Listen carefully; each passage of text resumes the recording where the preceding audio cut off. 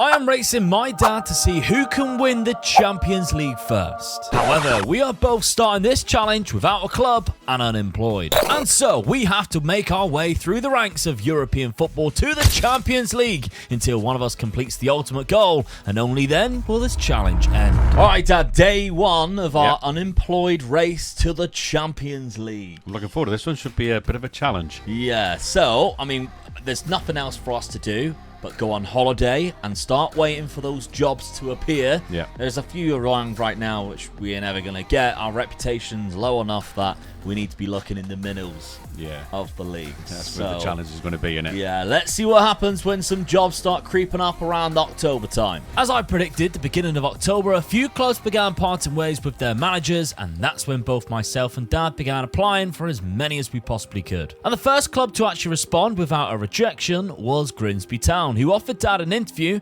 after finding themselves down in the very bottom of the Football League. Dad gladly still took the interview. Off the back of that, they actually rejected me completely. Also was another club that again rejected my application but was willing to offer Dad an interview, and again down in Sky Bet League 2. Grimsby though was a no-go for Dad, but at least he was still getting interviews, as MK Dons was another one bringing him in for a conversation after telling me again no chance. And I couldn't believe my eyes when Coventry of the Championship then turned up in Dad's emails, wanted to bring him in for a chat, although they seemed to be really desperate as they were the only club to offer me an interview too. And somehow, with clubs like Grimsby turning Dad down at the bottom of League 2, an offer to manage Coventry City in the Championship falls on his lap as I was getting my second interview at Mansfield Town. An overjoyed Omega Dad is announced as the new Coventry City manager, would you believe it, with a lot of time to turn it round with a great side too. Well, I still haven't got a job. I'm a little bit unsuccessful. However, you have been hired. Sky Blues. And I don't know Set me how on. you managed to get a championship job. I'm happy with that. I mean, yeah. We have a 3-star reputation. There's no way we should be getting this, but I ain't turning that down. I'm right in. We've been rejected from League 2 clubs. I don't understand how you got a championship job off the back of this straight away, and with a decent side as well. Yeah. But all right, best of luck. I've just got to get myself a job now. You're in the 21st position, which is still outside of relegation right now. There's no way Coventry should be down there anyway. That's why they're sacking their manager at the end of the day, because of where they are at this point. So you've got to expect when you take over a team, that's where you're going to be. Yeah. So now the challenge is on now.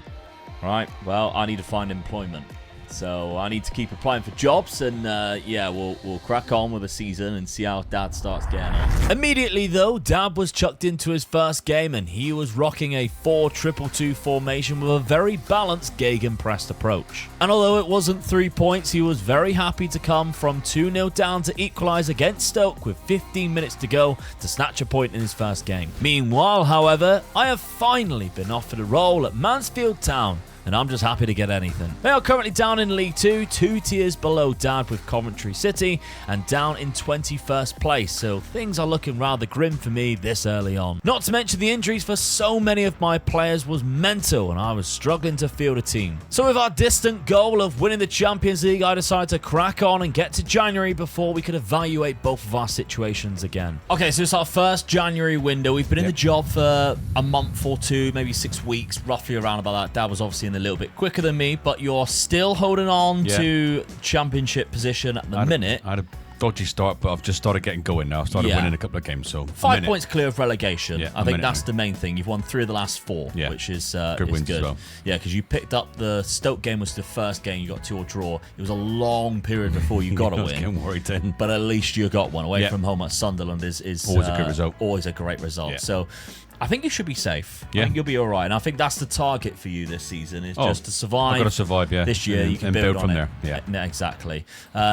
Me, however, I mean, considering I took over Mansfield when they were near the relegation zone, I'm in 6th. I'm in a playoff spot. You've had a hell of a start, haven't you? I don't know how I've managed to do it. So I have won every game other than the last game against Stockport. And they were top of the league. And they're top of the league. Yeah.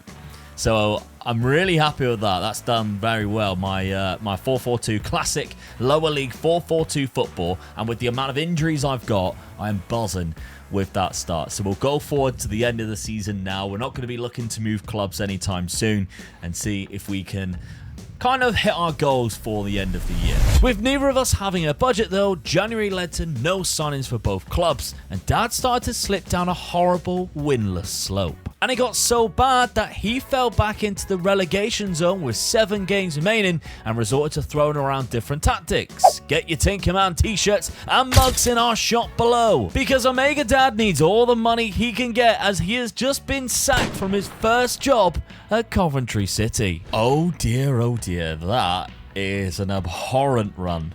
Awful, isn't it?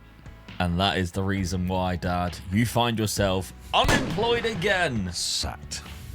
I should have never got sacked, but relegated with that team. They were good enough to stay up quite easily. I just don't know what happened there. Yeah, very bad error there in your first role in football. Yeah. They go down into Sky Bet League One, and now you'll be looking for another job. I just couldn't get a winning running going. I'd done well up to that January, wasn't it? Before, yeah. And then, bang. Just couldn't get a run going then. Well, you might struggle to get yourself another job at the minute. No one's going to want me now, are they? No. However, how has things gone on in Mansfield? Well, you're going down to League One, Dad, and somehow I'm going up to League One because I went on the most monumental run ever. You did, didn't you? That is absolutely insane. I mean, I had a bad end of the season. I could have even finished higher. Yeah. But no, I somehow managed to. I mean, Stockport was the game I lost there, which was my first loss. After that, it was all wins again in January. December and January, you lost one game and won every one apart from that. Yeah, mental. A little bit of a bad run in February. March was good again, but April was fantastic. The season actually ended in April for me because I didn't even need to play the playoffs. So, yeah, I'll go up in 3rd place into Sky Bet League One next season, so that's going to do wonders in terms of my managerial reputation, so I'm happy with that. Let's go into next season positive with no money, so that's fine. But I think I just need to just keep at what I'm doing for now, maybe just trying to find a couple of little bargains to go into the league above, because Mansfield are really, I'm not expecting them to do wonders next season. I think I just kind of just continue with what I'm doing at the minute. But you got to find yourself a job, Dad. Yeah, that ain't going to be easy, is it? Yeah, with so my reputation now. No, best of luck with that, because the race to the Champions League, I think you took a good head start getting the Coventry job. That was my little bit of luck. It might have been a step too high for you too soon. So yeah, good luck on the job market. With a lot of options around Europe in terms of jobs, Dad once again applied for as many as he could. And with my finances, there was not a lot of action I could do in terms of bringing in new players to Mansfield. So I decided to test the waters and see if there are any other clubs that would be willing to take a gamble with me. But the rejection emails were coming in for Omega Dad. However, clubs were very intrigued by my application, and I had 3 interviews immediately. Although I realised quite quickly the clubs in question were in worse situations than I would be in with Mansfield. Northampton was the only one out of the 3 that caught my eye, but after investigating more, I decided to stay put for now and reject their interview. Dad finally had a lifeline though, and it came in the form of Partick Thistle in the 2nd tier of Scotland. An interview he really needed. They were asking all the difficult questions, such as why in his brief period in management he's already been relegated at a club. The interview seemed to go well though, and he seems to be in line for the job according to the media, although not seen as the leading candidate for the role, weirdly. But the Partick Thistle board had chosen their man, and it was Omega Dad who gladly accepted the new role.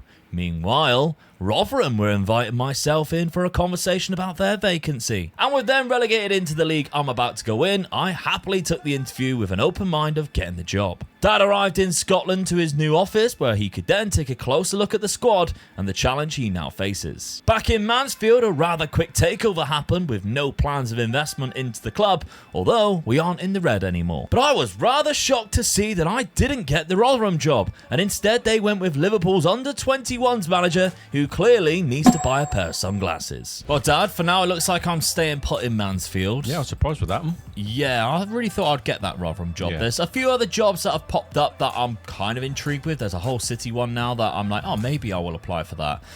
Did they get relegated? They didn't. They just survived in the Championship. It's worth a try. It might be worth a try for sure. But for now, all right, if I stay at Mansfield, I'll stay at Mansfield. However, you did get yourself a job. Yes, I'm pleased with that. You're off to Scotland. Off to Scotland. I normally do well in Scotland, so I'm open on this one. All right. So you see it as a bit of a place where you can do something. It's still a bit of a challenge. But, you're in the second tier. Yeah, it's not going to be an easy job, but at least they didn't get into the relegation. I know they only stayed up by a point, but I've got something to work on as well. Yeah. I think if you avoid all the mistakes you made at Coventry, and there was a lot, you might be all right. So see how that goes for you next season. Fingers crossed. They put their faith in me. They were the only ones to put their faith in me, so don't take that. Exactly.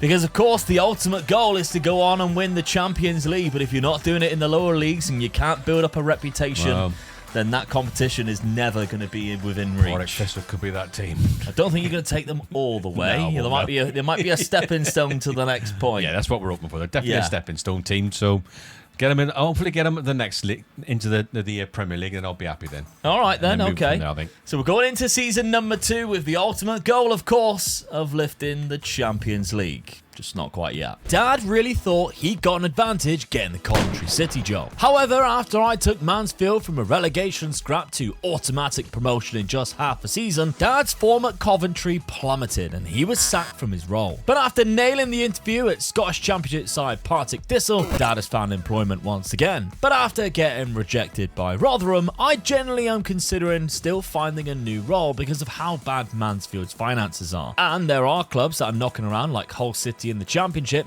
that I'm willing to take a gamble for and apply. But again, I wasn't getting any success. The situation I was facing was even players who would be interested in joining me on free contracts felt that the club had no financial muscle to even negotiate contract demands of them. Instead, I had to go for loan signings from our affiliate club Sheffield United where no cost was needed, which meant the quality of player wasn't that great either. And unfortunately, there are no jobs coming up that I was either interested in or that I stood a chance at getting. So for now, I'm staying put at Mansfield in League One while my dad has to sort out the Partick Thistle squad in Scotland. Squad-wise, I only managed to bring in 3 players and 1 actual signing, which was a free transfer, with the other 2 being free loans. Keeping with the same tactic, I added the new faces that were out on loan deals and have returned to the squad now. One being Will Swan, who has scored the only goal in the game against Dad's old side Coventry City in the league as I beat them 1-0. At Partick, Dad also struggled to bring in new players, with only 3 coming into 2 free transfers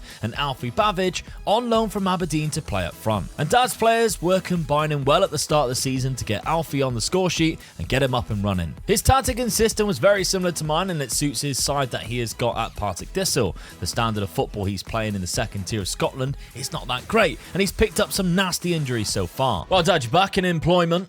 Yes. Which is good. I'm pleased with that. I thought I was going to struggle to get another job, but they've put their faith in me, so fingers crossed. And after a quiet-ish transfer window than what I thought you would have, it's been a good start for you. I'm really pleased with that, I must admit. I was a bit worried how this team would sort of react to the tactic I had, but they reacted quite well. So, I mean, this League Cup group that you've got there didn't qualify for that, but it's rare that you would with a team from the top division in there anyway, but you did quite well, to be fair. But in the games in the Scottish Championship, the second tier of Scotland, of course, which is where you are, a draw to kick things off against Rafe, but then 4 wins in a row. Yes, that gets me really going now. So the momentum is really good with the team at the moment. Yeah, you're top of the league as you go in. The season preview actually puts you mid-table, so the fact that you're managing to do that is great. Just got to hope that it continues, and obviously you don't end up like Coventry. Yeah, don't know what happened there. No. But anyway, over to Mansfield. I've had a good start to the season. Speaking of Coventry, I absolutely done them 1-0 away from home. Well done. Yeah, that was the only time that I think you'd ever be hoping that I would win. I have actually lost to Exeter though, which of course, being from Plymouth, that's not great for us. I'm out of the cup, and I've also lost to Wickham, but it's been a decent start considering I'm in a tougher division for me. 15th place. If I could just stick around there for a season, then I'll be happy. But to be honest, with the lack of finances and stuff, I've really struggled this transfer window, bringing in very little amount of players, 1 permanent transfer and 2 loans. Like, I am really struggling here. I think I might be looking around the job centre this whole season. Yeah. I think that is going to be what I will be doing throughout the season, and we'll just have to see whether I can find something which I think it takes me a step up from Mansfield, or somehow miraculously Mansfield give me some money in the January, but that ain't gonna happen, is it? I doubt it with their looking at their finances. So yeah, we'll keep you posted and see how we get on. So both teams continues the start of the season with two very different objectives going into the second year. Dad's new side continued to play well and still found themselves commanding a lead at the top of the Scottish Championship. I was by no means near the top of my new league, but I wasn't struggling, and in fact I was surviving quite well considering the financial situation. But October time is when a lot of jobs started to appear, and one that caught my eye. Middlesbrough in the Championship, currently sat in 11th place and definitely worth applying for to try and obtain. But they ended up choosing Frank Lampard over me. Jobs then came up in Belgium, including Ghent, who were sat way down in the league than they're where they should be,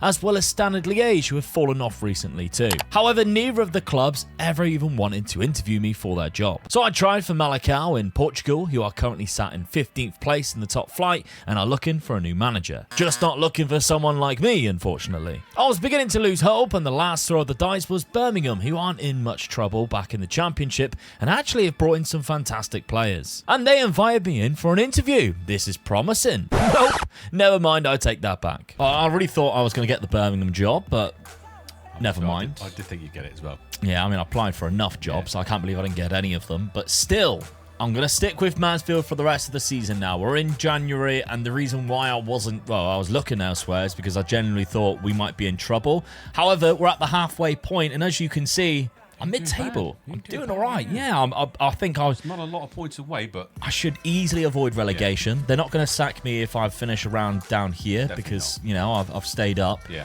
So I think just see the rest of the season out. See what happens after that. I definitely think that's the way for me to go. For you, though, Dad, this is exciting for you. You've got a bit of a title race going on to go into the top division. Really pleased with this so far. Only losing 4 games. Yeah, so I'm really pleased with 41 points. The goal difference is in your favour. Yeah, so... I mean, Alfie Bavidge has got 12 goals, so that's been a good loan signing for you. And the guy that you brought in on a free transfer is the highest average rating and the most man matches in the league. Yeah, I'm pleased with this so far. That really helps me as well. So I've got to sort of build my reputation up a little bit as well. So exactly. That really does help me. Yeah. So you're also in the semi-final of a cup, which is nice. Which we do well in the cups in Scotland. Yeah, you do. It's like this one. I think it's like everybody but the top division that's in this one. So you might stand a chance against Queen of the South, who are in League One, which is the league below. So you should really get to a final. Yeah. But I'm also in a situation where I'm in the quarterfinals. I've got to play Liverpool under 21s.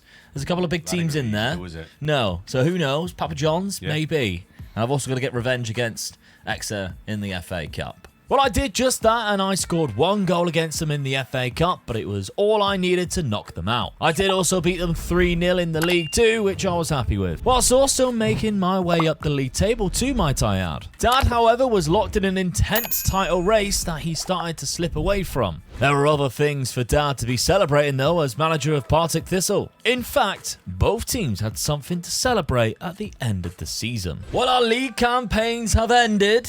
I am buzzing with a 9th place finish. Well, and you dropped off in your last game of the season. Yeah, it would have been 8th. So that's a shame, really. But that's fine. Will Swan really stepped up, got 24 goals for me this season. However, the Papa John's trophy...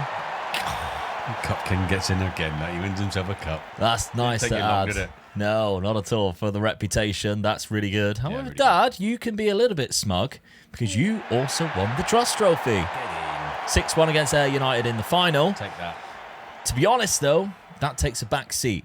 Because for you, it's more about the promotion. 100%. And you don't get automatic, unfortunately. Lost it at the end, didn't I? Yeah, so you go into the playoffs. Now, these two teams play against each other. You then play the winner. Yeah. And then the winner between those two plays against the relegation selection, which is going to be Dundee. All that hard work could be just lost in this silly little game at the end, really, isn't it? Exactly. So it's a playoff spot, potentially, for promotion that you're aiming for. Best of luck. See if you can redeem yourself. One relegation, do you get a promotion? I lost less games in them Falkirk as well. Yeah. So I'm gutted about that.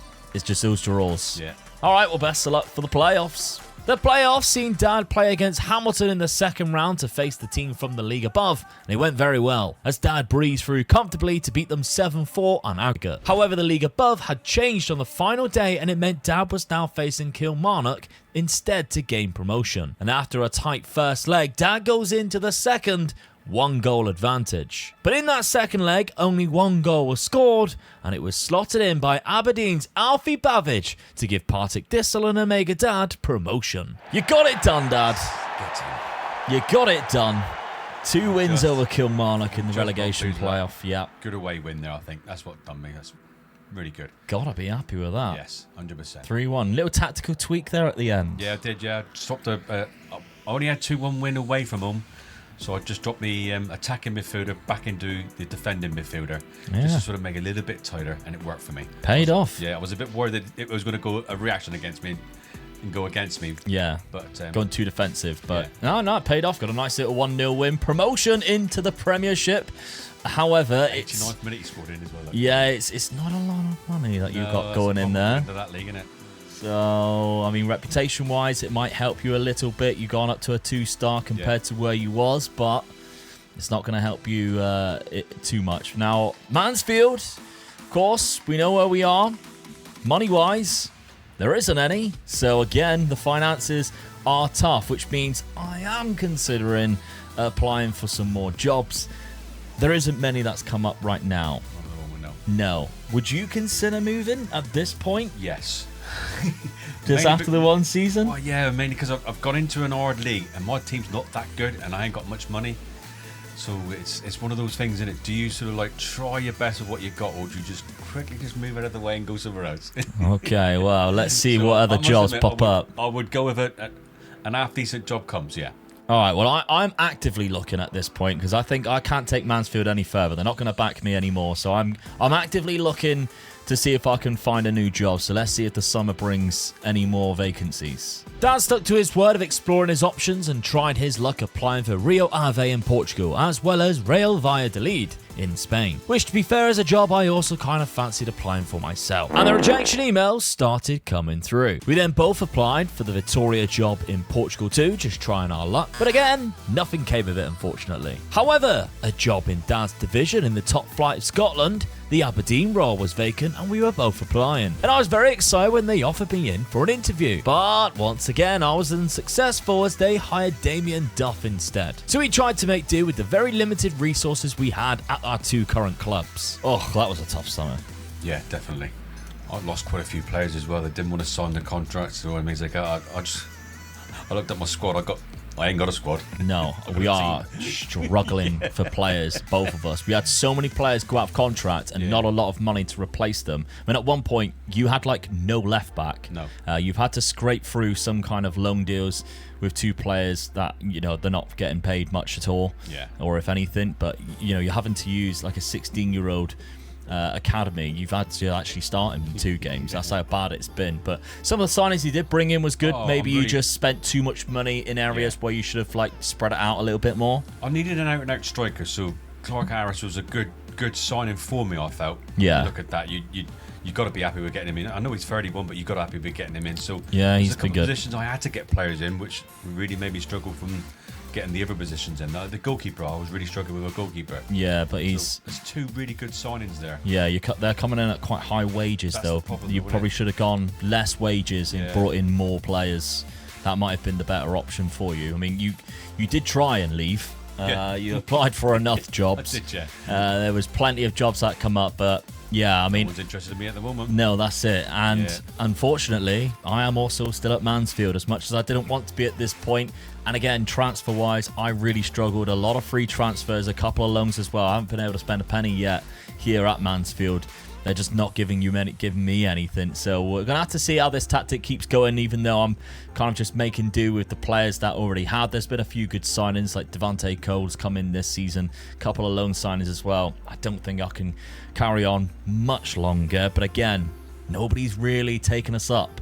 I mean, my reputation hasn't been hampered with a relegation. It's only 2.5 stars. So it just goes to show the clubs that we are getting. I mean, some of them, like, it seems like a sideways step. You just go into another club that's just in exactly the same amount of trouble. It's not worth the hassle. No, quite, So at this point, we're kind of just biding our time and waiting to see who's going to pop up in October, November, December. If anything happens then, I am going to be trying my best to leave and see how we go. I'll see how I am in the league. If I'm doing an half-decent league, I might just stay, obviously, just to see it through. Yeah. For my reputation to get a bit better. So I've just got to see how I'm doing for the season, really. I mean, myself, I've had a good start. That's one thing. I'm in the third place already, so I've had a good start. Unbeaten in the league, only lost one in the cup to Sheffield Wednesday. But you aren't doing as well. No, that's the worrying thing. I mean, I've just said I'll try and see how I'm doing this season, but I've started off really bad. Yeah, and 2 draws and 4. Sack again. That's the problem, isn't it? Yeah, I mean, it didn't like the worst thing. It's not like 4 losses too early from at 4, the moment, isn't it, really? but it is too early. Yeah. So it's just gonna have to see what happens. If anything comes up that really we fancy our chances at. I mean, when you look at that, who would have thought Hearts would be bottom of the league? Yeah, but they've had so much trouble recently. It's hard, and we're like 2 seasons in. But okay, we'll crack on with this season. Let's see if anything pops up and whether we stay at the jobs that we're at right now. As the season kicked on, we got to October and Dad was struggling with just 1 win so far this season. And as much as my Mansfield side was thriving still, I still felt like I needed to leave while I could. Because I'm not really quite sure if I could keep up these good performances with Mansfield while the finances just keep plummeting and jobs are appearing. After a big list of jobs appeared, I applied for 2 right off the bat. Hamburg in Germany, although slightly too ambitious I felt, but the other was NEC in the Netherlands, which I actually thought could be possible. But with Dad struggling at the bottom of the league, he also decided he needed to get out while he could, and he started to apply for jobs too, including the Hearts job in his own division. Birmingham City came in and gave Dad an interview though, and I was then declined an interview from Cardiff, a job I hadn't even applied for. I just wanted to get out of England, I felt. So I was buzzing when NEC gave me an interview, but I never got the role. Dad was given a chance by Hearts to plead his case as to why he should leave Parr to become their new manager. Birmingham responded with a rejection letter for Dad, which we are both used to seeing now, and the same with Hearts, who also didn't want him. He then also needed to attend an important meeting, or else his job was gone. Finally though, a job offer for me to leave Mansfield, who are in the playoffs, and as sad as it would be leaving the club to first give me a chance, I was very happy to accept the offer from the Eredivisie side for Tuna Sittard to become their new first-team coach. However, Dad had an even bigger decision because after all of those rejections, 2 clubs have come in for his services at the same time. But which one should he take? Well, I have a new club for Tuna Sittard. They also play in yellow, so it helps, I guess. In the Eredivisie, I'm happy for that little move into a top division in Europe, which is nice. And they're not actually that much in trouble. No. If anything, 22 points, 17 is the relegation playoff spot. I can deal with that. Nice little mid-table finish. One thing they did say was that that's where they want to finish as well, mid-table, wasn't it? So that's a bonus as well for you, really. So I will take that. I mean, the last manager was sacked, Danny Boyce, but I don't know where they expected him to go. So, yeah, I mean, at this point, we've got no money whatsoever, so I'm used to that anyway. Well, that's fine. But we're just going to have to see what we do. Now, this man also used to be the manager of Mechelen. Yeah. Funny that, because Dad has a decision to make. Because Sheffield Wednesday has approached you to become their new manager, but also Mechelen looks like they are about to approach you to become their new manager. Now, the difference between the two, do you go to the Belgian top league at a club that is bottom of the league right now, with enough time to make a difference and try and get them out? Early days. Exactly. And financially, you got £9 million in there. That's a good amount of money in that league. Yeah, that is good. Yeah. That's good. And they got a smiley winky face on their kit. That helps, doesn't it? That does help, yeah. Or do you go to Sheffield Wednesday, who are in Sky Bet Championship, so you go back to England. In the Championship? In the Championship, where you need to redeem yourself with no money, but they've just actively approached you in 13th right now, so they're safe. You can get them relegated, surely. If you get them relegated, you don't deserve to be in the next video. That's the problem. There's no way you'd be able to get to a Champions League if you got 2 clubs relegated from the same division. Yeah. But that's a decision you got to make. And that's a decision we'll have to all wait on.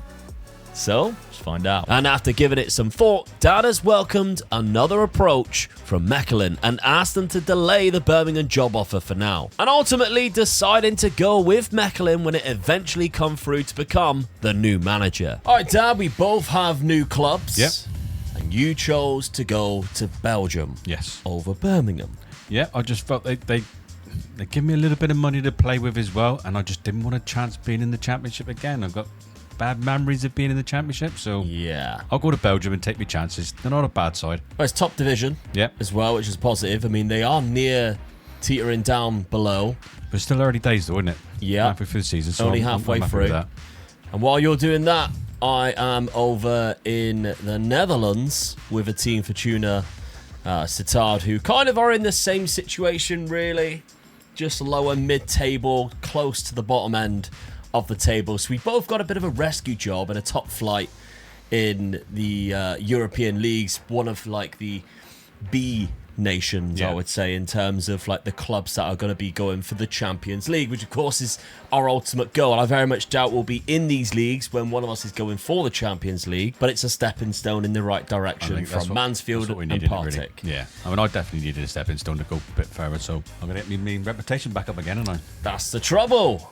And we've both got a bit of a job on our hands, so let's see how this season pans out. Meanwhile, in the Netherlands, I managed to pick up my first win in just my second match in charge. Rocking my lower league tactic from Mansfield with a couple of little changes. But Dad has been off to a good start in Belgium too, winning his first 2 games and picking up a vital 6 points. But he's got a lot to do to stay away from the bottom 4 relegation group. My situation isn't as bad because the league doesn't split in the Netherlands and the teams above aren't pulling away. Dad has to be careful, however, because a few bad results against teams around him could put him in a bit of spot of bother. But of course, Dad had a budget to make some signings, and he did that by starting with getting a goalkeeper for 300k, followed by Cisse, who came in for 275k for his midfield. Finally, Dad needed a striker, so he signed 25-year-old Italian from Sassuolo for 250k. Annoyingly, he has another £5 million, but wages prevented him from bringing in anyone else for more money through the door. These signings, plus a bad run of games, persuaded Dad to go to a 4-2-2 with 2 DMs, hopefully pulling himself out of trouble. And considering where Dad was in the league, this definitely played an effect as he won 3 and lost 3 in his next 6 games. Unfortunately, however, this wasn't enough to get Dad out of the relegation group from in the bottom 4,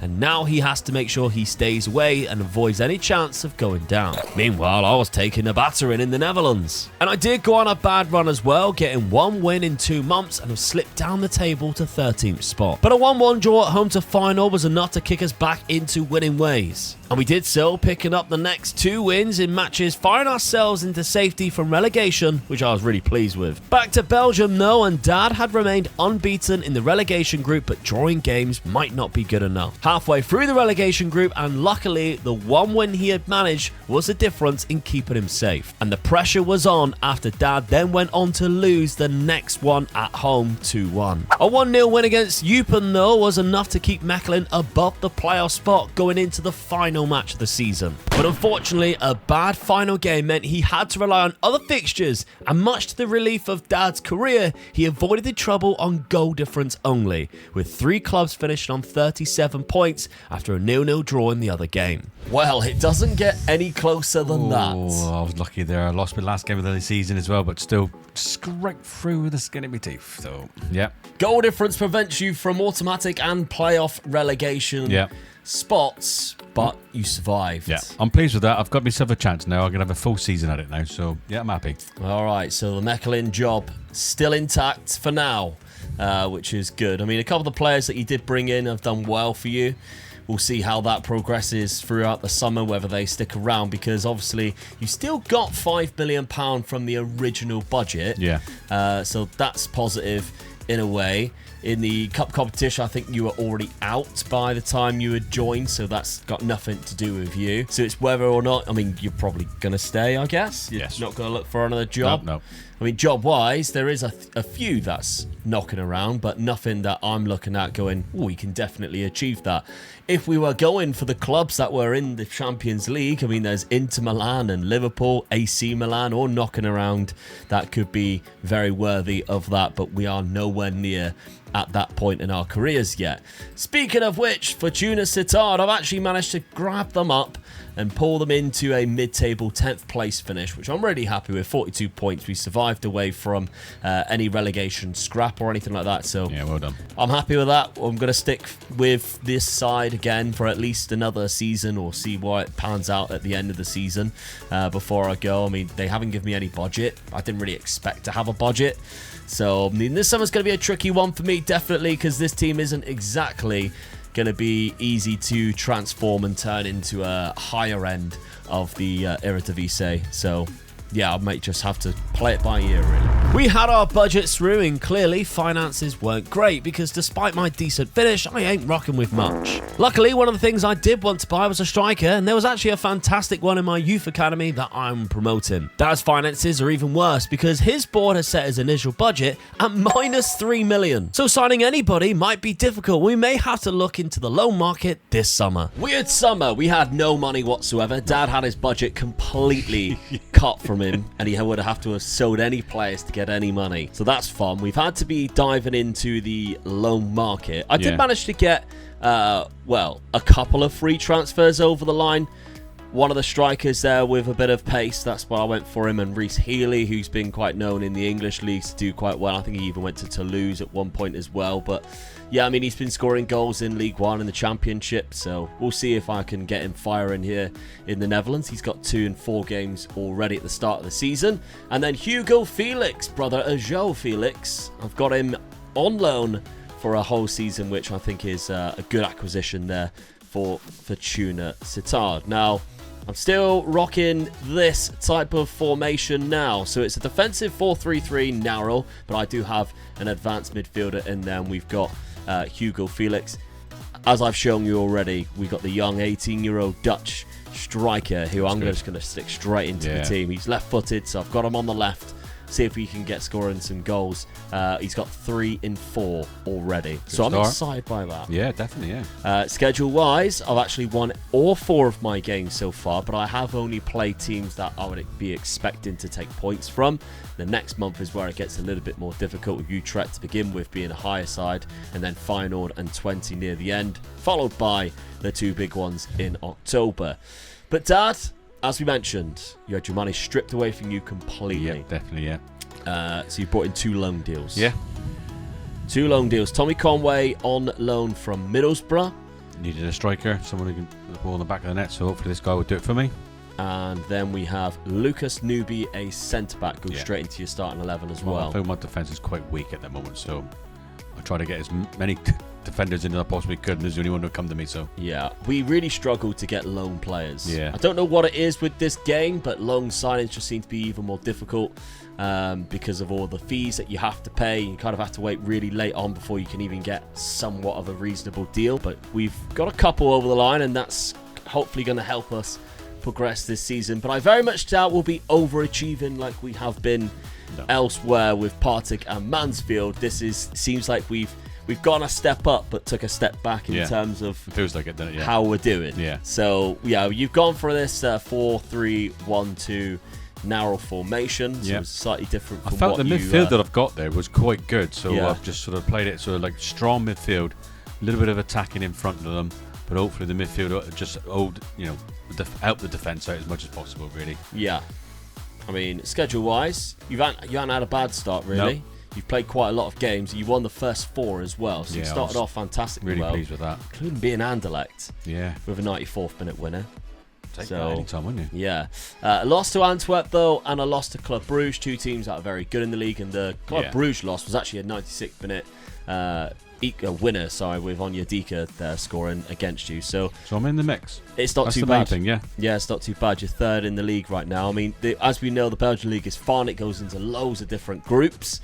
So if you can get yourself in that higher group, then you might be looking at some European football spots for next season. who knows? Let's see how we crack on. My start was actually quite surprising, winning all those matches, but it soon came crashing down, unfortunately, and results started to go downhill. Although we did manage to beat Ajax 2-1 at home with a late Felix goal. But we also failed in the cup in the second round, and we tailed off from the bad form and currently sit in mid-table by January. Dad, however, was certainly overachieving compared to where the club was when he took over, because despite drawing all games in November, Mechelen was sat in 5th place and hanging around European spots. Still no budget to spend in January, however. For me though, I had enough to sign 3 new players on free transfers to give me a bit of squad depth, which helped give Fortuna Sittard the push we needed to stop the slump from becoming too big. And we kept going and ended up finishing in 7th place in the Eredivisie and put ourselves in a European playoff spot with the semi-finals coming up. But that's unfortunately where our season ended, as we lost this European semi-final playoff spot to NEC 2-1. Dad finished in a lower position than what he hoped after his good start, and ended up playing the final 10 games of the season in the second phase part of the league, finishing in 3rd place. Alright, our first full season in charge of our new club, so I'm happy with my 7th place finish. Well done. Got to a Euro playoff, lost it, but unfortunately that's just the way things go, I guess. No European football for next season, but I was quite close. Yeah. A little bit worried about the goals. I'm not sure what I'm going to do there. The highest average rating was my young striker, but he did pick up a couple of bad injuries. Unfortunately, like a broken ankle, which, yeah, it's never going to help too much, is it? But there we go. And the budgets for next season, I don't think we've been given a lot, but I'm also not sure whether we've been given the proper budgets just yet. I've already nailed down a new free transfer coming in, whether he's going to be a first team player or not. We'll have to have a look. But Dad, exactly the same situation with you. You had a player come in on a free during the January window, but nothing else. I actually signed 3 players during January for a free transfer, but nobody that made a big impact whatsoever. However, though, Dad, you weren't in the relegation group, which is good. Good for that. Yeah, in the second phase of things. Anyway, you were finishing that kind of like outside the championship group, away from all the trouble. Honestly, I don't really know the purpose of this group. No, I feel like if you go into this group, you'd be like, season over then. Yeah, I mean, it's just nice to be you're not worried about getting relegated. I mean, I was a bit disappointed with my finish as well. Look, lost 3 of the last 4 games and drew the other one, so a bit of a poor finish, but I'm going to take wherever I finish as long as I'm not in relegation, so yeah, not too bad. Yeah, I mean, mid-table, happy compared to where you actually started off. Yeah. Your job at Mechelen, so at the minute, we are 1.5 seasons into our new roles, and we're pushing them in the right direction. Yeah, I'm pleased with that. We just need to keep that reputation going every time as well. We keep applying for new coaching badges every time that comes up. But for now, we just need to keep our heads down, keep doing our jobs. Job-wise, there's not really anything that I think we should be going for. There's a couple of jobs which are in better reputation, but I feel like if you go for it now, it might be a step too soon. Yeah. And will cost you, or it's just a sideways step, and that's the trouble that I think we have right now. It's a bit like a signing for Coventry like I did, wasn't it? I mean, it was just too much at the time, really. The only really one is Ipswich. I haven't got a manager as they're going into the top division in the Premier League, but then you'll become one of the worst teams in the Premier League, and we all know that's really difficult to do. And I feel like we do that quite often anyway. I like the idea that we're in a different league at the minute compared to what we're used to. So, yeah, it's going to be a tricky summer because, again, you're minus £3 million, so anybody you even sell is going to be taken out of that. Yeah. So you'd have to earn way more than that before you could even think about buying anybody. So best of luck to you, because you're in a worse state than I am, and I've got no money. I'll probably be losing my best player then, and that's the only problem, isn't it? Yeah. All right, well, let's see how we handle it. Dad handled it by selling his best players to fund his own transfers, while also switching to a new tactic despite a rather decent season last year. Meanwhile, I was just focusing on bringing in free transfers to try and improve this team, and Anthony Vasquez was a player who stood out massively. But Dad dipped into the transfer money with what he sold and purchased players he thought would really make a difference. Well, considering you had a minus transfer budget, the fact that you managed to spend £4 million seems to be a bit of a miracle, but £17 million went out. Well, I managed to persuade Fulham to give me, was it 9 million? Nearly 10 million, for so, Daniel Dagger. I mean, he would probably he was my best player, really. Yeah. So I'm taking a chance, really.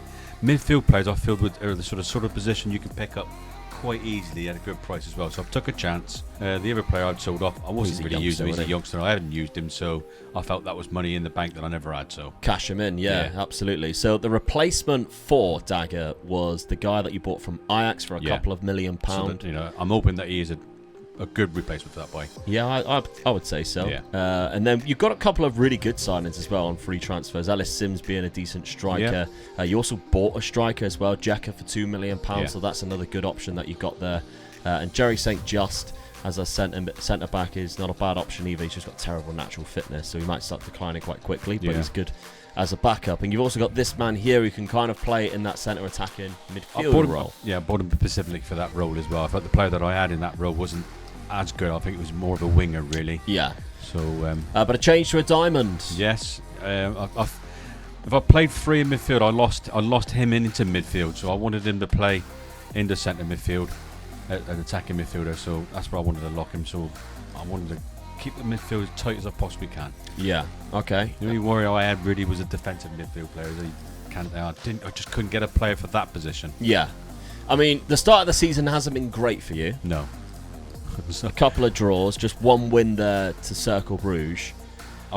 It was before I got the players in, though. That was what I had in my mind what I needed, and I was trying to buy the players, and they were coming in. So I've now got all the players in I've got, and I think my first game was against Bruges. Cercle Bruges, yeah. And that was as far as that's a good win. Hopefully that's the start now of me pulling the back-up league. The kick-off, yeah. I mean, in my point of view, I've only managed to sign one main striker there that I've got, and I really struggled. There wasn't a lot of money. I mainly just got free transfers in again. I don't really want to sell anybody too much because, like, you get rid of your side, and it was just going into wage budget because I think I've only got 15% of transfer revenue made. I had very little in the budget anyway, so I was just selling players just to allow myself to have some wage budget, if anything. Panya's another one that I brought in, a Thai centre attacking midfielder that I can use instead of Hugo Felix, who I couldn't bring back on loan again, so I didn't really have a lot of options. Kind of struggling, to be honest, and I've dropped into like a 4-2-1-3 again with this like pressing forwards on either side, and I'm struggling, if I'm honest. I'm struggling to see how we're gonna manage to progress. I think that's the main thing for us right now. Usually you join a club, you get 1 year under your feet, and you're like, right, now I can start seeing some progression. Yeah.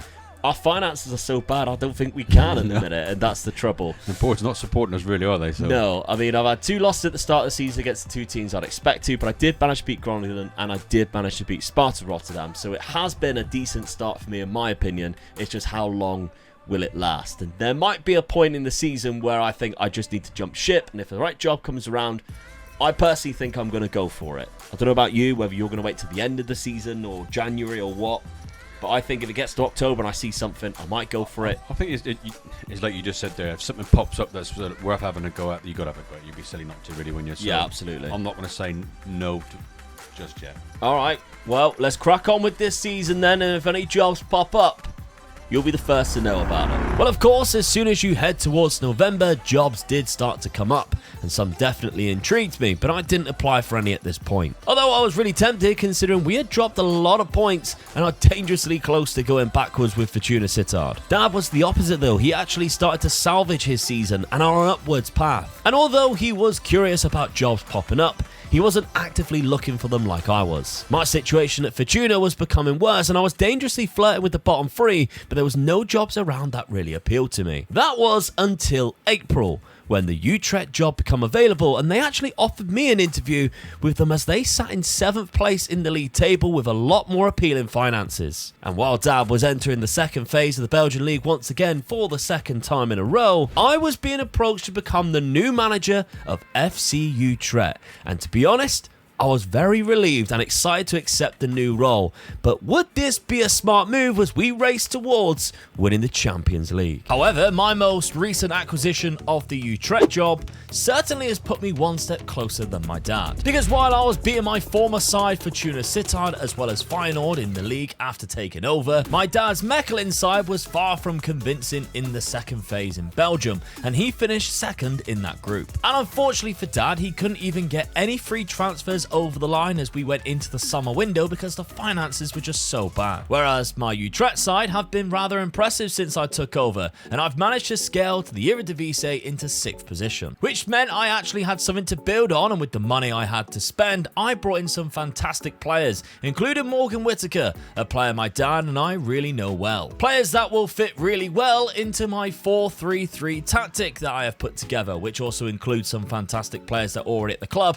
that I believe can take us into the top 4 or beyond next season. Dad, on the other hand, was hoping that his 3-star reputation that he had built since his sacking at Coventry could help him go into a new role in Europe, but maybe his eyes were looking a little far beyond what's capable right now. Dad, if I'm honest, I don't think there's jobs up here which would be a wise move or obtainable for you to get. No, not really. I mean, the teams you look at is like Inter Milan and all that, but they're just too high for me. But I don't want to go back into the Championship or something like that with Millwall or something like that. So it's a case I'm still waiting. Something might pop up, a bit more interesting, but at the moment, there's nothing I can touch there really. No, and with your transfer budget, it's not like you can really improve the side. You can't even confirm any of these free transfers. That's what I'm worried about really, because the board are just not backing me at all. So I'm a mid-place team. And the best I can do is mid-place again next season, I think. Yeah. So it's I either find something or I've got to stay there and just hopefully have a little bit of a better season. But as long as I don't get into that lower bracket, then my job should be safe, I think. But yeah, because you built up your reputation now to be 3-star, so it's further than what it was obviously when you got the sack at Coventry. Because you dropped down, you had to go through a bit of a ringer to get that point again. So I guess we just go to the start of the season, and then we'll see what your plans are from that. Just keep an eye and see what comes up, really. I mean, I'll definitely go for something. Yeah. But just got to hope that... when. Yeah. If and when. If and when, that's right, yeah. And hopefully that I'm still doing all right with this team, that I don't get in too much trouble. Well, that's the trouble, That's the problem, isn't it? Yeah. Yeah. At the start of July, a job popped up that Dad was interested in, the champions of Croatia Hajduk Split. But for some reason, he was unable to apply for the role. And before you know it, the season is already starting and Dad has to stay put in Belgium. I had a lot more excitement than Dad going into this season though, because my side was playing really well and not conceding many goals either, although that wasn't the case against Ajax. But either way, I'm still happy because the beginning of my season has been very promising. Alright, so we're at the 2nd of September, the transfer window has now closed, although I didn't do anything after the fact that I lost a couple of players, but still I've only managed to bring in what I've had there. So at the minute, I lost the Leo Grimmel at Anderlecht, the centre-back. Maybe I'll look to bring in another one as time goes on, but I'm kind of happy with Felipe Mane going in the side and doing the business there. I'm kind of happy with what this team is looking like right now. I might even put Morgan Whittaker on the right-hand side to see how he does. And I'll actually start the season quite well. I've only lost to Ajax so far. It's not a bad loser, was it, really? Yeah, that's right. So won 4 out of my 5 games. The rest were quite comfortable as well.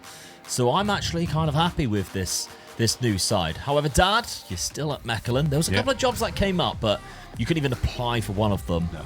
And too late for the other. Yeah. I think it was Zagreb and Hajduk Split from the Croatian leagues, but I don't know whether that you would have been able to get that job anyway. You have started the season. You got 2 wins from 6. They were your first 2 as well. Yeah, it's a bit disappointing, really. Bit of a run now of losses. And the problem is, once you start losing a game, it's hard to get back into that run again. Yeah, but you haven't been able to bring anybody in. No, that's a problem, yeah. Because of the transfer situation. There's no point in you selling loads of players. No. You do get 100%, but it's a risk, isn't it? So you're happy to carry on the season with this 4-1-4-1 formation? It done me well last season. It kept me into the middle group. So, like I said, that's where I think this team would be. So, yeah, I'll keep it and carry on. Okay. And just hope that something else comes up October time, sort of thing. Yeah, we'll keep an eye out October, for the November. jobs around October, November. Yeah. See if anything pops up. Let's find out. Dad's start to the season going into November definitely confirmed he needed to move because the results were poor, he was struggling in the table, and jobs were starting to appear. So he tried his luck applying for jobs with a little higher reputation than he currently sits, with Wolfsburg, Dinamo Zagreb,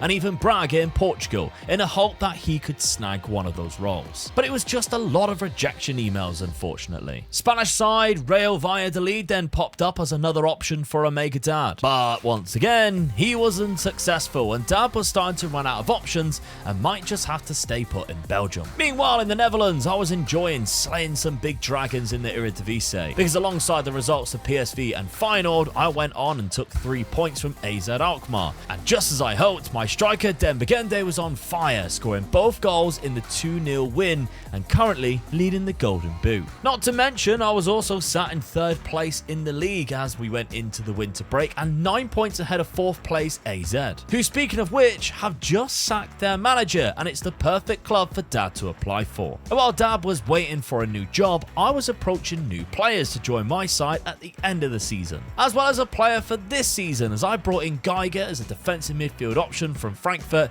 for just £1.6 million in January. Nottingham Forest then came out of nowhere to offer Dad an interview, a job that he hadn't even applied for himself, and they currently sat in trouble at the bottom of the Premier League. But it was more rejections from AZ Alkmaar that came through next, and then Nottingham Forest. And Dad's season at Mechelen wasn't looking any brighter as he sat in 12th place and struggling with what to do next. At this point, Dad decided to just stick it out with Mechelen to the end of the season, and along the way, his form did actually improve, like when he beat Anderlecht 1-0 at home. He went on to finish in the second phase once again, and in the split with 1 game remaining, he couldn't finish top, which unfortunately would give him a chance at Europe. Back at Utrecht though, I was battling some consistency, but that didn't stop us from going on a great run in the Dutch Cup, beating Feyenoord in the semi-final 4-1 to get us into the cup final against Ajax, where unfortunately this goal by Angelo was the winning goal for the champions. However, we had so much to be proud about,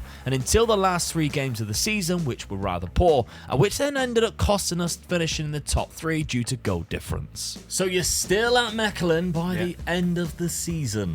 Well, I finished that mid-table again, so yeah.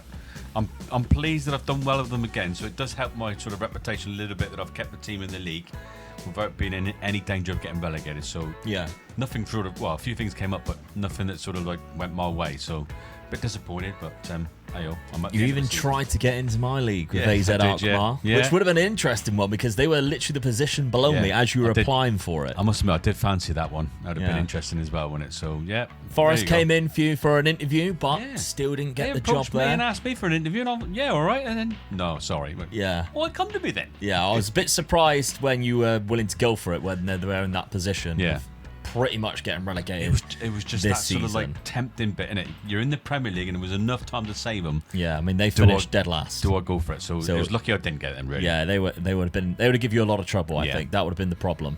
But okay, so you finished in that middle group. How did I finish at the end of the season? Because I did quite well actually. I finished in 4th place and runners up of the cup, only losing to Ajax, Good which season. is such a shame. Yeah. Yeah, the actual season itself, majority of the time, I was actually sat in 2nd or 3rd until the very last couple of games where I lost out on goal difference to PSV Eindhoven from 3rd place. And my striker was the top scorer of the league. He has been phenomenal for me so far. Yeah. 25 league goals above Jimenez's 18, which is mental because if you look at it, he only actually played 34 games. Yeah. So it's a goal every 108 minutes, which Yeah. is fantastic for him. For a youngster as well, from the same nation he's playing in. So I've had a great season. I'm really happy with it. And then they screw me over with the budget, which is bad. Yeah. I've got 2 players coming in, though. Alan Velasco's joining, who can play really well on that left-hand side, and Dylan Levitt's coming into the midfield. He's going to give us another good option in there, because I'm kind of happy with this 4-3-3 tactic that I've got. Yeah. I did give Morgan Whittaker a few more games towards the second half of the season, just to see, because he didn't start a lot of the games to begin with, 13 off the bench.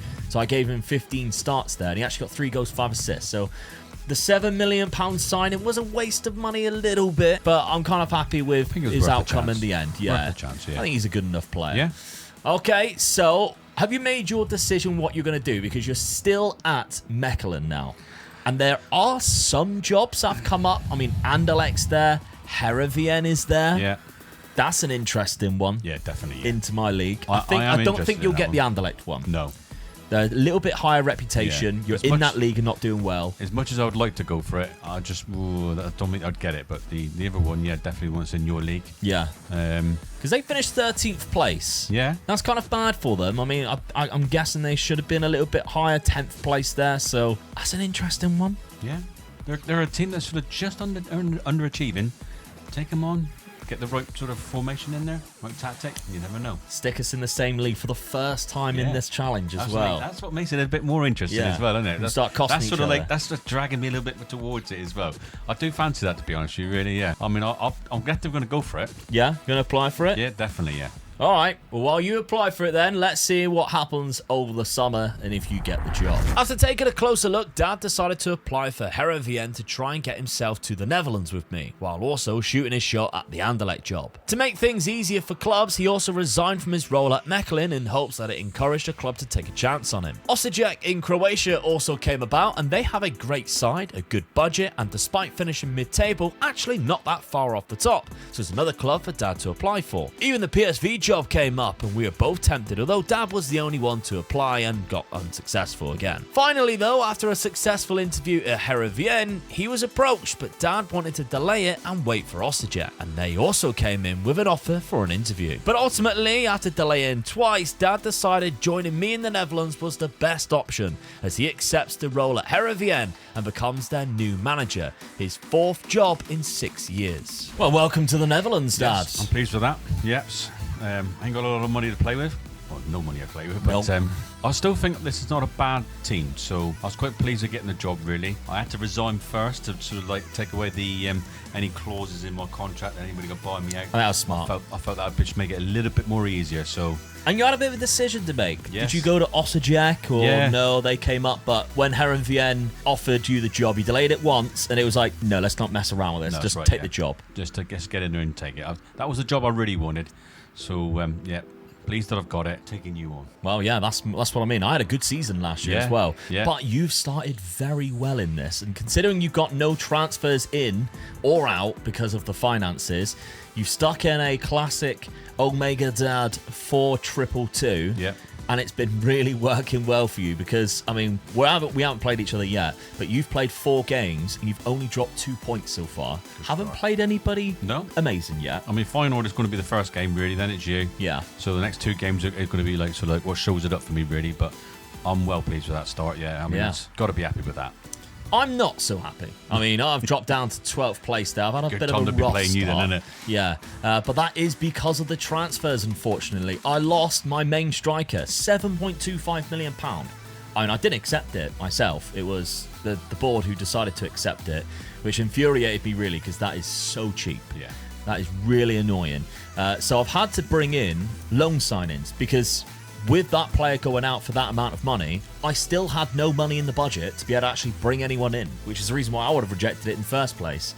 The ball went over my head, which meant on deadline day, it took until I could actually find a loan signing where I could afford to bring somebody in. So Alan Abando, who is an okay Ecuadorian striker, I don't think he's going to be putting out 25 goals like the last striker I had, but he's pacey, he's good off the ball, and he's a good finisher, 6'2" as well, so he's a bit of a unit. He comes in on a loan deal, but he hasn't played football since 2024, which is 5 years ago.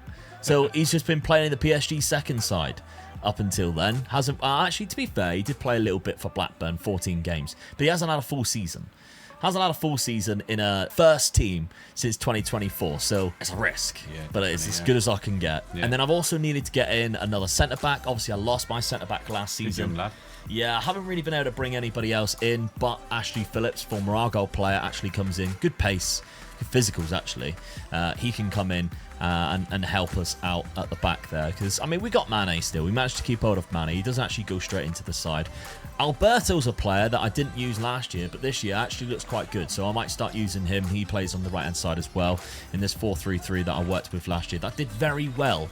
I did actually bring in Geiger during the season last year, so I'm happy that he's still in the side and able to play. So we'll see how this one plays out, but as I mentioned, it's been a rough start, and I've also not qualified for the Europa League. I got knocked out by Rapid Vienna, which hasn't helped my situation when I'm losing against Almere FC. I actually go on and beat Feyenoord, which is like the hardest game. Lose 1-0 to Ajax at home, unfortunately, and then lose to NEC, which is annoying. So I've had a bit of a rough start, but I'm in the very first one of us to get a European competition. I've actually got some games. It's in the Europa Conference League. Who knows what I can do in that league, but it's going to be our first season in the same division, and we've got a game coming up in 2 games' time, which is going to be really interesting. So I'm excited about that one. 9th for the 9th, 5 days away. Heerenveen against Utrecht. That's going to be interesting. But Thoughts, Dad? Do you reckon you're going to be able to compete with me in that sort of best of the rest category? I'd like to think so. I'd like to think that I'm going to be from middle table up to just below top 3. Yeah. I don't expect to get in the top 3. Anything above the middle, I'll be quite happy with. So I'm going to be pushing against you. I'm going to be there or thereabouts. So look out, son.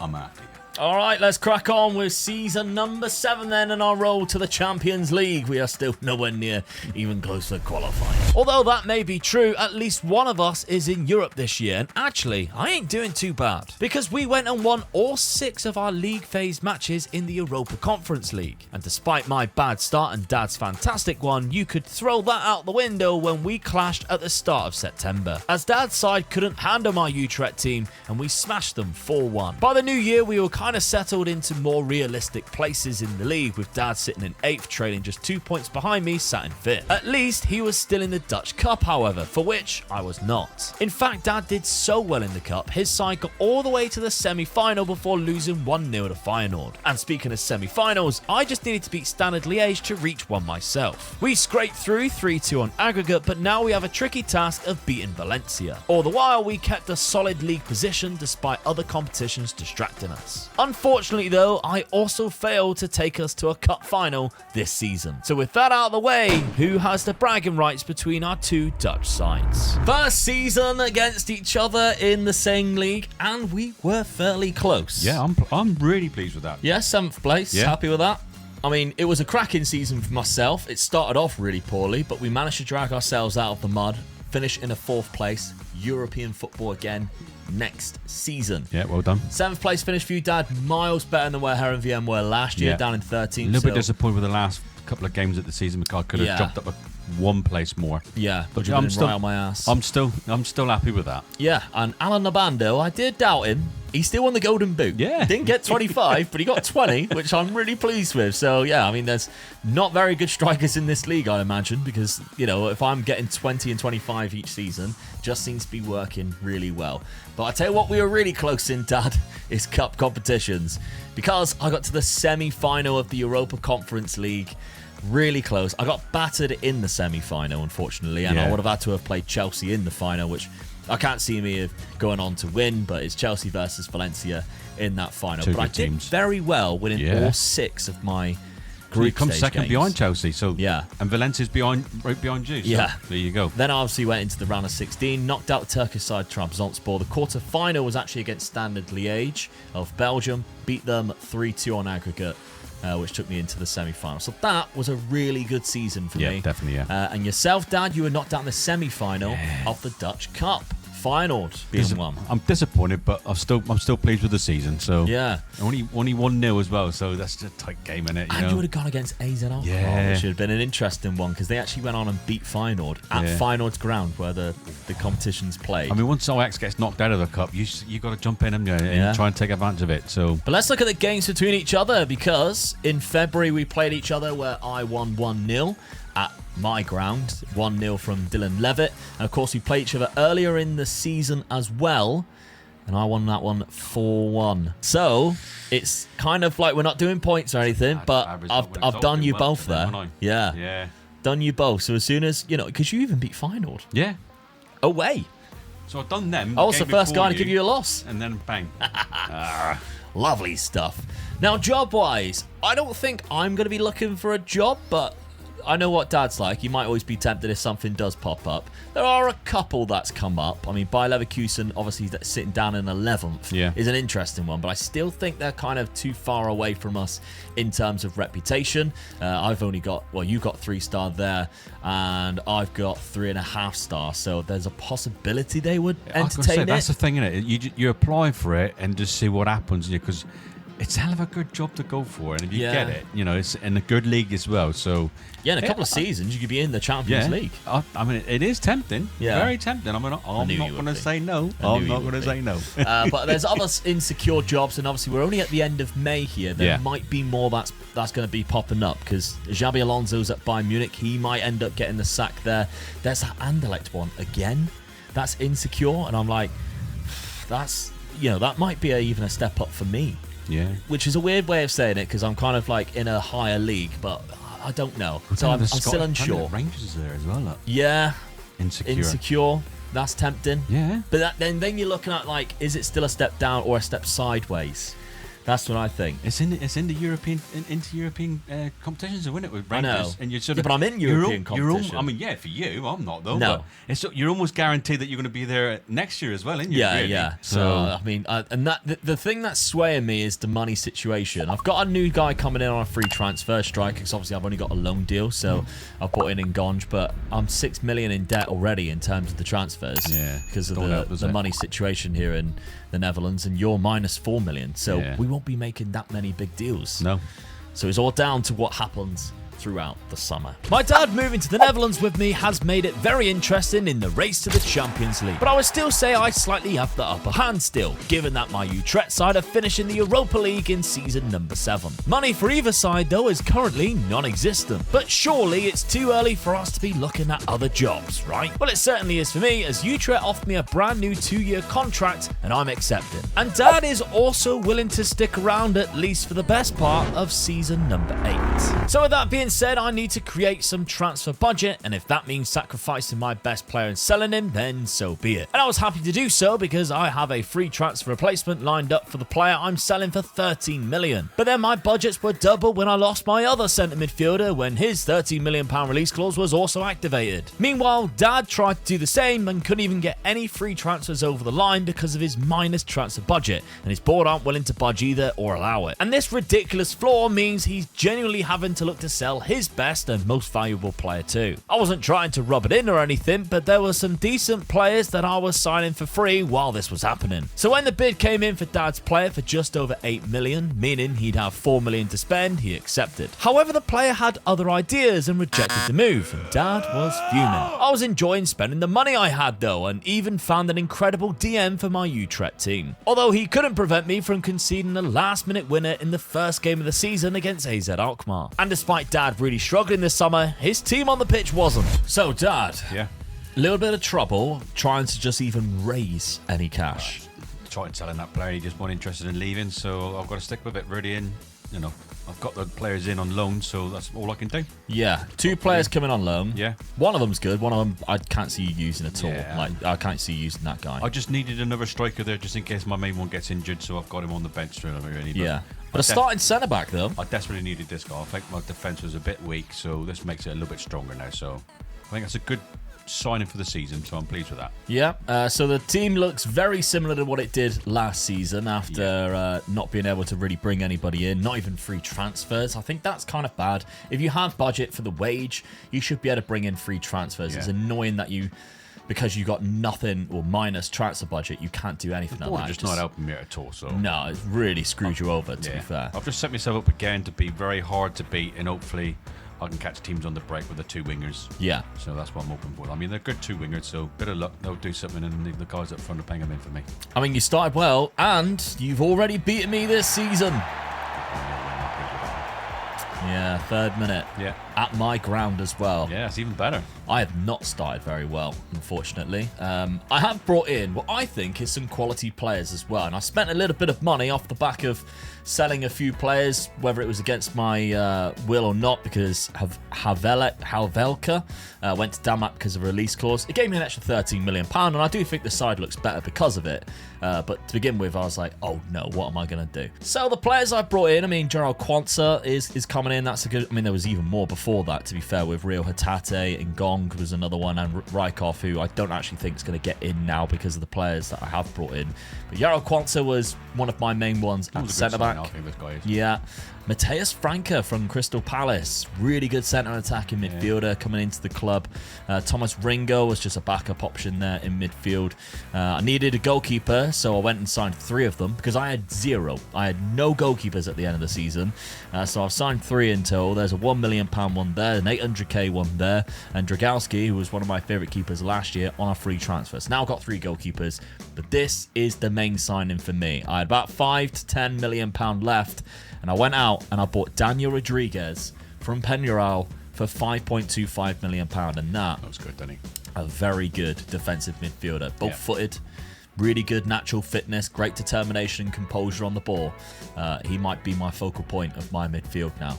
So tactically, I am sticking with what did me very well last year with that ball-winning midfielder role nailed in as Rodriguez. But as I mentioned, I haven't started that well. Now, European fixtures has been a bit of a distraction, and I lost to Anderlecht in the Europa League playoff round, which meant I go into the Europa Conference League. Could be a blessing in disguise. Yeah, 100%. But in the league games, I've lost already to AZ Alkmaar. I've been beating them recently, so that's annoying, conceding a 92nd minute goal.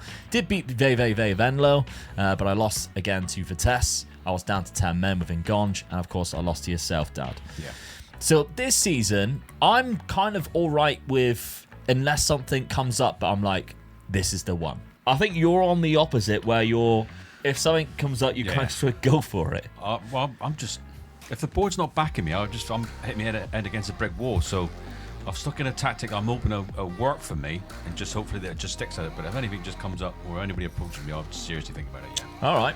So let's carry on with this season then and see how things play out, whether we're still at these clubs by the end of the year. Outside of a couple losses against the bigger clubs in the league, Dad's team was doing very well, and it kind of prevented Dad from looking elsewhere on the job market as his side continued to win games. But after my bad start to the season, I was slightly concerned. However, things turned a corner rather quickly, and by January we were sitting in 4th and 6th place, albeit Dad was 5 points ahead of me. I had also finished in the top 8 of the Europa Conference League after an unbeaten start. My dad still had no money in January, but I had minimal amount left to loan and purchase 2 strikers that I felt could help me in the second half of the season. The loan of Simeone didn't really pay off as much as what I thought, but signing Mohamed Ali Joe certainly did, because he scored 2 goals in the Dutch Cup semi-final against PSV, meaning we go into the cup final and have Ajax to face. Dad, unfortunately, had already been eliminated by me. In fact, I beat Dad's team twice in the matter of weeks, but after a bad little run, he was back on track and still within a shot of the European spots. Speaking of which, after a dominant quarter-final win against Rijeka, we unfortunately come unstuck in the semi-finals of the Europa Conference League when we faced West Ham, losing 6-3 on aggregate. And it wasn't such a fairy tale ending in the Dutch Cup final either for us. And somehow, Dad's late season form gave him an end of season push. Well, I did not expect either of us to still be at the job. I thought maybe one of us, but both of us, no. But I definitely didn't expect us to both be finished in the top 5. I definitely didn't expect that. That is, what a season we've ended up having. I'm really pleased with that. Yeah. Yeah, definitely. I mean, I finished 2 points behind you. I almost caught you at the end there. The goal difference is telling that. Yeah. 6 goal difference. Just goes to show your tactic of being hard to beat worked a treat. Yeah. Because although you lost 10 games, the ones where you won just made enough, goal difference wise, +6, when the 2 behind you is +25 and +29. Yeah. Crazy. So it was a good tactic for that. Yeah. Very hard to beat, and it come off, so I'm pleased with that. Yeah, absolutely. Now, I was a little bit distracted, of course, because of European football and an amazing cup run, as you can see, getting to the cup final, getting stuffed by Ajax, but just getting there. Unlucky. Yeah, and semi-final of the Europa Conference League against West Ham. That's annoying, yeah. But still, you kind of expect it when you play against a Premier League side. I was knocking out Rijeka along the way. Round of 16 was Aberdeen, so it was another British side there. And in the league phase, I did all right as well. I didn't lose any games there, so I've done myself quite proud in the Europa Conference League. Yeah.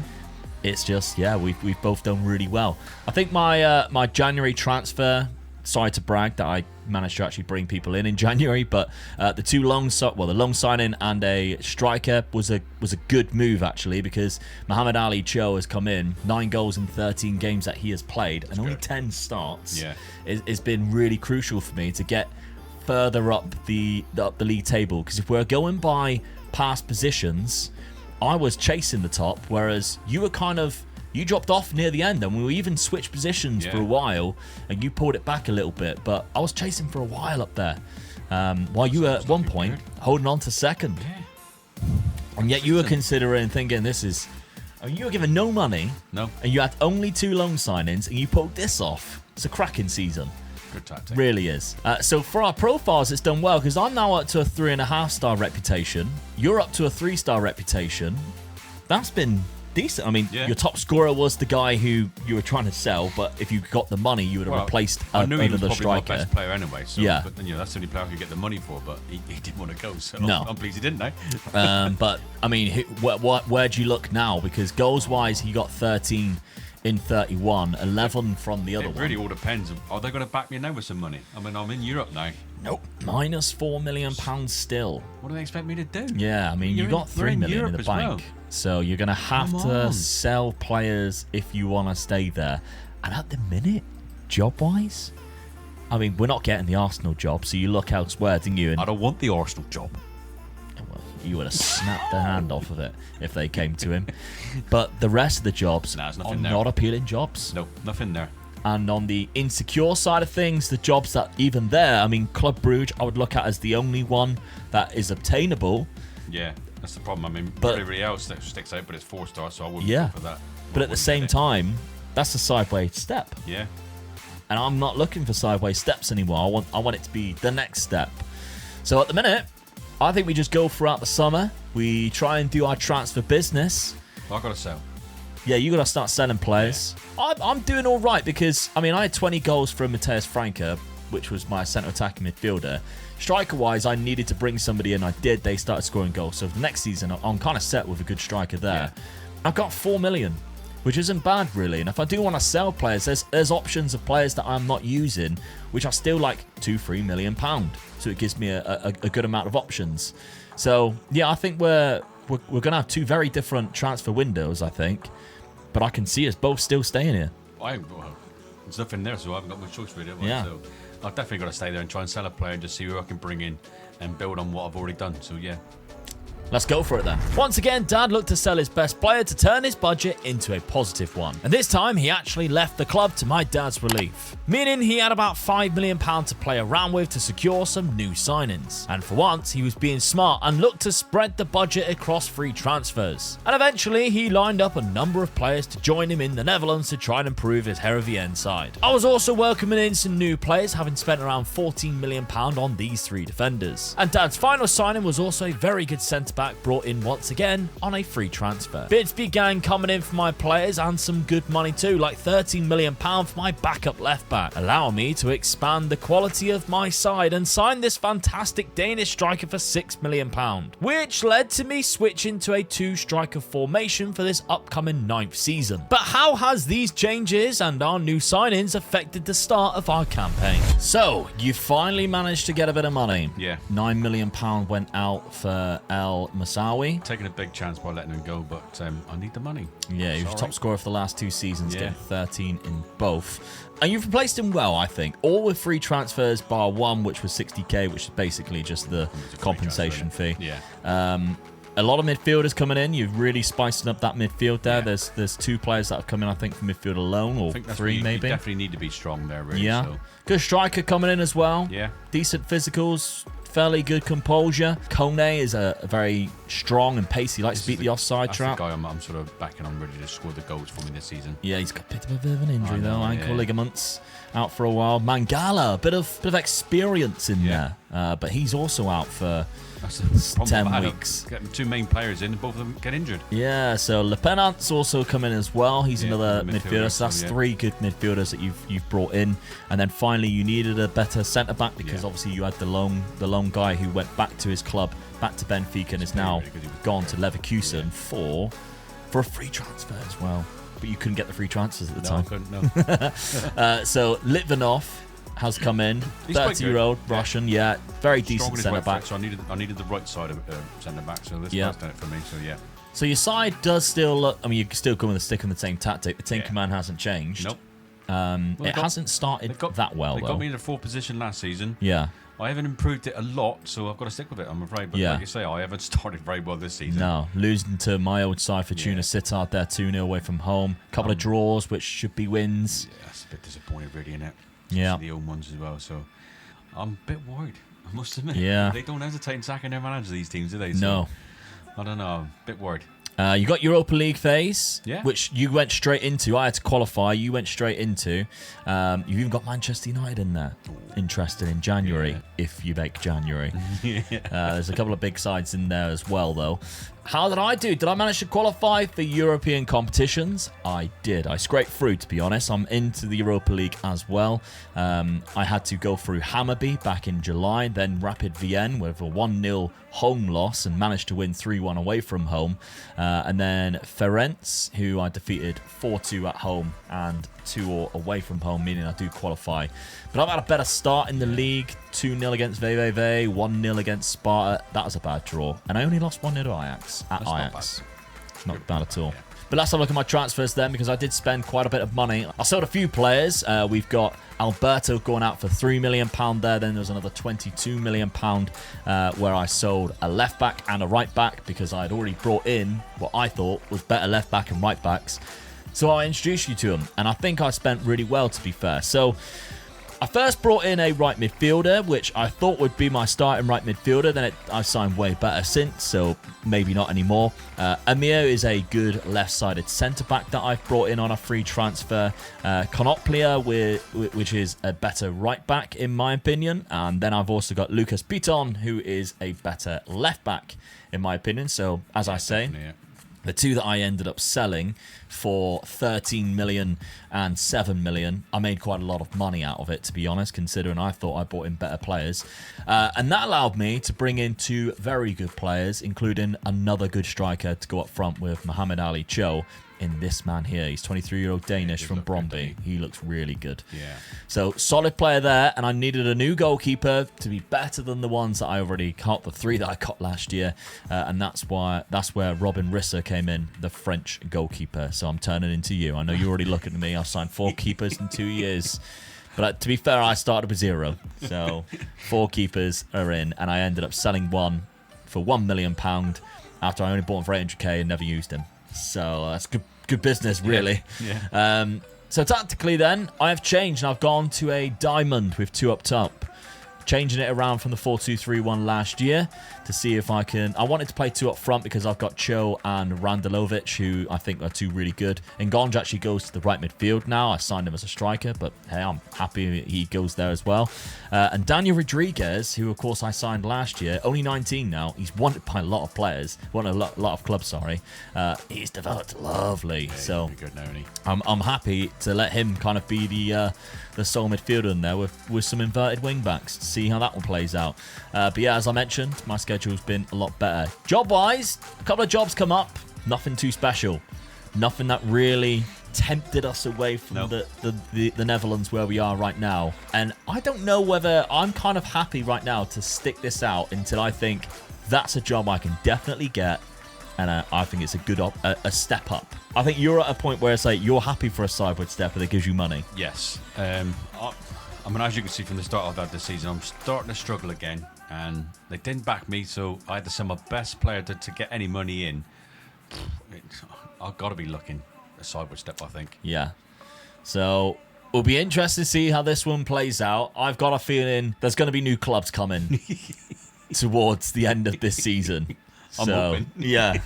Let's find out. Well, we were certainly going to apply for jobs, especially when Leverkusen came up, because even I applied for that one. Dad, on the other hand, was already out the door and applying for every job that wasn't a backward step for him as they all began coming through. And that's because results certainly wasn't going his way, and his side was struggling towards the bottom end of the table, while I was sat in 5th place. But clubs were rejecting Dad's application, and some jobs were rejecting him and then going and offering me an interview instead.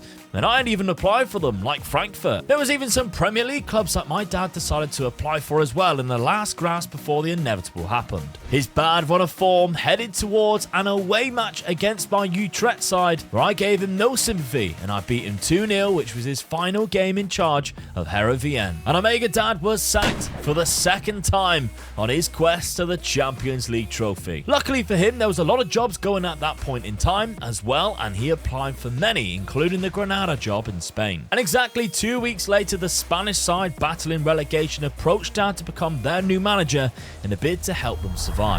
Another sacking and you've landed on your feet. I could see the sacking coming, and that's why I applied for so many jobs, really. And unfortunately, I didn't get them. But like you said, I fell on my feet with this one. Yeah, this was after I got sacked, so I applied for this job after I got sacked, and I was lucky to get it, I think. You're in the relegation zone, but you're not in trouble. No. because you're only early 2 days. points behind. It's very early. Yeah. And even if like 6 points gets you to 15th, It's only 2 games, isn't it then, really? two wins. Yeah. And they've got an all right team. You've got a star player in there in Omar Lorente. Yeah. He is wanted by a lot of clubs. And he does have a £29 million release clause. If you're know. getting £29 million, I'd be like, yeah, that's absolutely fair. That's to went be up a fair. hell of a lot, isn't it? Really? Yeah. But they do have a budget already for you to spend. Yeah. £13 million. Already you've approached a right back because there isn't a very good one. No, I looked at the team just quickly before the January transfer window came up, and I desperately needed a right back. So this guy was going to be available, so I jumped on this one. So £1.5 million if that was if he accepts his contract. It's a good price for a player of that caliber. Yeah. Really. And he can play both sides, which is, I like my players that can do that. Yeah, absolutely. So we're just approaching January now. It's a good stage to take over a club because it gives you Yes. enough time. At Granada, a new league, a new country for both of us. You're still in the cup because the first round's just about to happen, which I think you've got next, in fact. Yeah, and I think it's a good sideways steps really, because it's a good league, Yeah. and there's a lot of teams in that league that you're quite capable of beating. I mean, when you come up against the big four, I reckon, you just take what you get.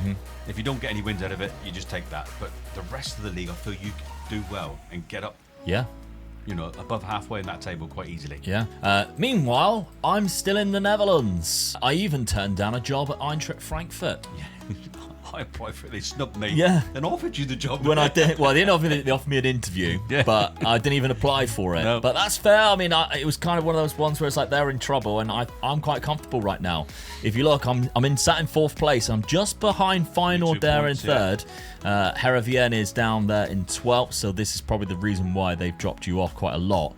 But I'm doing all right. I'm in every competition still at the minute. I've even got Heerenveen in the cup, which is funny. I haven't got that much in the budget.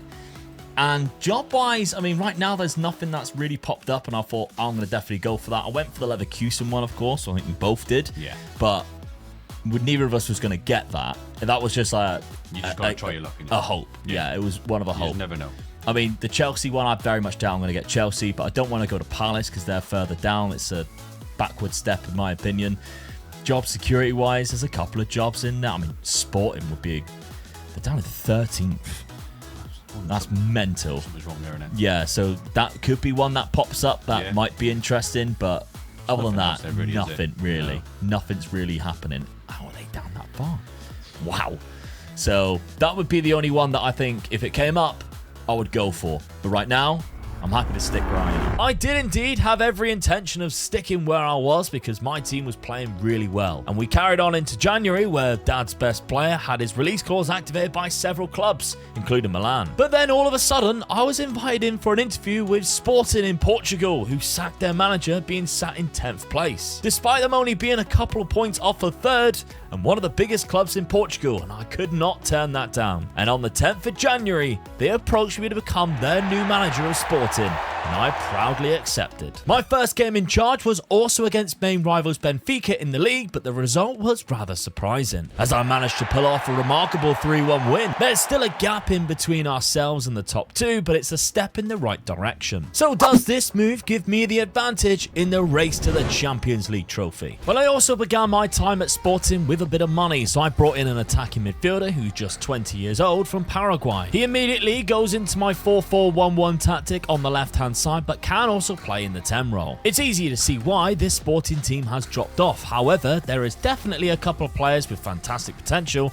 that really could improve this team. At Granada, Dad recently had his best player taken with a release clause, but already brought in a new veteran goalkeeper in David Raya to improve his defence and has £33 million to spend. To replace the left winger, Dad brought in Daniel Luna, who might not be as good, but cost way less in just $7 million. And the rest of the money, however, was brought in to allow Dad to actually improve more positions on the pitch, like this new centre-back. In fact, Dad brought in 2 new centre-backs, but this one was also a free transfer. His biggest acquisition, though, of the summer was a new striker. The Dutch forward Mia Dink comes in from Birmingham for £10 million. Dad slightly altered his tactic for the new arrivals, however, the results recently had not been going in his favour favour at all. Meanwhile, in Portugal, I was transforming my sporting side with a new striker for £3.3 million.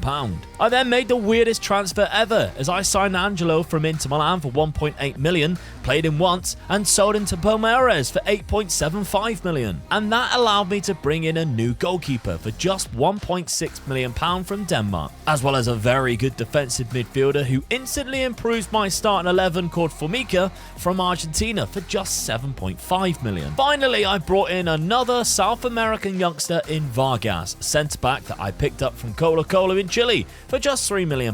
And Dad and I set out to complete the rest of this season trying to make an impact at our new clubs. Well, Dad, from relegation, you managed to survive. Yeah, just. I mean, there's only 4 points, but comfortably in 14th place. Yeah, I'm pleased with that, really. It's somewhere to start now. I've got ground where to start now, so I'm happy with that. Yeah, absolutely. From Kept where them they up, which is were. what they would have wanted, wouldn't it? Considering you lost your best player as soon as you joined as well, which didn't obviously help things, but you replaced well, got the club up to 14th. Yeah. So go from there, mid-table Secure finish now. next Yeah, year. happy with that. In the profile of the leagues, you can see the likes of Mbappe's knocking around, Lamine Yamal is still around. I mean, look at that. He's only 24. This is the 9th season. It's unbelievable. Yeah, so Kylian Mbappe is 33 now, coming towards the end of his career. Still amazing. Bellingham, of course, is still there. And there's some new faces knocking around at the big two at the top, the two big cheeses. But you're down there in 14th. There's something to build on, as you say. Yeah, there's a big space in front of me now, trying to get to that sort of the 7th or 8th area that I'll be chasing. Yeah, the now. Gironas, Osasunas. Yeah, You should be still looking at teams those in there that I clubs. can possibly beat now. Yeah, absolutely. And the other competition that you're in, the Cup, you have knocked out in the 3rd round by Real Oviedo. But again, at that point, you're just looking, to be honest, to survive in La Liga more than anything, weren't you, rather than focusing on the Cup, which you only lost in extra time. They were from the league below. But again, It's bad, don't it? yeah, priorities are more important, I think, at this point. Yeah. So your squad then, looking at it, 12 goals from Antiste, who is kind of like your best striker. Yeah. The new striker you've had a couple of strikers that you've been messing around with, but Mex Merdink was the one that you brought in January for £10 million. Only got 2 goals. When you look at him as well, he looks like a good striker as well. Yeah. Everything's there to be a good striker. The only thing I can think of is but there's no supply to him or something like that. But, yeah. you know, he should be scoring goals. More than that, anyway. I mean, his When you pace look is at slow, that. but he's not like really slow. No. 12 and 13 is still decent. And he can use both feet as well. Yeah, so I don't know what I was that a one bit is. disappointed with that one. I mean, when you bought him from, he was on 6 and 21 from Birmingham in the Championship at 14 and 37 the year before. Okay, that's fair enough. Maybe next season he can kick on once he's used to the league. But you bought in a couple of really good signings. I think that Daniel Luna was a good one on the left, the replacement for your best player who did leave the club, and a couple of others as well who's come in. You've also got Bojan Miovski, who is out on loan. I don't know whether you'll use him next year, because I think he's actually going to be out of contract anyway. He's 32 as well, isn't he? Yeah, you he know, got 12 goals. Probably he think might about be retiring, gone. isn't he? Yeah. Speaking of retirement as well, David Raya's going to be going. Yep, I had him for a season, so he's kept me up, so thank you, David. Yeah. There you go. Yeah. Arsenal till he die, innit? And all that. He come home to finish his career. Yeah. That's all I'm saying. But your transfer budget for next season is only 10 million, so you haven't got a lot to work I suppose around it's with. good for a team in that sort of area. Yeah, You know, you got to be one of the big sort of Selling clubs. Yeah, that's right. Yeah, so But I moved clubs since we last spoke. Move over to Portugal. yes, To lovely sunny Portugal. lovely it is. Here at Sporting, and I managed to drag them out and almost finish in 2nd place, which Yeah. compared to where they were when I took over and the gap between myself in 10th and 2nd and 1st place, getting just 2 points behind Benfica, I'm really happy with that. That's your challenge, isn't it? It's getting above them two now, isn't it? Exactly, yeah. In that league. We're finally, one of us is at a club in the top division Yeah. where we could actually win a league title here. Yeah. Because I don't think either of us have won an actual trophy. No, you won a promotion, Yeah. but I don't think either of us have won a trophy yet. We're 9 years in, so that's kind of scary. But that's obviously the next step for us to do. But will it be at these clubs? There are some jobs knocking around. There's Arsenal, Bayern Munich, Napoli as well. You going to apply for any? There's nothing there that catches my eye. No good teams there at all. I might have a cheeky apply at Bayern Munich. I ain't going to go for Arsenal, but cheeky apply for Bayern Munich. I don't fancy Napoli, but I think the Bayern Munich job doesn't come up very often, and they've just won the league. Yeah. So it's kind of like, well, you know, Xabi Alonso left because he went to Liverpool, funny enough. So It's weird, that one, isn't there's it? an opportunity there to take over. And they won the Champions League recently as well. So if you have a look in the past winners, they won it the season before and was finalist the year before. They got some cracking players. You just never know if I do apply. Because my reputation is 4-star now. So it's getting up there. Yourself, Dad, after, of course, being sacked for the second time, is down in 3 stars. I've got to build mine up again. So I probably need 2 good seasons for this team. Yeah. I think so. Yeah. My other competitions, Allianz Cup was the winner, but I think that might have been... Actually, I can't remember whether that was when I had joined or not. The Allianz Cup final, it was in February, so I do actually have a trophy to my name. I went on penalties against Benfica, so that's the first trophy that we have won. Well, not major trophy, but it is some kind of trophy there. But bit of silverware, innit? Semi-final of the Europa League. Ended up coming up against Manchester United. So I had a good run in there too. I mean, round of 16, knocked out West Ham. Quarter-final, knocking out Atalanta. That was a good result. Yeah, because it was a 1-1 draw in the first one, then Manchester United knocked me out. They wanted to play Union Berlin in the final and lost. The team that I have got was very poor, but I think I've signed a couple of players, and I went for youth in this because I thought I need to commit to giving them game time, which is why you can see Noah Gonçalves, who was part of the youth team. I tried playing every single game. Mamadou Balde, who is also actually already at the club, as you can see, he was through the youth academy there, and Fernando Marquez. I tried to play up top the rest of the season, despite Yuri Alberto being at the club and scoring the most goals across the season with 18. So Gonzalo Rodriguez is another one that I think I went up into the first team and decided to give him first team football instead of Elliot Anderson, who I don't really rate as high as him. So I'm trying to give it to the youth team right now, but the likes of Formica, who's joined, has just already taken over and become one of my best players for £7.5 million.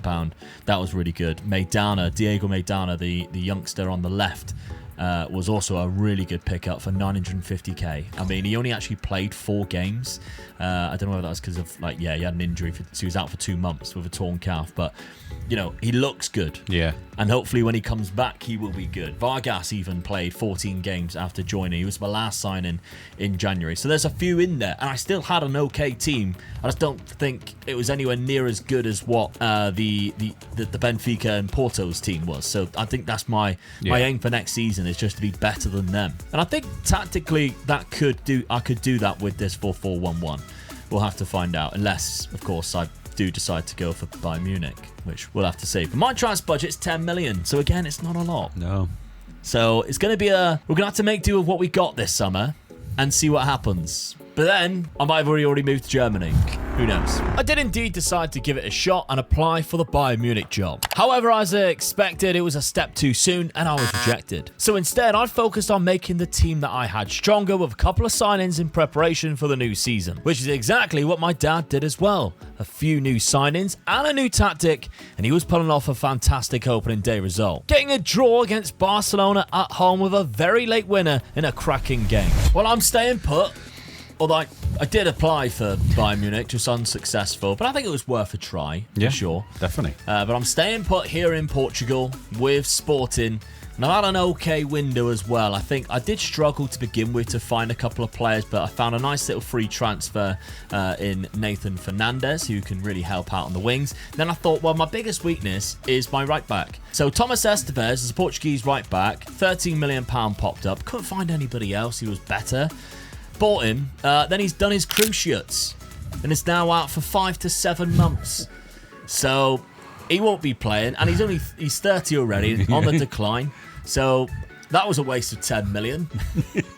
So that isn't going too well. Luckily, I bought a lot of money. I bought a lot of players, in the January window, including a goalkeeper who I was very tempted to get another goalkeeper, but that goalkeeper that I signed was quite good. And then he also got injured. He broke his hand in the very first game of the season, and is out for another 3 weeks. So I've not had much luck with signings, but that always seems to happen to me in August. All my new signings always get injured in August, and I don't know what it is. But still, tactically, I'm sticking with the same. As you could say, these 3 players here, I want to keep playing every single game that we can. Rodriguez in that centre attacking midfield. I'm kind of happy to let Yuri Alberto, Marquez and Maidana kind of wrestle out for that first spot scoring the goals, and Gonçalves there in that right centre-back slot, giving him more game time because he is only 20, so giving him the game time might benefit me next year or the year after if I'm here for that long. But there we go. And schedule-wise, I mean, it's been an okay start, but I'm dropping points to Casapia and Estoril, and that's not good enough. No. This is where I maybe should be nailing in a striker, because my goals are not coming as much as what I'd hoped they would. It started off all right, nice little 2-0 away win to Braga. Yeah, clean sheets. Yeah, in the beautiful stadium that they have. And then a 6-0 after that, and you think, oh, actually, you're doing all right, but yeah, it hasn't been great ever since that. Gil Vicente was a nice little 2-0 with Gonzalo Rodriguez getting 2, but they had a player sent off. And I did qualify for the Europa League again next year. This year, sorry. So hopefully I can do better in the Europa League. But let's have a look at you, Dad. You signed a couple of players as well. Yeah, I was just sort of strengthening my side up really with a squad. Really, I had a very weak squad, I felt. Yeah, you had to bring in a goalkeeper. You got 2 in because your backup isn't that good either. He wasn't very good, no. So yeah, I was quite happy with the keepers that I've got in. So yeah, I think that one's definitely this one is the better one yet. So I'm pleased with that one. Joe D'Alessandro, £2.7 million, quite cheap, really. Yeah, it was. Yeah, for a good young midfielder. So I'm quite pleased with that. Has picked up an injury, but it's only 2 to 4 days. Then, if you have a look at the rest, we've got Leonardo Vargas, £2.8 million from relegated side. Should just strengthen the midfield up.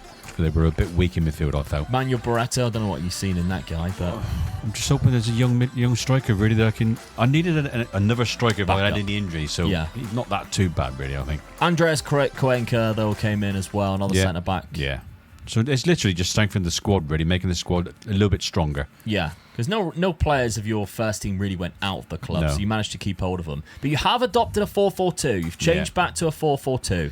I'm just making myself a little bit difficult to beat now, and this sort of tactic does help with that, bringing the wingers back into there to support the midfielder. So that's what I'm hoping, really. Make myself a little bit more harder to beat, and then try and catch people on the break. It's worked so far. Yeah, because started off a nice little draw against Barcelona. Great first game, isn't it? To draw with Barcelona. Yeah. And get the equaliser in the 91st minute. I love a late goal.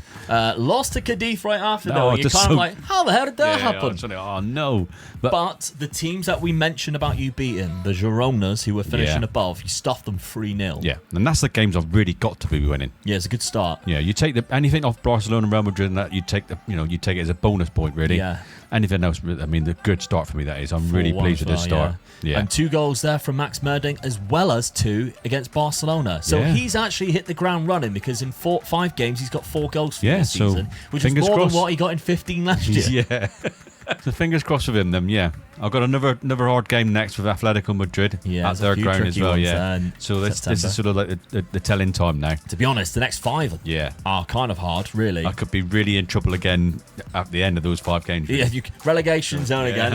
We're in the fight. Fingers crossed now I can just get pep up. I'd like to think I can get like 3 wins out of that 5 games, and that'd be really good then. Yeah. Okay then, well, I don't think I plan on leaving this season. Oh, definitely not. No. I think we're happy to just crack on with this season, and then I think I'm going to assess the job situation at the end of this year, because I like to think I stand a good chance of possibly winning another trophy. I think you stand a very good chance of bumping your reputation just by finishing. I think that's what I need to do.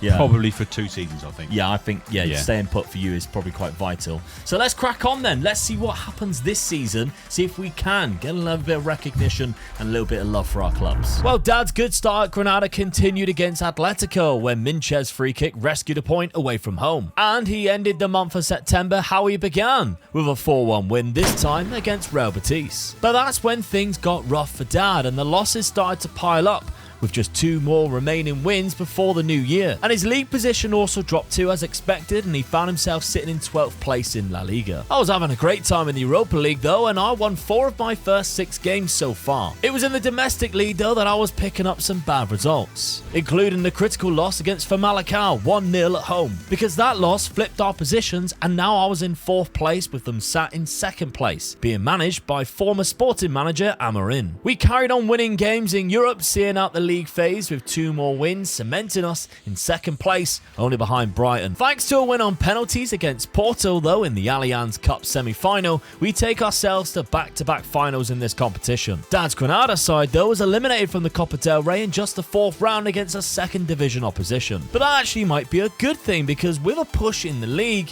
he could see himself challenge for European spots next season. Speaking of Europe, I just snuck past Danish side Midtjylland and have Hearts to play in the quarterfinals. points. And unfortunately for Hearts, we dominated them across both legs and eased past them to face Liverpool in the semi-finals. But meanwhile in Spain, Granada was going on a fantastic run and climbing La Liga table, only losing one game and winning the rest within 2 months and sneaking into a 7th place in the league with European spots in mind. I got my own back in the Portuguese league against Famalicão, winning 2-1, but it was going down to the wire for the second spot. Unfortunately though, it was a semi-final exit in the Europa League again for my Sporting side, and dropping points in the league could mean I drop out of the Champions League spots there too. Right, well, we got to the end of the season. I am really disappointed with mine, because with 1 game to go, I had a chance of actually winning the title, but I blew it. Portal dropped right off, didn't they? And then Yeah. you didn't slip into that second position, did you? But I slipped into it. You was I in just it. got knocked back out of it. Yeah. For Famalicão, for some reason, it's just been unbelievable Yeah. here. I mean, their team is okay. It's not insane. That's their key player, but it's Ruben Amorim as the manager. Yes. Which, of course, I'm at Sporting. Yeah. He's gone to Famalicão and he's just doing bits there. So, yeah, fair play to them. But I did struggle. I must admit, I did struggle. My top scorer was Trincao, who's a winger in 33. It's not good enough. The average rate was dominated by Benfica's side. They've got a cracking team there. So, Yeah. I mean, I had the most clean sheets. 20 clean sheets in 34 games is solid. Defensively, Brilliant. been really good. And the goalkeeper I brought in has done really well in terms of development And he's at improved 23. as well. He's Yeah. cracking. So maybe that's, something to build upon next year is my defence and work my way up the pitch, find a better striker or find some more goals from somewhere. But yeah, I'm disappointed with that. I really am. I only lost 4. I don't think it's the 2 points of missing coming second. It's the 5 points away from being beyond Benfica. Yeah. It's a big gap. I mean, it's only 2 games, but in this league, it's a big gap. I lacked a You lot need of to be- goals. You can see you need all to the be games pushing that I them. drew. Look, I never conceded more than 1 goal. No. So you think those are the games where your strikers are not firing? Because I even went away to Benfica and got Yeah. no draw. Yeah. So I just need more goals from anything. Defensively, I've been solid. And even the games that I lost, that only ever conceded 2, never more. No. Which is quite rare, really. Yeah. I bet in probably some of my wins I conceded more than 2. You can't see any there, but that's probably what happened. Yeah, that's disappointing. And Porto manager, by the way, he's insecure right now. Dad could be jumping across, joining my league again. But let's have a look, Dad, to see how you actually got. Oh, actually, to be fair, cup competitions. Yes. I didn't win any, and I was very unfortunate. Allianz Cup runners-up, the cup that I won last year, lost in the final this time round. Knocked out in the FA Cup version, the Taça de Portugal, here in the 6th round by Casapias, disappointing. But again, it's a semi-final, and again, it's an English club, Liverpool, yeah. which is really annoying. Who then went on to lose against Brighton. Yeah. So that's really disappointing. But it was another cracking tournament for me because I finished second. Brighton finished top of the group, and they are a good side, Brighton, aren't they? I lost to Liverpool in the league phase, which isn't great. Round of 16, knocking out Midtjylland there. Quarter final, knocking out Hearts. I had an easy run, to be fair, in the semis, but got battered 5-2 there. All right, Dad, let's have a look to see how you got on this season. It was a cracking finish, 8th place, just outside of Europa League. I'm Europa really pleased with that. Conference League. I'm really pleased with that. I was there or thereabouts, sort of hanging around. I had a sort of a mid-season sort of just dropped off a little bit, and then I come up against Real Madrid near the end. I went on a really good run, come up against Real Madrid, lost them, and then I just lost the next sort of 3 games after that as well. So I was so close to nicking that sort of 7th spot there, really. But hey, I'm pleased with that. If you said to me at the beginning of the season you're going to get 8th, I'd have jumped on that. Well, that was your target, wasn't it? Last season, that was your target. You were finishing around 14th. Your target was to finish 10th or 8th, or 8th to 10th. When all the teams above me is teams that I would say, yeah, they probably would be above me. Absolutely, so, yeah. And you got a couple behind you, like Betis, Bilbao. Those are difficult games. Profile of the league, we can't see any of your players other than D'Alessandro, who managed to get a few good man of the matches, 7 in total. So that was a good season for him. Yeah. But we're not anticipating when you're in mid-table to see many players in there anyway. No. How did you get on in the cup, though? 4th round by Espanyol, unfortunately. Who are they in your league or not? Don't think so. So that's disappointing. Bad, yeah. But there we go. Yanis Antiste was top scorer with 14 goals, or 15 across the whole league. Yeah. 14 for Benito there. So again, I think yours the same, really. I think it's a little bit of goals. That's a proper mid-table team there, really, though, isn't it? Yeah. There's nothing brilliant anywhere there, but it's Max, considering he got 4 goals in the first 5 games and to get 11 all season, Paul. Yeah. It's hard to improve that sort of because you need a lot of money then to start getting sort of better class players in. So, but I'll settle for another season like that, to be honest with you. Yeah, and just keep on building that reputation. Yeah. I mean, for now it's a 3-star, but it could go up. You haven't been giving your budget yet, by the looks of it, because I'm still in the 23rd of May. But hey, are you anticipating in staying next season then? I think I have to, really. I don't think I could. It'd be hard to get a better team in a better league. You know, higher sort of. There's a better team in your league. See, that's probably feasible, really, because of them being in my league and doing what I've just done, they would possibly look at me. So yeah, I'd be tempted with that. 4.5-star reputation. That's though. wherever they would take me on. It's a star and a half higher. Yeah, it's just. I mean, I'd be silly not to apply for it, I feel, because of it being in the same league. Yeah. But I think it probably is just out of my reach. Yeah. None of the other ones you fancy? No. I mean, I wouldn't in your situation. I think I'd do exactly the same. The Atletico Madrid I'd be interested in. In terms of other insecure jobs, Porto, as we mentioned, insecure. I don't know about that one. Sociedad, insecure with Pep Guardiola there, which is it's a strange one, isn't it? He's been at Spain for ages after the Man City job. Now he's at Real Sociedad. But also Juve in That's third. An interesting one. 5-star though. Yeah. So it's quite a lot. But they finished in 3rd place last year with Milan's, the two Milans above them. Only 2 points behind. They sacked the manager for that? Well, they haven't. He's insecure. No, he's insecure. But why though? Yeah. They just missed one, didn't they? Very strange. They've got a good team. Oscar Gluk's there as their key player. They've got Dusan Vlahovic is still there. The captain is Turami still there. Do you know their problem is they drew too many games? Yeah. They only lost 2 games. Yeah. They drew 10. So that's obviously where they're falling there, because they lost only to Palermo and Milan away from home. But as you say, same situation as me, like drawing too many and not scoring enough. That Palermo, they lost to. Where did they finish? Down in 13th. That's cost them the league. Yeah. With 3 points. Yeah. So that could be interesting if that one pops up.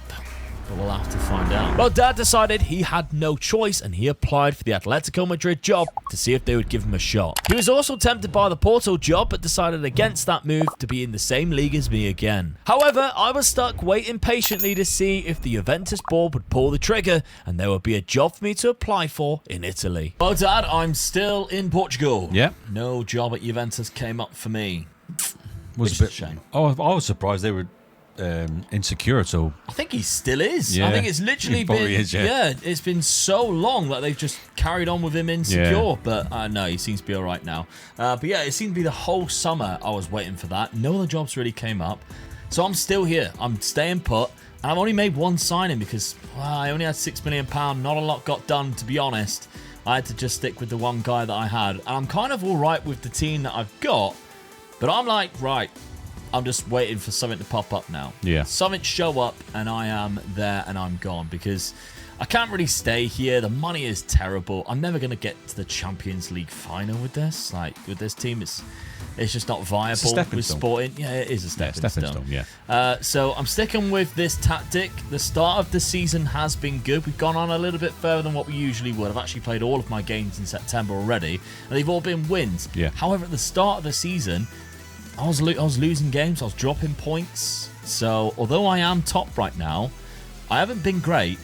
And I think the only difference is that the likes of Benfica, who, all right, they're on the same points. They're 2 games behind me, though.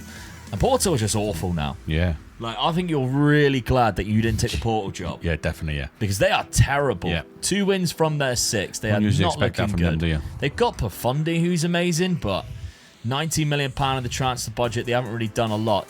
The manager they brought in, I'm quite fond of. It's Sheffield Wednesday one. I really liked his coverage on the Euros. But yeah, I think it's going to be myself and Benfica this season fighting out for the league title. We really need a league title. Like, for reputation purposes, it's really going to help me get a better job. Speaking of jobs, you still have one, thankfully. Hey. This is your 3rd season in Granada, which we have a look. The longest you stayed at a club was Mechelen, where you were there for 3.5 seasons. Yeah. So if you get to the end of this season here, that's 2.5. Keeps you going. It's stepping stones again, hopefully. I'm just trying to get my reputation a little bit better than what it is. Yeah, because you're only at 3 start. Yeah. And then hopefully the jobs will come in for me then. Okay. So, yep, I'll see you now. Let's have a look at the players you brought in. So you sold £6 million worth, a few players left there. You brought in Sekou Mara on a free transfer. Good striker. Yeah, he is, yeah. 31 years Can't win a of game age. without scoring goals, can you? So Absolutely. get him in. Thiago Lopez joins from Argentina Juniors, using the my midfield. little tactic of going to the South Americas Yeah. and picking up some bargains. I do learn a couple of things now and again off you. Well, yeah, some good stuff, some bad. And then finally, Gregory Mercier, £7 million from Reims. I needed a stronger centre back, so hopefully this guy will be the one for me. I would love to see what he looked like in real life. Long blonde hair like that. Yeah, and a Like- dark moustache. Yeah, like Oh, Hulk beard. Hogan. Yeah. So, yeah, he's joined 23 years of age, good centre-back, right-footed. However, you are nailing him in on that left-hand side. I've got a good right-sided defenders anyway, so. One, yeah. But I didn't have a very good left hand, and this one can use his left foot, so I'm still happy with that. Okay, 4-2-2, defensive. Yeah. Started off the season, hit and miss. Iffy, yeah. Some good wins there, Sociedad and Getafe. Yeah, Good draw against Valencia. Yeah, it's going to be one of those seasons again, really. I'm just going to hope that I'll finish in the top half of the table, really. I mean, Yeah. I was just outside the European spots last time with 8th. I'd settle for that again, Yeah, to be honest with you. definitely. Yeah. It's just a money situation, isn't it? Yeah. Neither of us are. And I tell you what, every club that has come up, we've had a look at the finances. Oh, it ain't terrible. been great. No. Like, I don't know whether it's like we're in a recession in game or something, because there are no rich clubs. No. Newcastle, when they come up as insecure last season, we looked at it. They didn't have any money. No. I was like, what's happening? So, yeah, we're all struggling this season, but will we still be here by the end? Let's find out. Dad's start of the season hasn't improved, and he finds himself scrapping amongst a relegation dogfight in La Liga. Things in Portugal certainly improved for me, though, and we found ourselves leapfrogging others in the driving seat. We have been on a winning streak for a while now and see ourselves in second place, but with a game in hand to go top if we win, and weirdly, with both Benfica and Porto really struggling in 7th and 10th place in the league. November, though, is of course when jobs start popping up at the job centre, and we were both still on the hunt. Nothing really caught our eye until a month later when Newcastle appeared. However, upon further investigation, it was very clear that the money wasn't around anymore, and the chairman had scaled back funding a few seasons prior. Even Dad decided it wasn't worth applying for, and his Granada side started picking up points. Unbeaten in 6 games, with winning 2, and sat comfortably now in mid-table. I had dropped off the pace though, and still in second place after a bad couple of draws in the league, and out early in the cup. I was certainly flying in the Europa League though, only drawing 1 game so far and winning 4. Qualifying easily in the top 8 of the league phase and into the round of 16. Dad was also happy, sat in 11th place in the league, but also semi-final of the Copa del Rey, although he is 2-1 down against Leganes, who are in the league below. Speaking of cups, I lost another final in the Allianz Cup to Vitoria, who have been causing me a lot of problems this season. However, what was worse was my league form, as I was picking up bad draws and losses against my rivals, which see me plummet down the table into 6th place, and somehow 14 points behind Benfica, who are now top. Dad's Granada team managed to pull a goal back that they needed in the second leg of the Copa del Rey and take this match to penalties. But this was once again where his big players let him down. In my round of 16 tie in the Europa League, I overcome my Portuguese rivals Porto once again to progress. But unfortunately for me, in the quarterfinals, Monaco were just too talented for us to stay in the competition. And some of the results shocked me that I wasn't sacked before I walked. Okay, end of season, we're both still at the same club. Yeah. For now. But it is the end of the season, and there are some jobs that have popped up. Some very interesting ones too. Dad, 10th place finish. I'm happy with that. Yeah? I was consistent through the whole season, really. Just You stayed around targeted that area. 8th as that Yeah. main goal. Well, I'm Finishing bound to, 10th. like that. I mean, that's where I finished last season. You try to improve or be the same. Yeah. I'm a little bit off of where I was, but I'm still top half of the table. So, as a team, I'm quite happy with that. Okay. Nobody in the player statistics, but again, obviously you're you look at the 12 teams points above me. behind. Yeah. I mean, It's all Celta Vigo's had a cracking year, Yeah. really. They've done really well. I think Valencia and Osasuna were the other two that might have been behind you. Actually, I don't think Valencia was. But yeah, not too bad. In the cup competitions, it was the semi-final. Yeah. And it was a disappointing exit. Very really. disappointing. That was a chance of getting into the final. Because they're in the 2nd division. Yeah. You had a clear way through to the final. Yeah. You would have faced Real You've got Madrid. to take advantage of that chance when you get it. So, Yeah. but I missed it. Penalties as well. And they put up a really good fight Yeah. against Real Madrid. Yeah. 2-1 in the final. Fair play to Leganes. They've done really well. I'd just like to see what I'd done against them in the That's final. it. Yeah, disappointing really, but there you go. 23 goals from Seiko Mara, 12 from Max Mierdink. Not a lot, really. Daniel Luna's putting in 15 assists there. A lot of people are not happy with the Daniel Luna signing, I noticed. But if we can have a look here, against Real Madrid, you actually played in close to the cup final and lost 3-0 away from home. So we'll see about that one, how you would have done. I don't think you would have put up too much of a fight against them. Let's put it that way. But as you said, you were consistent. And you had a really nice period here of December and January where you only lost a few games, 3 out of like the amount of games that you had. 2 of them were poor, really, La Coruña and Las Palmas, but the other one being Real Madrid. But the other games around it, you were putting in some good performances and winning some games. You just had bad spells like this. Yeah, I mean, when you get onto a losing run, it's hard to get out of it, and you've got to win like 2 or 3 games in a row to get back into that winning mentality again. So, I was a bit disappointed about that, really, but there you go. Transfer budget for next season's only 4 million. Yes. Like we say, there's no money around at the moment. No, you're still in the red at the minute. Debts and loans, £74 million. It's kind of racking up a little bit. The trouble is, we cannot get the money to actually make us qualify for Europe, which is where you can only get the money. So that's the trouble that we're in right now. Okay, sporting then. I've had an off season. There was a point where I thought this is mine for the taking, and I somehow still finish in 4th place, and somehow still finish 15 points behind Benfica. Yeah. If I'm honest, I'm out the door. I feel like if I can't get accepted by the jobs that I am going to go for right now, then I am gone. I'm kind of done with sporting. I'm kind of done with Portugal. If you look at this, I'm just not enjoying it. I was second around about here. The top position at the time was Ferenc and Guimarães, who have basically been top all year. Yeah, they chucked it away, didn't they? Yeah. Benfica kind of come out of nowhere towards the end of the season. They were down in 6th place at one point where I was second. They had a great finish to the season, didn't they? Yeah, and it was kind of like, well, this is mine for the taking. When, around about this period here, and after 12 games, and I'm sat in 2nd place behind a team which, to be honest, I should be finishing above. Like, their best player's good, but my team's better. Yeah. And yet somehow I still finished in 4th. It's a bad year. Really bad season. Oh, nearly caught you. Yeah, I was 8 points behind Vitória. And yeah, as you say, Porto, who were so far away at the start of the season, they caught up as well. I had a player there with a top scorer, which is Fernando Marquez, 23 years of age, the Uruguayan now. But it's dominated, as you can see, by a lot of Benfica players. They had the most clean sheets, the highest average rating for the top 4 players, the most man of the matches.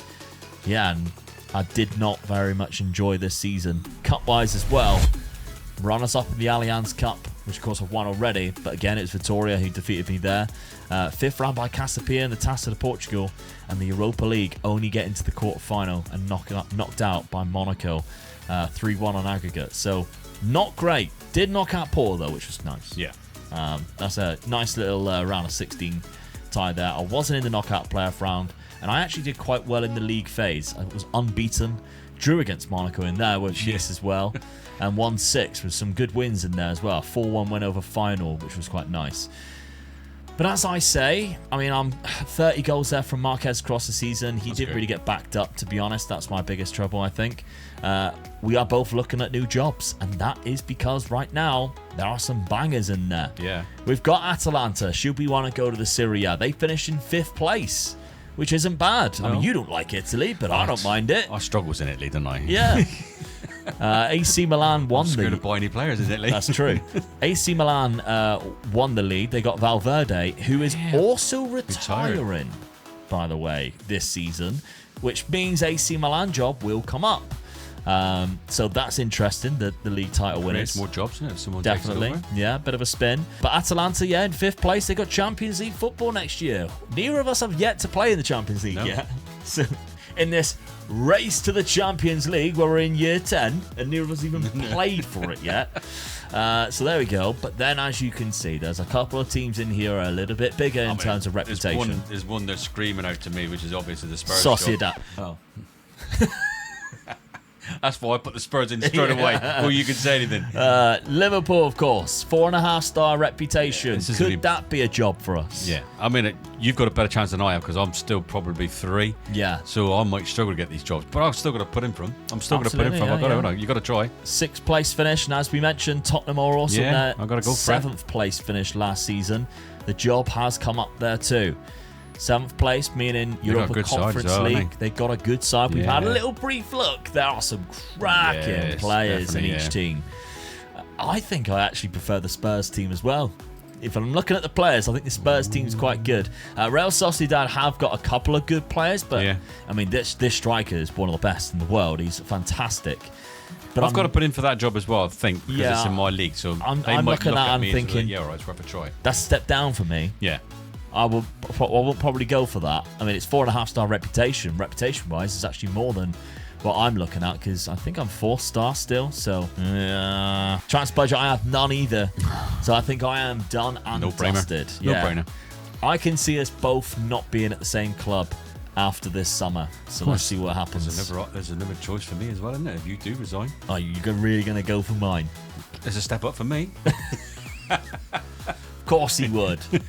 But let's see then. Let's see if we're still out of jobs as we get to the end of the transfer window in September. I decided immediately that I wanted to apply for that Spurs job because there was a player there that I really liked. But of course, Liverpool is too good to turn down as well, so I decided to apply for that also. And you know full well, however, that my dad is going to apply for the Spurs job too. Valverde did indeed retire as champions with AC Milan, and the vacancy for the job came up, and I just had to throw my name in the hat and apply. But they were swiftly back, rejecting me on the grounds of me not signing youngsters for the first team, ironically. Tottenham, on the other hand, come back and offer me an interview, which I gladly took. And on the same day, they rejected my dad, but he was prepared, signing a new centre-back on the chance that he would have to stay at Granada. But then a second interview popped up, as Liverpool also approached me after Spurs, and this could get interesting. And wouldn't you know it, on the same day, I'm approached by both clubs who are wanting me to become their new manager. But there's a certain player at Spurs that has helped me make my mind up. So after happily accepting their offer, I become the new Spurs manager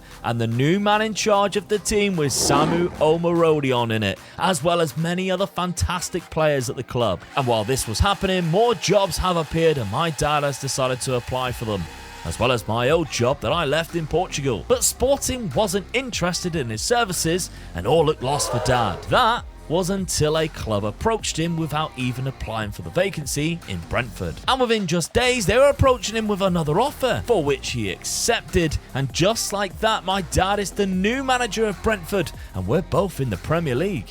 Well, would you look at that? I never thought I would see the day. I'm the manager of Tottenham. Look after them properly, that's what I'm saying. I can't believe I've stooped this low, if I'm honest. But there we go. I'm the manager of Tottenham Hotspur. 4.5-star reputation. I managed to get the job. But Dad followed me. Here you are at Brentford. Yeah, they come to me and asked me if I wanted a job. Yeah, you didn't even apply for No, I it. didn't, so I'm happy with that, yeah. Of course I'll take your job. You seen the £40 million transfer budget and you sort just jumped at it. When they offered you and they said, would you be happy to work with 38 million? Hang on, let me think about this. Or $2 million at Granada. But yeah, okay, fair enough. I'm pleased. I'm in the Premier League, so I'm happy with that. We're both in London. We can go for brunch. Yeah, I do, innit? Yeah, that'd be nice.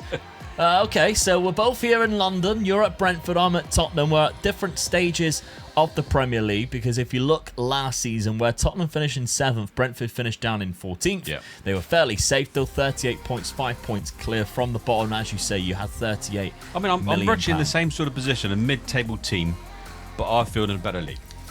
Yeah, So absolutely. I think for me, it's definitely a step up. Yeah, with the money as well, it Yeah. means you can actually do something with Yeah, it. that's right, yeah. Whereas, you know, when you're at Granada and they give you nothing, you're resigned to having to sell your players Yeah. before. To make a bit of money. But as we said, like, there are a few jobs that come up, no money, and it's like, I think I still even have it, to be honest. Yeah, 40% of there's still point me selling any players. No, definitely not. If I'm only going to get 40%, I don't want to sell any players. I hate that's in the game, but obviously it's kind of realistic. But there we go. I mean, yours is 45%, and you got minus 75. How they give you 38 million, I don't know. No, don't. You blew it all. Let's have a look at the signings that you made. To be honest, I think you spent it well. I'll give you that. But it was kind of like, well, what else are you supposed to do? I didn't have a bad side. It was just weak in a couple of areas. So. Yeah. I mean, there was a guy that was already waiting his work permit when you got the job. This Yeah. was this man here. You decided to just keep him coming in. He's not bad, so... He's all right. He's 33. Then we got 2 players here which you brought in. So the first one is Duarte, who you're all going to recognise, £16 million, 31 years of age now. Solid defensive midfield player, midfielder. so I needed that, yeah. But then this is a cracking signing, I think. I was pleased to get this guy. Thibaut Grondin. Didn't think he was going to come new, but he did in the end, so pleased with that. Nice young striker, so ideal. I mean, he has some weaknesses, of course, the anticipation and work rate being fairly low, but if you look at the rest of him, in 20 composure, the dribbling, he's finishing quick. first touch, always good. Quick, agile, Both lots to footed. like about him. Absolutely. Even attempts some overhead kicks. A bit of flair about him. And he's got 2 goals already in 3 games. Yeah, pleased with that. £20 million Ground running. up front, £20 million in installments. So, not too bad. No. Dad, you're rocking a 4-4-2 diamond. Yeah. I just brought the wingers back up. I mean, sometimes I'll play the wingers up further up, but I'm just bringing them back just to sort of a bit more strength in the midfield. But I'm hoping that the front 3 are just going to score goals for me, so... Yeah, that's what I'm hoping to go for, really. I've got 2 good strikers there ready, to be honest with you. Yep, there's the other striker there. We'll have a brief look at the teams, obviously, with Dad being fairly new. We've got Jordan McKean here, who's obviously, I think you're kind of like star player. Yeah. Everything should be going through him. He's got 20 flair. He's kind of like a Jack Grealish, really, that's isn't right, he?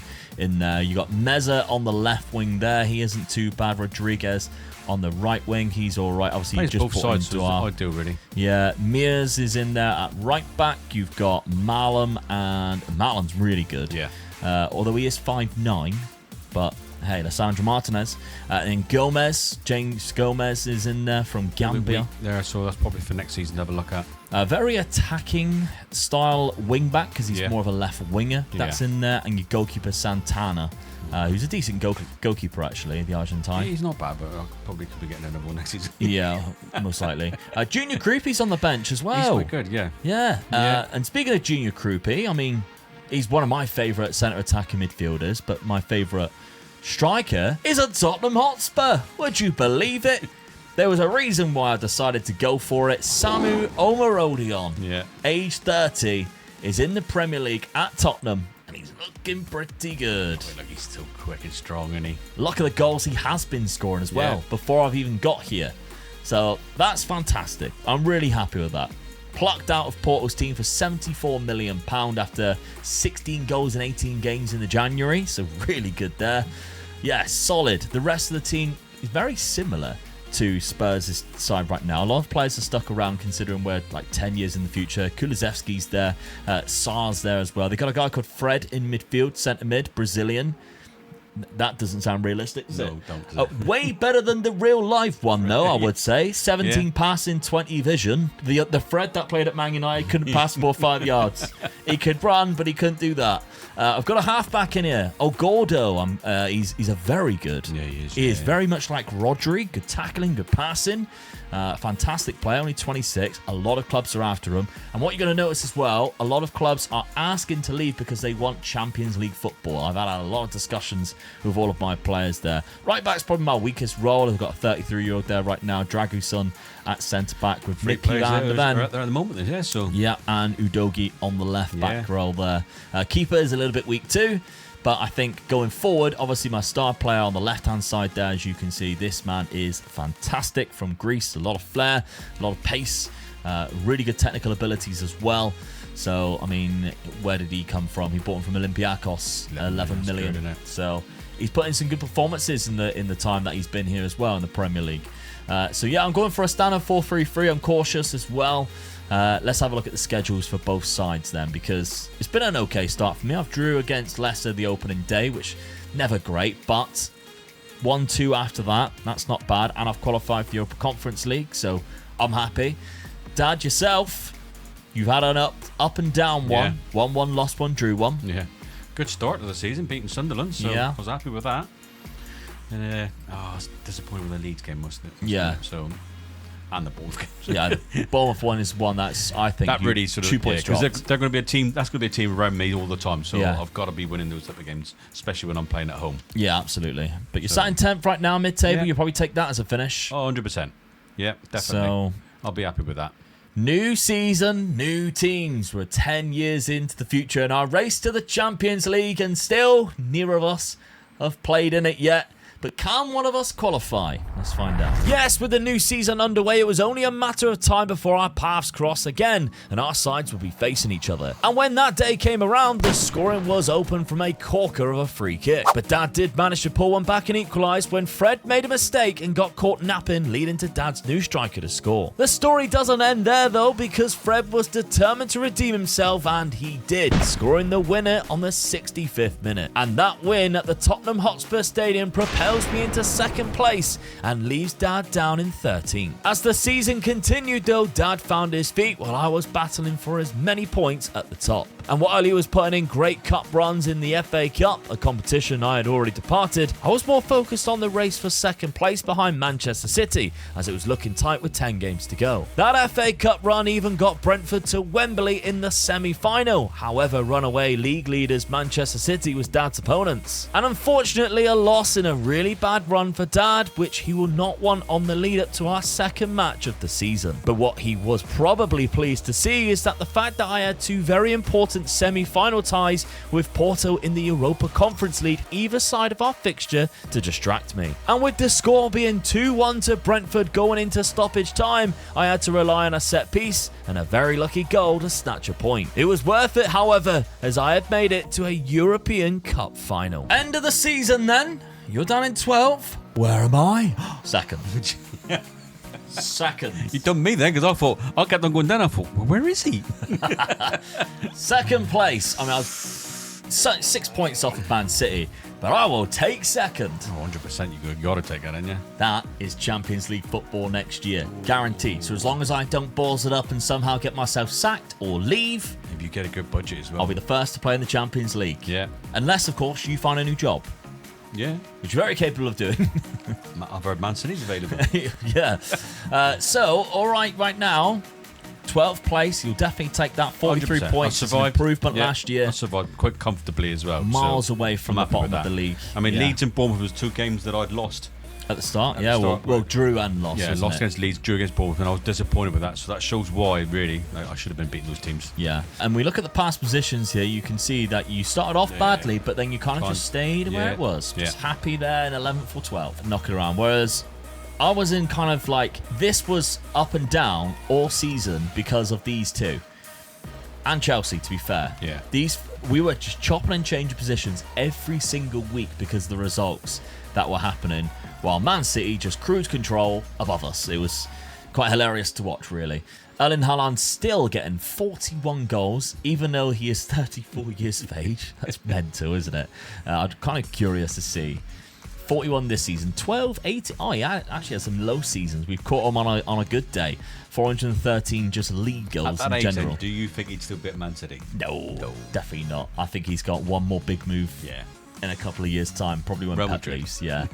Or Barcelona, who knows. Yeah. Danes is another guy that's in the league from Manchester United that I remember when we were in the Netherlands, actually. That's done quite well there. So, yeah, I'm really happy with that. Absolutely buzzing with that. So, Dad, Cup competitions. Semi-final of the FA Cup by Manchester City. 2-1. I'm happy with that.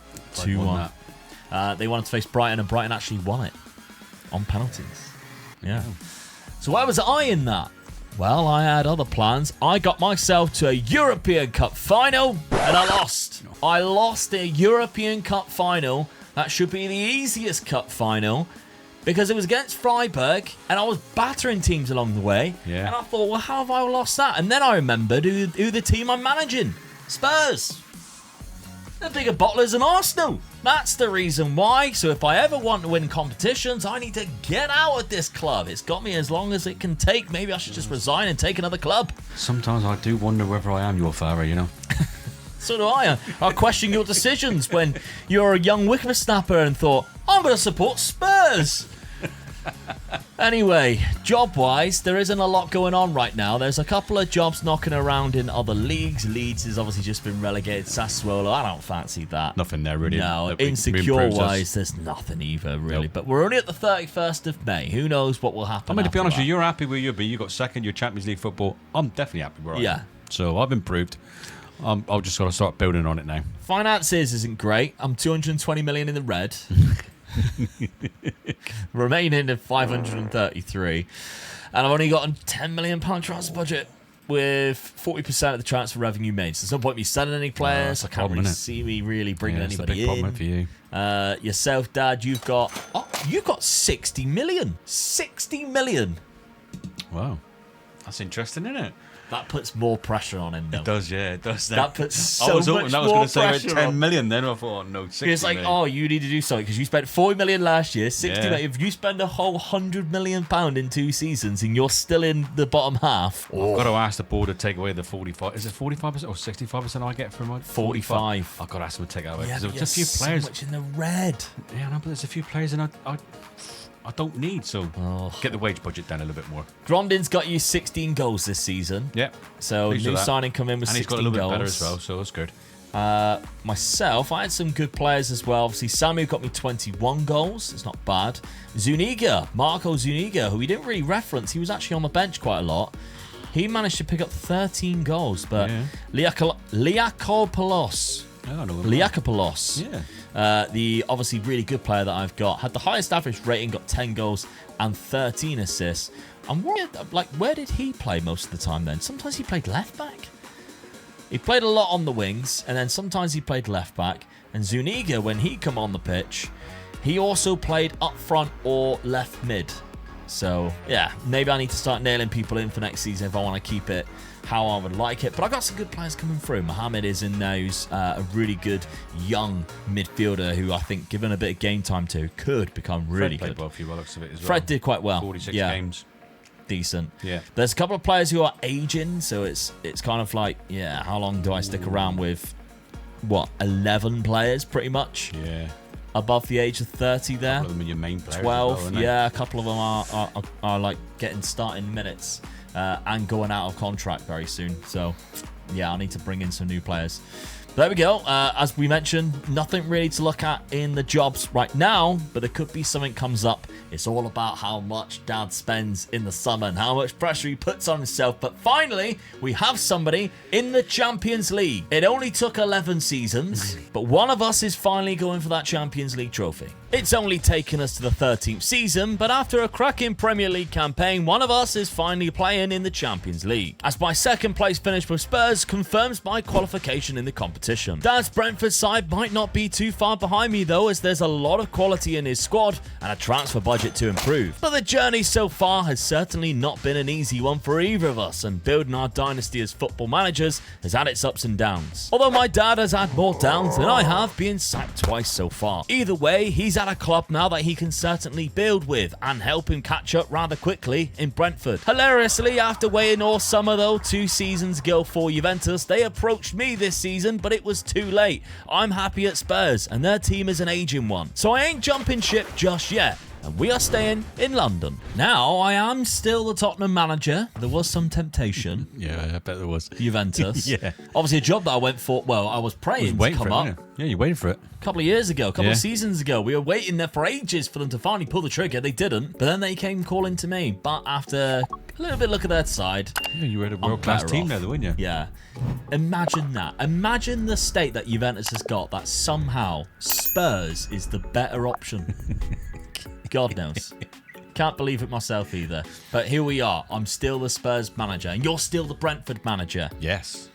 For now. I'm pleased with that, though. Yeah. I didn't have much money, so I'll go over the transfers rather quickly. There was only a couple really that happened, and I did have to sell a £25 million player in Belakazar, who I wasn't really using. He was kind of like the third choice striker.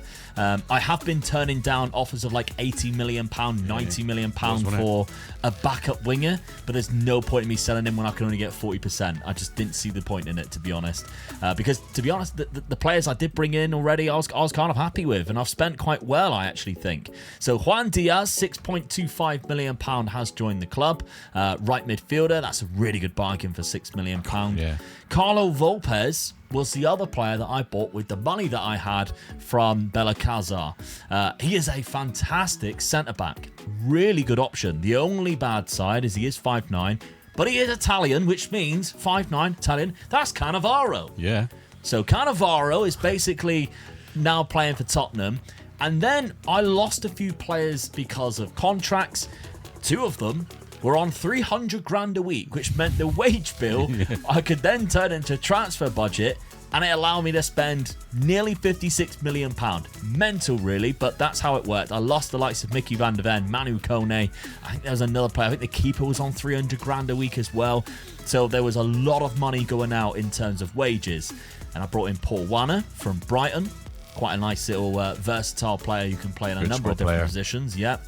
Then I've got Philip Jorgensen. I've just lost the goalkeeper, so I brought in Philip Jorgensen on a free transfer. He can definitely be good for another season or two for me.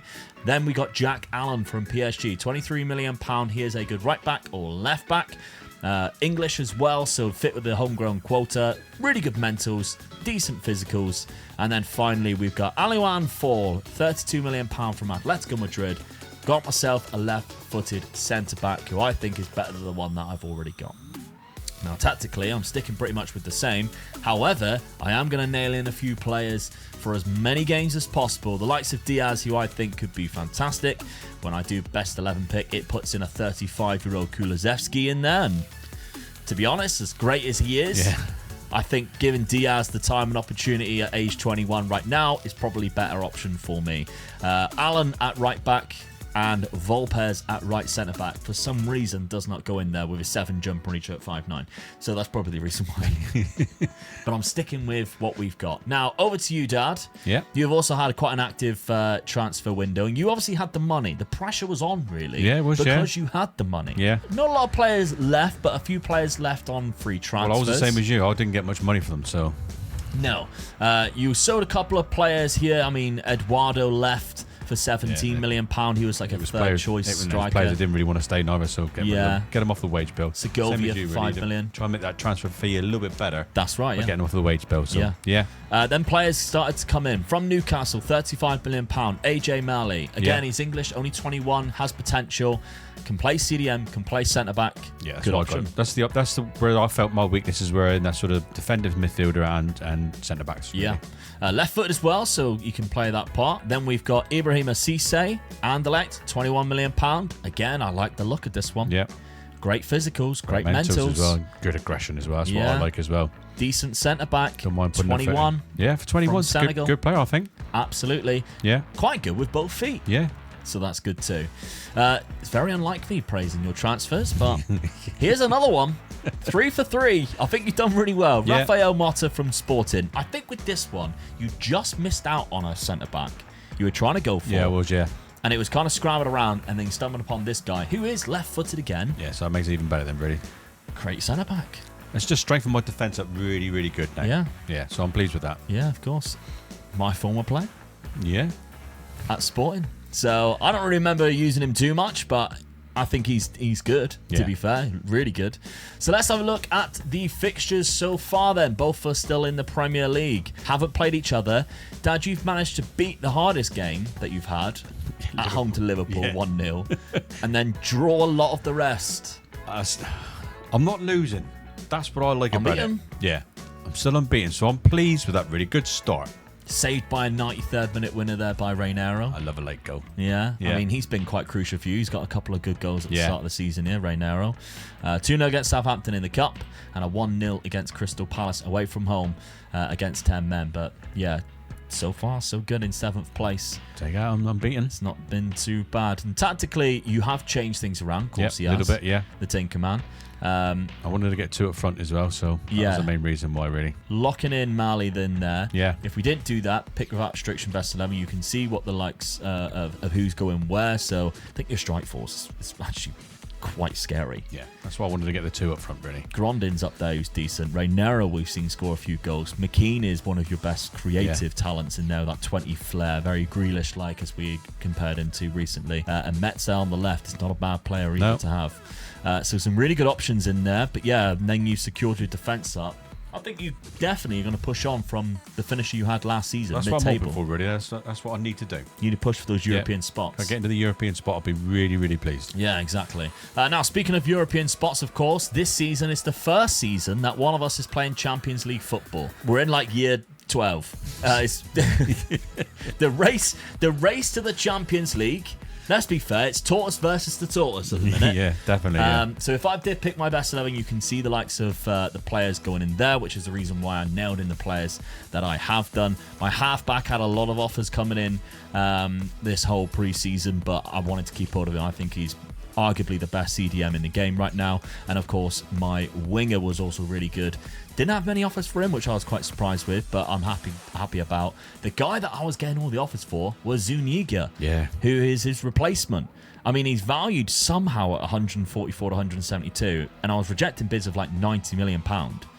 If it was around about that money, maybe I would have accepted. I don't know, but I still only got 40% of it. That's the problem, isn't it? That is the trouble. Now, I started the season quite well, although I did lose my opening fixture against Brighton, who still have Evan Ferguson somehow 2-1. But then I haven't conceded a goal since. Leicester 3-0, Villa 2-0, Manchester United 1-0. Yeah. Champions League fixtures then. Let's have a look at it. The first time one of us is playing in the Champions League, Real Sociedad, AC Milan, Bayern Munich, the first 3 games there. It's really difficult, isn't it? Because I've got Napoli and Barcelona in the middle. I think you've got 3 odd games that I should win. Well, I think you've got 3 odd games. Milan, Bayern Munich, and Barcelona. Yeah, Real Sociedad's kind of like one of them. Yeah. I think Napoli again. You've got a good enough team, I think, that get you through. Yes, I agree. At least through the playoff spot. So, yeah, I mean, I'm excited. First time in the Champions League. Let's see how this season plays out. Will I be going for the trophy? Will Dad be catching me up and picking up some European spots? Let's find out. Dad's start to the season beating the big boys continued as he went to Manchester City and took the 3 points comfortably, with Grondin scoring both goals before half-time. That stopped, however, in October, and he then faced both Chelsea and Arsenal and lost both by the same scoreline, meaning Brentford currently sit in 8th place, but on the same points as me in 6th. And that's because my results have been poor, including my 3 opening Champions League games, picking up just 1 point after losing to Milan and Bayern. By December, I was going into a game against Barcelona needing to win to keep my hopes of qualifying alive, and somehow we pulled off a lovely 2-0 win with 2 very good goals. My form was far from great in the competition, but we scraped through qualification in 20th place, and it's a playoff match up next to stay in the Champions League. What was a highlight for me, and certainly not my dad, was when we clashed in late December and what was a very much one-sided match. Not helped by the fact that Dad's player got a straight red card just before half-time. My Tottenham side were already 3-0 up at that point though, and the match ended 5-0 with only 1 Brentford shot all game. Although if you are looking at the league table, Brentford are higher by a point, having played 1 extra game so far. Back to the Champions League though, and despite a bad second leg, we eased through to the round of 16 with 4-1 winners on aggregate. During February, Dad's Brentford side did drop some points, but looking at the league table, they are still well within a shout of pushing for the Champions League spots at the end of the season. With Chelsea kind of running away with the league title, I had to focus on Real Madrid, who we had drawn in the Champions League next. And in the first leg, with the score being level at 1-1 late into the game, we scored 2 very late headers to give ourselves a shock 2-goal advantage to take to Spain for the second leg, where we fought valiantly, securing a 0-0 to progress, only to face the small matter of PSG in the quarterfinals. Dad's Brentford side kept plodding along though, and even picked up some more big wins like beating Arsenal. And with 7 games remaining, stood an outside chance of still finishing in the top 4 or 5 spots. In our first leg of the Champions League quarterfinals though, against PSG, we travelled to Paris and managed to take the lead, but was pegged back when the second own goal of the game was scored. The second leg also finished 1-1, meaning it went to extra time where we took the lead in the 98th minute. And in the second half of extra time, we counter-attacked PSG to score a third to put us into the semi-final past my former keeper Horby from Sporting. But Dad's Brentford continued picking up points, and with just 3 games remaining and playing me on the final day, could still finish the Champions League spots and even knock me out of them. However, my mind was not on Dad's Brentford team, because I have a chance after a 1-1 first leg draw to win the challenge altogether as we head to the second leg to play at home. Could this be the final moments of the race to the Champions League? Now. I'm pleased with that. Very good season for the both of us. I'm only 3 points behind you as well, so yes, I'm catching you. Yeah. I mean, what I didn't notice at the start of the season, whether it happened during the season, but we have mentioned how a lot of these clubs have had money troubles. 9 points deducted from Villa, 9 points deducted from Fulham. Villa just surviving, Fulham going down. Yeah. So there's a lot of financial trouble in this game at the minute, especially in this league. Even the likes of Arsenal and Liverpool dropped off to mid-table. You're above Manchester City. who, by the way, sacked their manager during the season. Yeah, they did, didn't they? Yeah. None of us were tempted. They've employed Danny Royal, who I quite like, to be fair. He's a Sheffield Wednesday current manager. But yeah, we've had Vincent Kompany, who was there for 6 years, and he was sacked. I mean, Pep was sacked. Well, how many years was that? Pep was sacked 8 years. Yeah.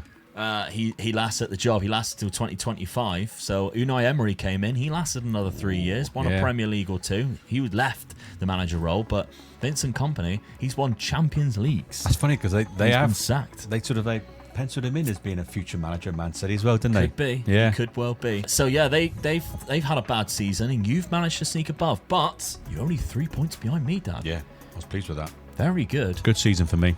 None of us was ever close to Chelsea. Chelsea kind of ran away with the Premier League this season. If you look at the past positions as well, look at that, nowhere near. Stayed there, didn't they? Yeah, it was kind of a mixture of second was between myself, Manchester United, Brighton, and I think Newcastle was close. They were third a few times. And then, as you say, you were kind of like in this area for a long time. Yeah. And then right at the end, just snuck up a little bit into that sixth spot. You actually were in fifth until the final game of the season. But it's been a great season for you. Samuel Marodi on with 15 goals. Evan Ferguson was the top scorer up there. But we haven't got anybody else. Jorgensen is there for clean sheets, but nothing as of note. No, nothing stands out really, does it? No. We're going to go to you first. Cup competitions. No cups whatsoever. Third round by Stoke. Fifth round by Brighton. Disappointed with that, but I'm still happy with the season. Yeah. Get myself in sixth. I'm pleased with that. Not too bad Good at season, all. really, yeah. Grondin's had a good amount of goals as well, we can see, so that's a positive as well. Yeah. But there's a reason why we went to Dad first. And as you know, I've been on an unbelievable cup run. And somehow, not only have I won the FA Cup, but I am in the Champions League final in the first season One of us is against Chelsea. Now, in the league, I recently played Chelsea. I lost against them 1-0 away from home. It was a tight game, and as we said, they ran away with the league. But I have got them in the Champions League final. In the FA Cup final, I played Bournemouth 4-2, that win. That was nice. Beat Arsenal in a North London derby in the semi-final. But the Champions League, what a run I had. I was in the knockout playoff round after a bad group stage. Well, we won't skip past it. 20th place. I lost 3 games. Partizan was one of them as well. Bayern Munich and Milan. Giroud and Napoli and Real Sociedad. Got a great win against Barcelona. But then into the knockout playoff round, I play Real Sociedad again. Beat them 4-1. Round of 16, Real Madrid. 3-1 against Real Madrid. Quarter-final was against PSG. I'm playing all the big boys. Yeah. 4-2 on aggregate. Semi-final, knocking out AC Milan 3-2. Chelsea knocked out Man City. And now we've got to watch the Champions League final. The race to the Champions League has been terrible in terms of actually qualifying for the Champions League. And now one of us is finally in it, and we've got all the way to the final. I So can't come believe I'm on. going to say this. Come on, Spurs. Really?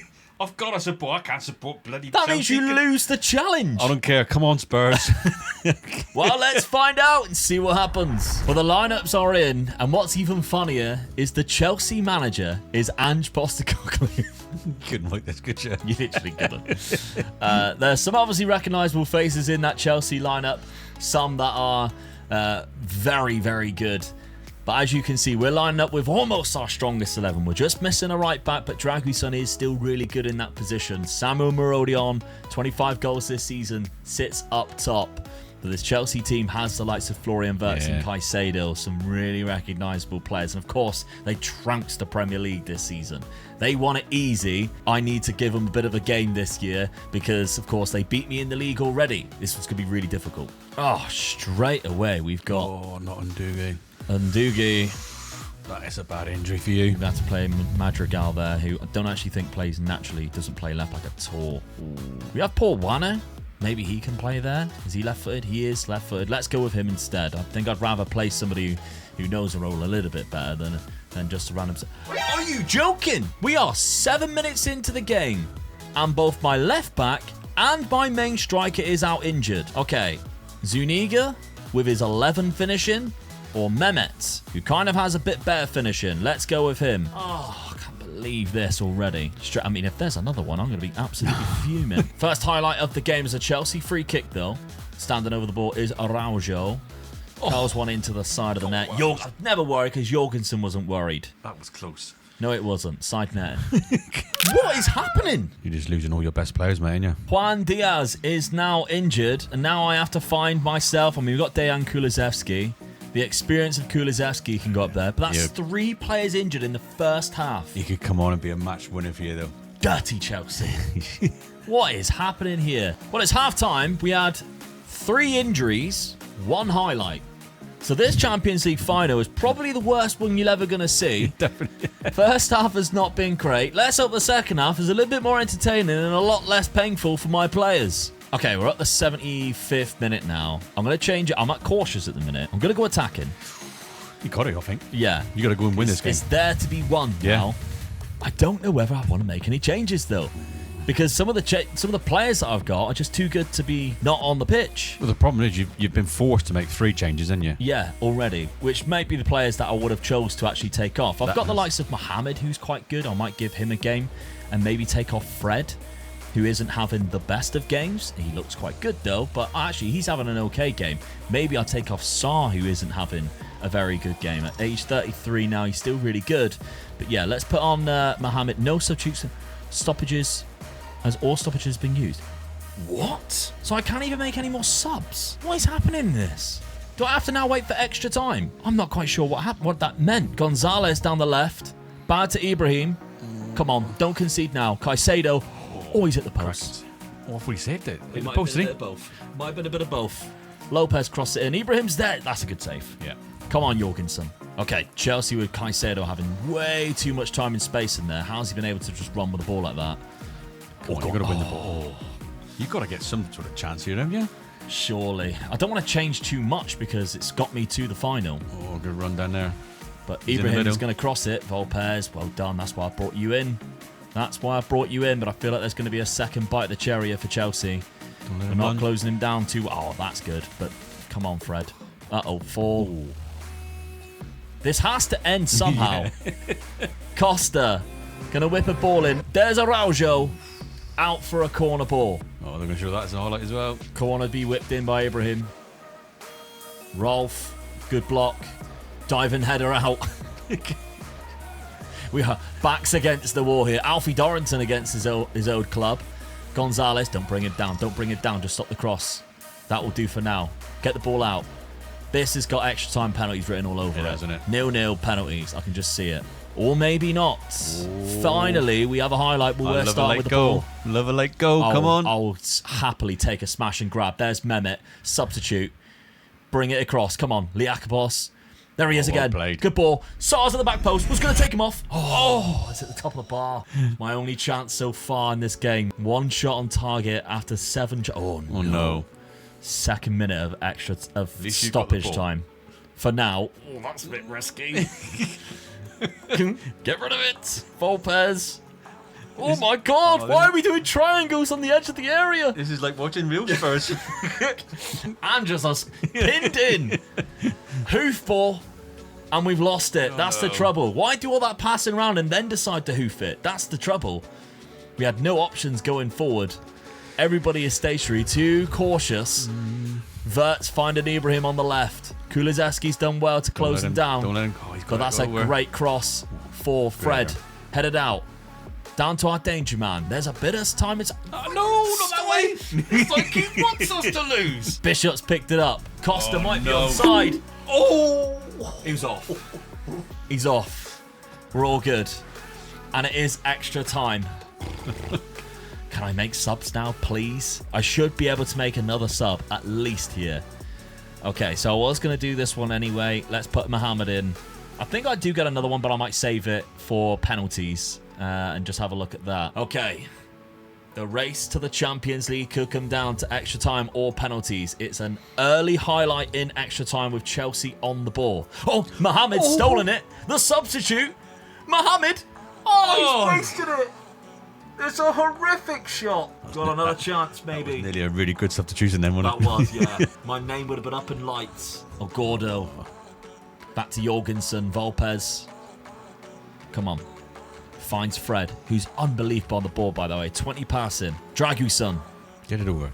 Good cross, unlucky. Maroney with the ball for Chelsea finds Wirtz. Oh, no. Oh, he's gone on a bit of a run. There we go. Oh, he gives back to him. I can't take this. Oh, look at them two on the far post. Oh, look. no. Costa, we're being overrun. We're being overrun. That's offside. Surely that's got to be off. That's got to be offside. It looked offside, didn't it? Araujo puts the ball in the net. The defenders are appealing for offside. I think it's got to be. Goes to VAR. Disallowed. Disallowed for now. There's been more action in this first half of extra time than there was in the whole of the first half. Maybe even the whole game. Right before half time and extra time. There is another highlight, though. Caicedo with the ball. He's kind of been running it, isn't he, Caicedo? They're playing through the midfield at the moment, Yeah. aren't Oh, they? no. Oh, good run. He's got the pace on him. Dragovic finds time and space. What a save. Oh, I know he just blasted it over. I thought it was a Graken save. Half time. Half time. Come on. Nervous? I'm a little bit, but I just don't want it to go to penalties, if I'm honest. The trouble is, I don't know if I've got any good penalty takers on the bench, like penalty taking of 5, Mesaric. I might just leave it as it is, to be honest. Is Zuniga any decent at penalties? 9? Oh, it's not good, is it? No, I don't even know whether to take. Liakopoulos is my best player, and he's playing too well for me to take him off. I am actually kind of tempted to take off Kulusevski, who's pressured by something, and put on Zuniga. Pressured by the feedback. Yeah, you're coming off. I can't have you being a little bit worried about stuff. Zuniga on the pitch. Big decision that was. £90 million I rejected for him. Now it's time to prove me right. 5 minutes left of extra time. It's going to go to penalties. I'm going to get him to take the first one just in case. Oh, no. Oh. There's a highlight 20 seconds before the end of the game, and we're messing around with it on the edge of our area. Dragusan. Come on. Mohamed. Fred. Oh, no. I'm just praising him for his passing. Yeah, it's awful. I'm just saying how good his passing was. No! What did the keeper do there? No way! What was that keeper doing? I don't believe it.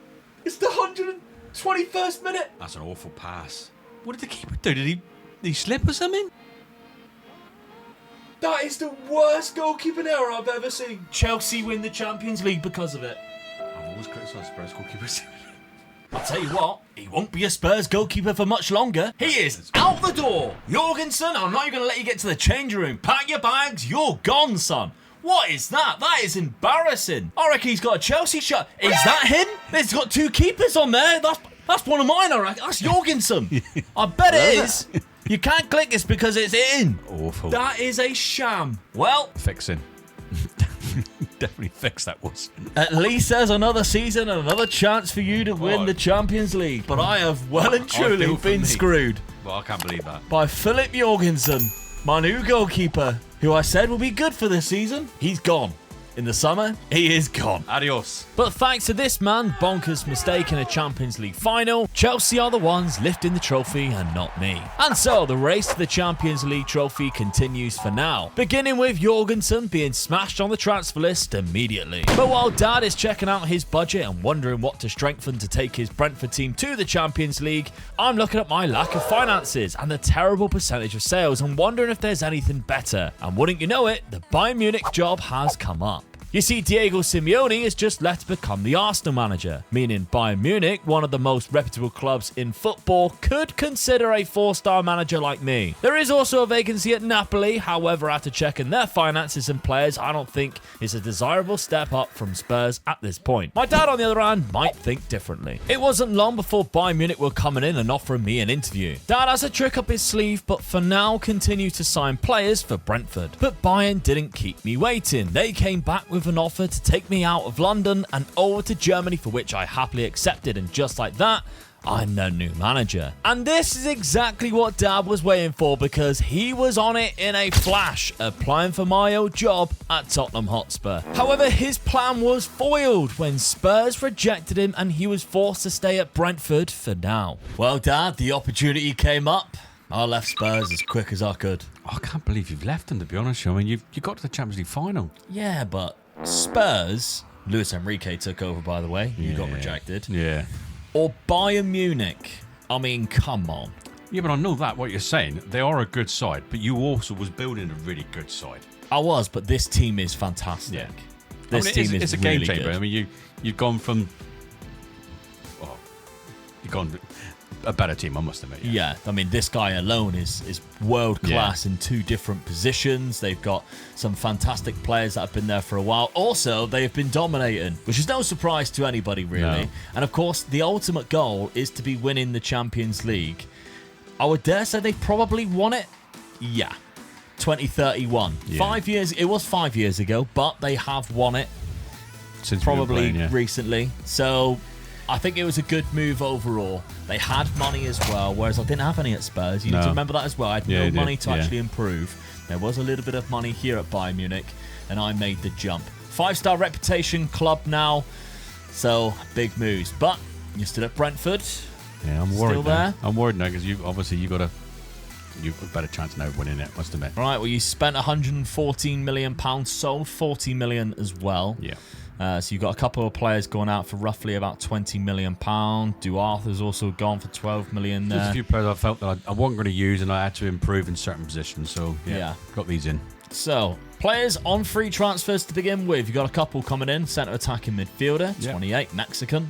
Not a bad player. Jason Van Duyven. I used to love this guy. Yeah. Good Dutch striker. Yeah. Really good mental attributes in there. I mean, all right, he's 31, but I think he can still do a job for me. Yeah.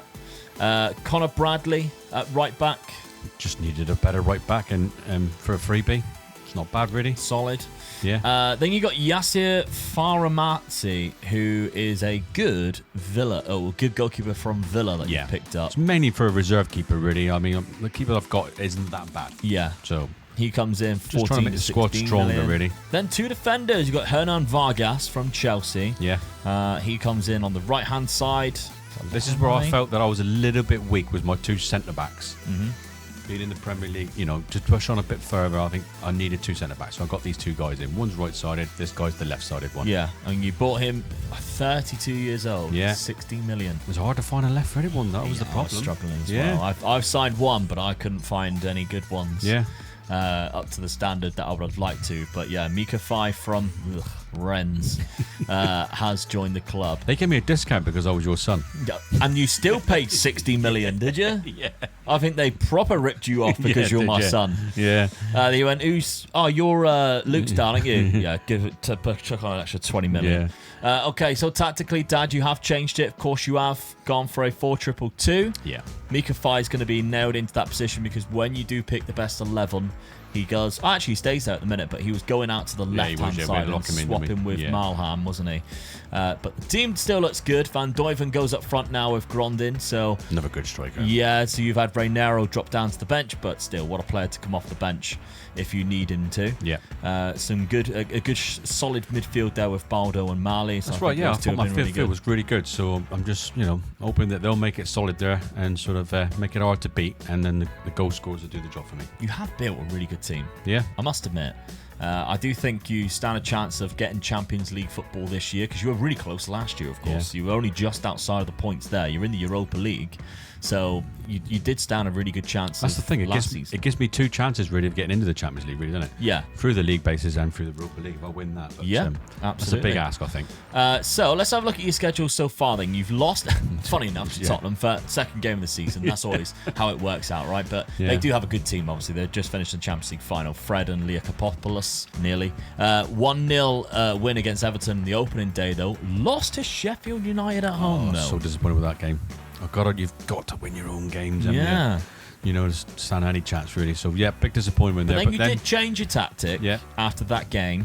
Went away to Chelsea, of course, stomped the league last year. Yeah. Got a draw. Got a good draw there. So, hopefully that change of tactics to what you've just seen on the screen there is what sort of helps me out the rest of the season. I mean, we're saying about Sheffield United, they have won 4 from 4 so far. So they have, they've beaten every team that begins with B in the league. That's what Sheffield United have done so far.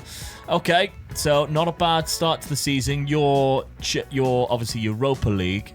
You haven't qualified for the Champions League. Still haven't done so yet, and we're in season 13 or 14. I can't even remember now. It's been so long. But this is a good opportunity for you this season. As you say, 2 opportunities for it. And the games that you've got here, you should be qualifying. Yes. Yeah, I'm quite confident. Yeah. Yeah. All right, let's have a look at my Bayern Munich side then, because I have brought in 1 new player. at least 2 players, in fact. From Sevilla, we've got Jose, and this is the left-sided centre-back that I was on about. A 4-star player. I really struggled to find anybody with amount of quality. Jose comes in, actually 21 years of age, solid. So it was hard to find one, but I had to pay a lot of money for him. I'd rather him have better technicals, but we can't have everything. Then finally, we got Vladimir Selimanovic from Salzburg, £47 million done on installments. We've got centre midfield, centre attack midfield, and left midfield, all natural for the Bosnian there. He's quite good. He's not bad. It's good, yeah. Yeah, 6'3", not bad. On the ball with good vision and passing ability, dribbling, flares up there too. So, yeah, you could definitely do a job. I think he'll basically come off the bench for me because I've got some fantastic players in those positions. And this is the tactic I'm using. It's a 4-2-3-1. The reason for it, well, I've got Musiala and João Rego in the side, who are still absolutely phenomenal. 31 years of age, João Rego. Look at that. So good. And insane. Yeah. And then Jamal Musiala. So to get them both into the team, it was either a 4-2-2 or a 4-2-3-1. I prefer Musiala in that hole, in the number 10 role. As a shadow striker as well, he's fantastic. Yeah. The right wing is good as well. He can also play up front, Kenny. He's quick. And we got Failure, who is the main striker. Great. I mean, the only thing he actually lacks is a little bit of finishing. He's down at 13, but the rest of him is really good. He has been scoring goals.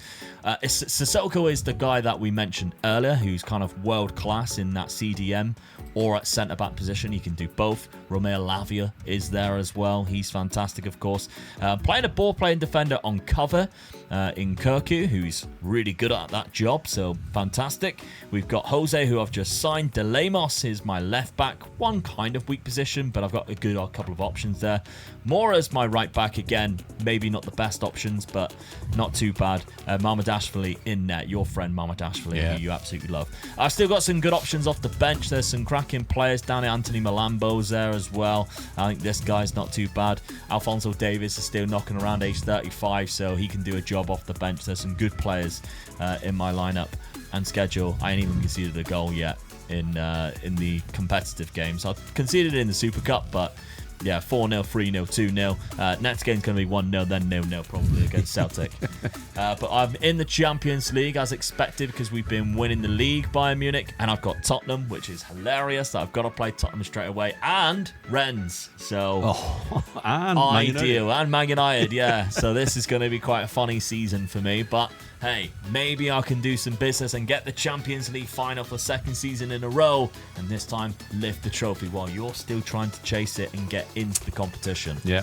All right, let's find out how this season plays out. This turned out to be quite the entertaining season, and quite action-packed too, might I add, as Dad's Brentford side topped the Europa League phase and was flying. And I was having similar enjoyment in Munich, and I also topped the league phase of the Champions League. Not to mention, I was having a lot of fun domestically too as the season progressed. Storming through the DFB Pokal semi-final to get to play Leipzig in the final. Not to mention, I walked the league winning by 12 points and I stayed top from match day 1 to 34. My dad was out of both domestic cups in England, but the Europa League, he continued his good form. Defeating my old side Utrecht in the quarterfinals comfortably to face Manchester City in the semis. Which is where Dad's season became very interesting as he held them to a 2-2 draw in the first leg. Meaning a win could take him just one more win away from a huge trophy and automatic qualification for the Champions League with Brentford next season. However, if I enjoyed a run in Europe too, he might not be given that chance of playing in the competition. Because after I cruised past Leipzig in the round of 16, my Bayern side also demolished Monaco 5-1 in the quarterfinals. And my dad's only hope is that PSG are just too much for me in the semis. Okay, Dad, 6th place finish. But as you can see from this, doing so well. You did chuck away a Champions League spot. Yeah. However, real bad sort of end of the season there. Yeah. 71 points, only 3 points behind Arsenal. That's the disappointing about it. I was that close. Yeah, and you were there for a long time as well. You can see even like 4th place coming up towards the end of the season. Like one game really, just one silly result, and it's cost me really. Yeah, but you did win the Europa League, so you got that Champions League qualification either way. Thanks to a win against Sporting in the final. Van Duyven, Krupi, Grondin, of course my old club Sporting. So you did that at Sevilla Stadium. What a lovely place to do it in. Yeah, good win. But yeah, cracking win. Well done. Champions League football for you next season, should you stay. Yeah. Because there's some news news going on. there's a few things going on that we have noticed as we got to the end of the season. Semi-final, you actually knocked out Manchester City. Yes. You were in the competition. That was a good result. Pretty good. Yeah. And then in the quarter-final there, knocking out Utrecht. That is my old team. Yeah. So that's 2 old teams that you've had to face for me. Round of 16 for Ents there in the knockout playoff round. You didn't play, and that's because the league phase, you topped it. Only losing 1 to Sporting, hilariously. Winning 7 in total. Yeah. You look at Sport, they finished 12th, though. Yeah. So they did really well to get to the final. Fantastic stuff from them. So let's look more into the Premier League then. We didn't want to give it away too much when we clicked on it so you could see the Champions League spot. But the FA Cup and Carabao Cup you did not win. But yeah, Chelsea went on and won the league. But what's funny about that is they were nowhere near top for such a long time. Well, they were second for a while, but Manchester City were kind of running away with it for a long time. And then while you were there, you were in third place, chopping and changing with Chelsea quite often. But Man City were running away with it in terms of points, and they fell off towards the end. It was quite hilarious, really. Tottenham, who you did play for, finished in 5th place. So not too bad on the same points as you. You had the same goal difference as well. So I'm guessing that's done by head-to-head because you lost against them and then drew against them. So they beat you on head-to-head there. 4th place is Jason Van Duyven with 14 goals. Not too bad. And you've also got your goalkeeper there with 16 clean sheets, for the second most. Yeah. So overall, great season. Champions League football next year. Yeah, I've got to be pleased. My aim was to get the Champions League, and I've got it. So yeah. Very good from you. Got a chance. We will have a look at Bayern Munich. Unfortunately, it's not an amazing season for me because I did not reach the Champions League final, which is hilarious because I still done a domestic double. And I think this is the first league title either one of us has won. Yes, it is, yeah. So I've ended up winning a domestic double, a proper cup as well, because I don't think we actually won a proper cup. It was like one in Portugal, which didn't really... Yeah. It was like their League Cup. But yeah, I mean, I ran away with the league quite comfortably. 15 points now. 15 points when I talk about 12 points there against Hertha Berlin in 2nd place. And then the DFB Pokal, I beat Leipzig after extra time in the final, 3-1. But I'm so disappointed because I come up against PSG, really fancied myself, and got battered 5-3 on aggregate, unfortunately. That second leg has done me there because, yeah, I mean, even the first leg we got done at home, which isn't great, but it's still very annoying to take because I fancy my chances. And they went on to face Real Madrid in the final, which hasn't quite happened yet. So schedule, you can see all the teams that I managed to come over. Monaco, so another French team. Leipzig, another German team in there. And Dinamo Zagreb. I drew to Rennes, and I'm an absolute disgrace to myself, and I can't believe it. But I did batter Tottenham 3-0 at my old stadium. Yeah. I bet that was fun. Yeah. But it took me a long time before I lost the game there in October 2-0, and I just didn't really draw that many games at all. Like you can see, well, I lost a few. Definitely lost a few, but you can afford to lose a couple now and again. But if you draw like 3 or 4 in a row, it just makes you run up. It does, yeah. Good season. Yeah. I'm just gutted, really, because I really fancy my chances against PSG. They got a good team. Don't get me wrong. We haven't even got them loaded, really, but they've got some cracking players in there. But yeah, tough one to take. You got me next season? Yes, in the Champions League. Now, the transfer budget, we're not sure whether we've been given the transfer budgets yet. I think this is my transfer budget because my finances are pretty bad. And yourself, Dad, you also have not got a very big budget at all. No. However, if we're looking at the staff, there is a couple of jobs that might be of interest. Yeah. One of them is Liverpool. They've got no money whatsoever at all. They've been in money troubles for the last few seasons, and they're in 7th, which means no Champions League football. Their players aren't great. They need a rebuild, if anything. Yeah. It seems like a sidewards, if not a backward step for you. You can't sell players because I think the transfer fee that you get out of it is not very much as well. I think no, it would be 25%. Yeah, so it's not even worth selling any players, is God, it? Really? No, not at all.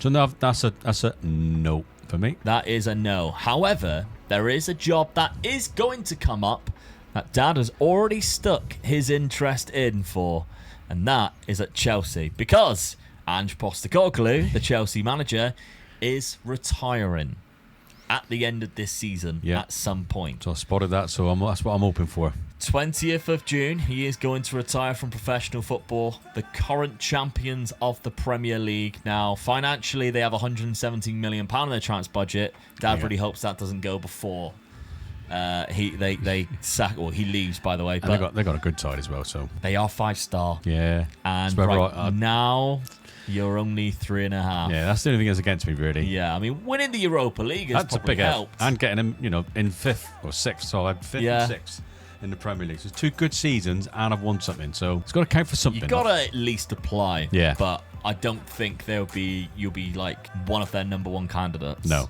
We'll have to see. But okay, let's see what happens when that happens. When Ange Postecoglou packs it in and Chelsea job comes up. What happens this summer? Will Dad be staying or going? I started the summer at Bayern more focused on signings like bringing in this fantastic winger from Porto. But my best signing was probably the Brazilian striker who was still at Sao Paulo and in my eyes was an absolute bargain. Dad wanted to wait for Postecoglou to retire, but the date was moved back each week. And after a month over the original date, the job finally came up, but Dad was unable to apply. And that's because Julian Nagelsmann had already been offered the job and had accepted. And he was occupying the Juventus job, which had also come up. Dad decided to avoid Italy for now and stayed with Brentford, and the players repaid the favour in the European Super Cup, as they beat the Champions League winners Real Madrid 2-1 in a fantastic game, and his opponents were also in the honeymoon period of their own managerial change to Pablo Fornals. Well, Dad, you didn't get the Chelsea job. No, he was always the favourite for the job. And Nagelsmann. It was a weird one, wasn't it? Because it took ages for Ange to actually leave. he kept on changing his mind, didn't he? But you could never apply for the job properly. No. You could declare interest, you just could not apply, and then all of a sudden it just come up that he's gone, and a bid had been put in for Nagelsmann, and all of a sudden he was manager. So I guess it's the game behind the scenes, Chelsea picking their manager instead of having open applications, which is fine. The Juve job obviously come up as well. Same scenario. Maresca already had a bid in for him. That's right. Yeah, I couldn't touch it. I couldn't get anywhere near. No. Not that I didn't fancy that job anyway. When I looked at it, I thought, and I was sort of in and out, and I thought, well, I don't really fancy it. I'll stay where I am. But like you said, I couldn't even apply for the job, so it didn't make any difference really. He left PSG, but we don't have the French league open. Pochettino took that job though. Yeah. And Pochettino came from Real Madrid. But the Real Madrid job never came up either. No. And somehow Pablo Fornals has got it. Yeah. So, a weird turn of events there that happened. Manager merry-go-round, but we never seen it. Didn't work for me though. I very much doubt though you would have managed to have gotten it, because obviously you've gone up to a 4-star after the cup win. But it's still a bit of an ask. I still think you need a little bit of a good season for that to really push on. 4.5. I think you can look at the top teams then, and they'll look at you. Yeah. At the moment, no one's interested in me really. No. At that level. You didn't do anything in the transfer window. I never no money. So no money.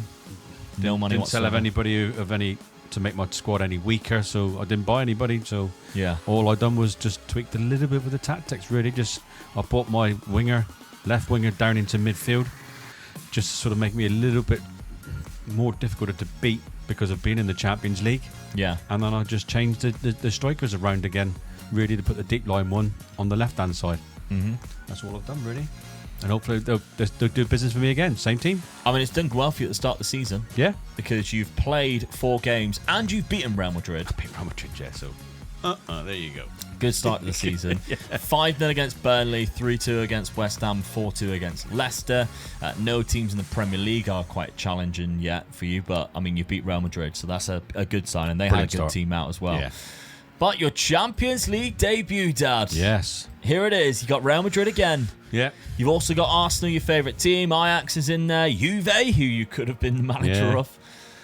No Bayern Munich, though. It's not an easy one. No. Not an easy one, so, but fingers crossed, you never know. Yeah, first season, it's exciting. I've started well, so. Yeah, absolutely. The teams around you as well have already started dropping games, which is nice. So Liverpool's the only one, really, who's won all 3 of 3, and they ended up taking on Xabi Alonso, because of course they did.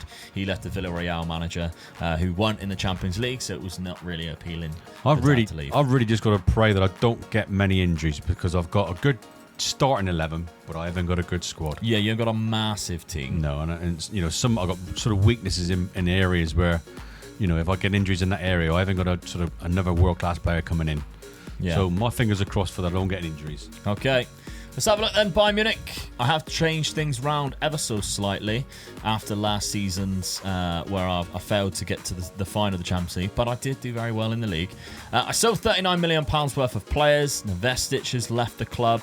And Barincha I sold to Juve. He could have been your player. And then I signed 2 players. I think this one's fantastic. Marcelo Wambier from Sao Paulo, was it? Yeah, Sao Paulo for 25 million. Good goal scorer. Yeah. Cracking player. 25 years of age, and for the price, not bad. I had to battle off Manchester City for it, but I offered him a lot of money. For some reason, somebody's been playing him left back. That hasn't been me. And then Romelu Lima Pereira from Porto, £50 million. This guy is going to replace my right-hand side. He is fantastic as well. 28-year-old Portuguese player. 19 on flair. Yeah, always come through the Porto team, and last season arguably had his best year, 7.48 with 11 assists there. So tactically, I have changed it. Now, gone to a 4-2-2. And as you can see, that Pereira doesn't actually go into the team. I have been playing him there, but he doesn't go in there automatically when you pick your best 11. Musiala drops into the centre mid, which he can do. Rego on the left. Then we've got Kenny. I'm trying to think what his first name was because there's no way I'm pronouncing that. Wambier and Failure at top. So I think this is definitely better than what I was rocking with last season. You've got a very strong squad now, haven't you? Yeah. And so far, it's been so good. I've conceded 1 goal against Augsburg, and we've started to dominate already. So Champions League fixtures, let's have a look at it as well. So I've also got Arsenal, Benfica, and Atletico Madrid to start things off. Sporting, my old side. Napoli, Newcastle's in there. Should qualify. Yeah.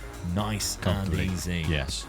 Okay, let's crack this season on then. Will there be Champions League glory for either of us now that we're both in it in the race to the Champions League trophy? Yes, for the first time in the challenge, we are both playing in the Champions League, racing to lift the trophy. And Dad's first appearance in the competition was a happy one, as Brentford defeated Lyon 2-0 at home to pick up 3 points, even managing to hold Real Madrid to a draw just 2 games later. But Brentford wasn't the only team performing well in the competition, as my Bayern side had never played so good. Even going to Arsenal and bagging 3 points and going on a mental run, including knocking Leipzig out of the cup in the second round. My start to the season had already seen me open up a 5-point lead and staying unbeaten. Brentford wasn't just putting on performances in Europe though, they were also beating the likes of Manchester City in the Premier League, as well as Arsenal at the Emirates, and Dad's team was also unbeaten so far this season, going into November and sitting top of the league. His first loss of the season eventually came when Dad travelled to Amsterdam and lost 1-0 to Ajax. And in the league, the first loss came the end of November away to Chelsea of all clubs, but Dad still had hold of the top spot above Liverpool and Manchester City. However, my season was still near perfect and not a single loss going into the new year, but can either of us continue our amazing form going into the second half of the season? But we both know something has to give at some point, and it seems like it's Dad's good form, and that is disappearing. And throughout December, Brentford started dropping silly points and even got battered by Liverpool. After starting the month in first place, Dad now finds himself sitting in third and 5 points behind City instead. And our 2 months in contrast were wildly different, as I won every single game and we are looking rather comfortable. And one could argue, while I was focused on the ultimate goal of lifting the Champions League, Dad had his eyes on other trophies. Because while he was losing more games in the Premier League and getting nothing in the Champions League against Juventus, a winning goal scored in the 121st minute of the EFL Cup semi-final second leg against Liverpool sends down into a cup final. And although he did qualify comfortably for the playoff round in the Champions League in 11th place, there were 2 terrible games for Brentford that followed against Benfica just days before the cup final, and that is not good for Dad. Exiting the competition in the knockout playoff round. And with Manchester City meeting him in the Carabao Cup final, he needed a big performance, and 2 corners led him to get exactly what he needed. Good cup win, Dad. Yes, get in. Against Man City as well. I mean, you needed it. Yes, definitely. I'm not in a good state at the moment. Not giving too much away before you show it. But yeah, you were top of the league just a minute ago. Now you've dropped down to 5th place. Oh, I was doing so well through I think to the end of sort of December, I think it was. Yeah. And then all of a sudden I started losing games. And when you get into that rut, you just can't get out of it. And I can't get out of it. Look at that. That has been so poor for you. Yeah. Arguably started by Tottenham.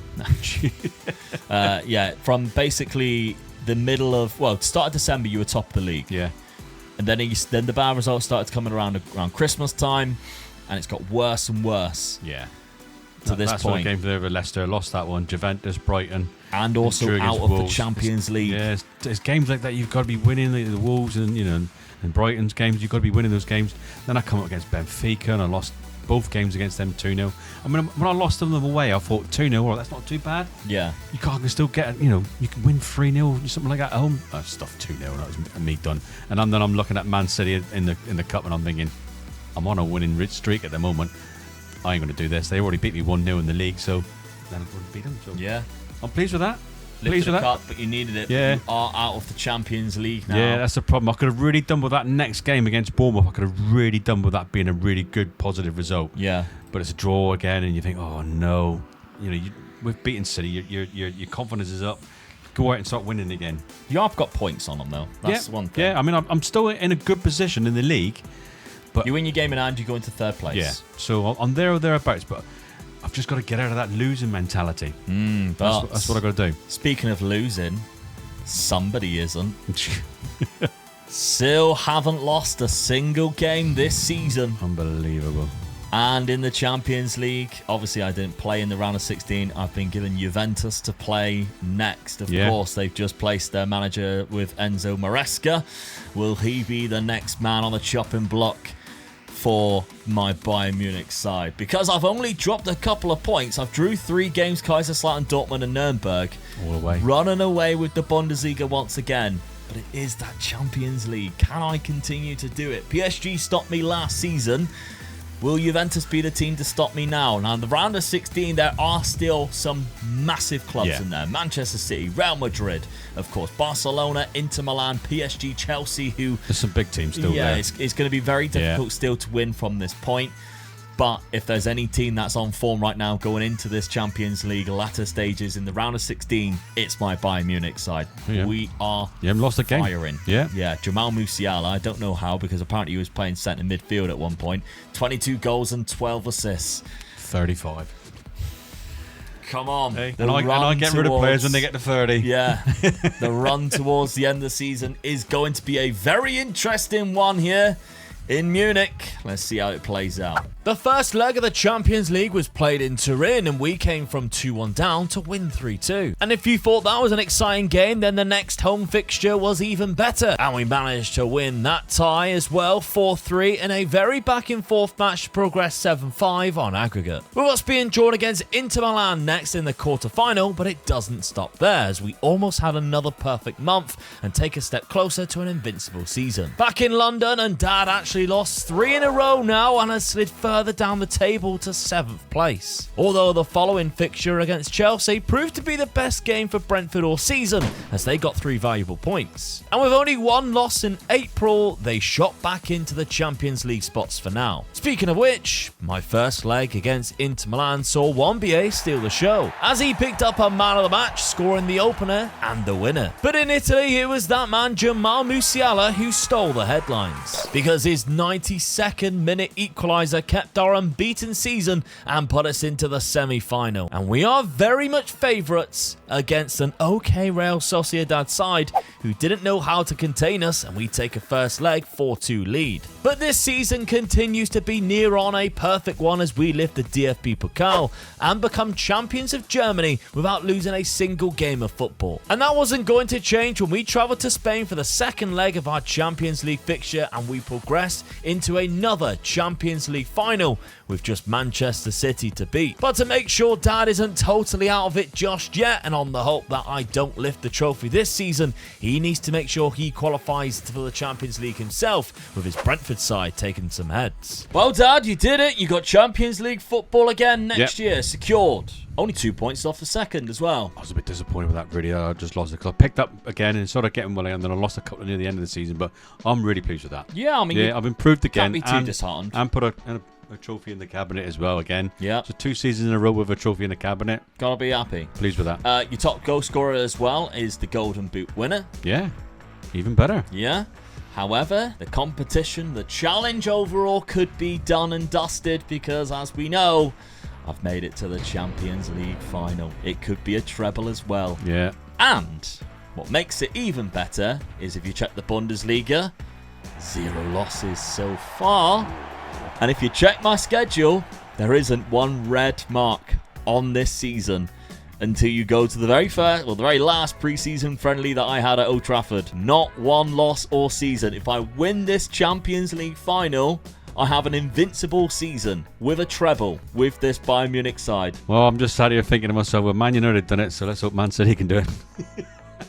Here we go. This time I'm not going to support you. No. 33 goals from Wambia, the guy that I just signed from Sao Paulo in Brazil. Fantastic little player. Yeah. Falia is also doing really well with 33 goals as well. 27 for Jamal Musiala and 20 for João Rego with 17 assists. So we are all rocking and rolling. Seeing you got Man City in the games. final, then what's their team like? What did they finish like? 'Cause I mean, I think they won the league, didn't they? They did win the league quite comfortably as yeah. well, with Danny Röhl as their manager. So as you can see, they won it by nearly 20 They lost points. 4 games. Yeah, they didn't have quite like an unbeaten season, but their team is disgusting. Their top goal scorer is this man here, 19 finishing, great acceleration. He's only 22 as well. He looks great. Yeah. They got Tom Ferry, who basically like Another another good striker, Phil Foden, yeah. really, isn't he? Yeah. Humrick, I remember this guy as well. I tried to sign him at one point.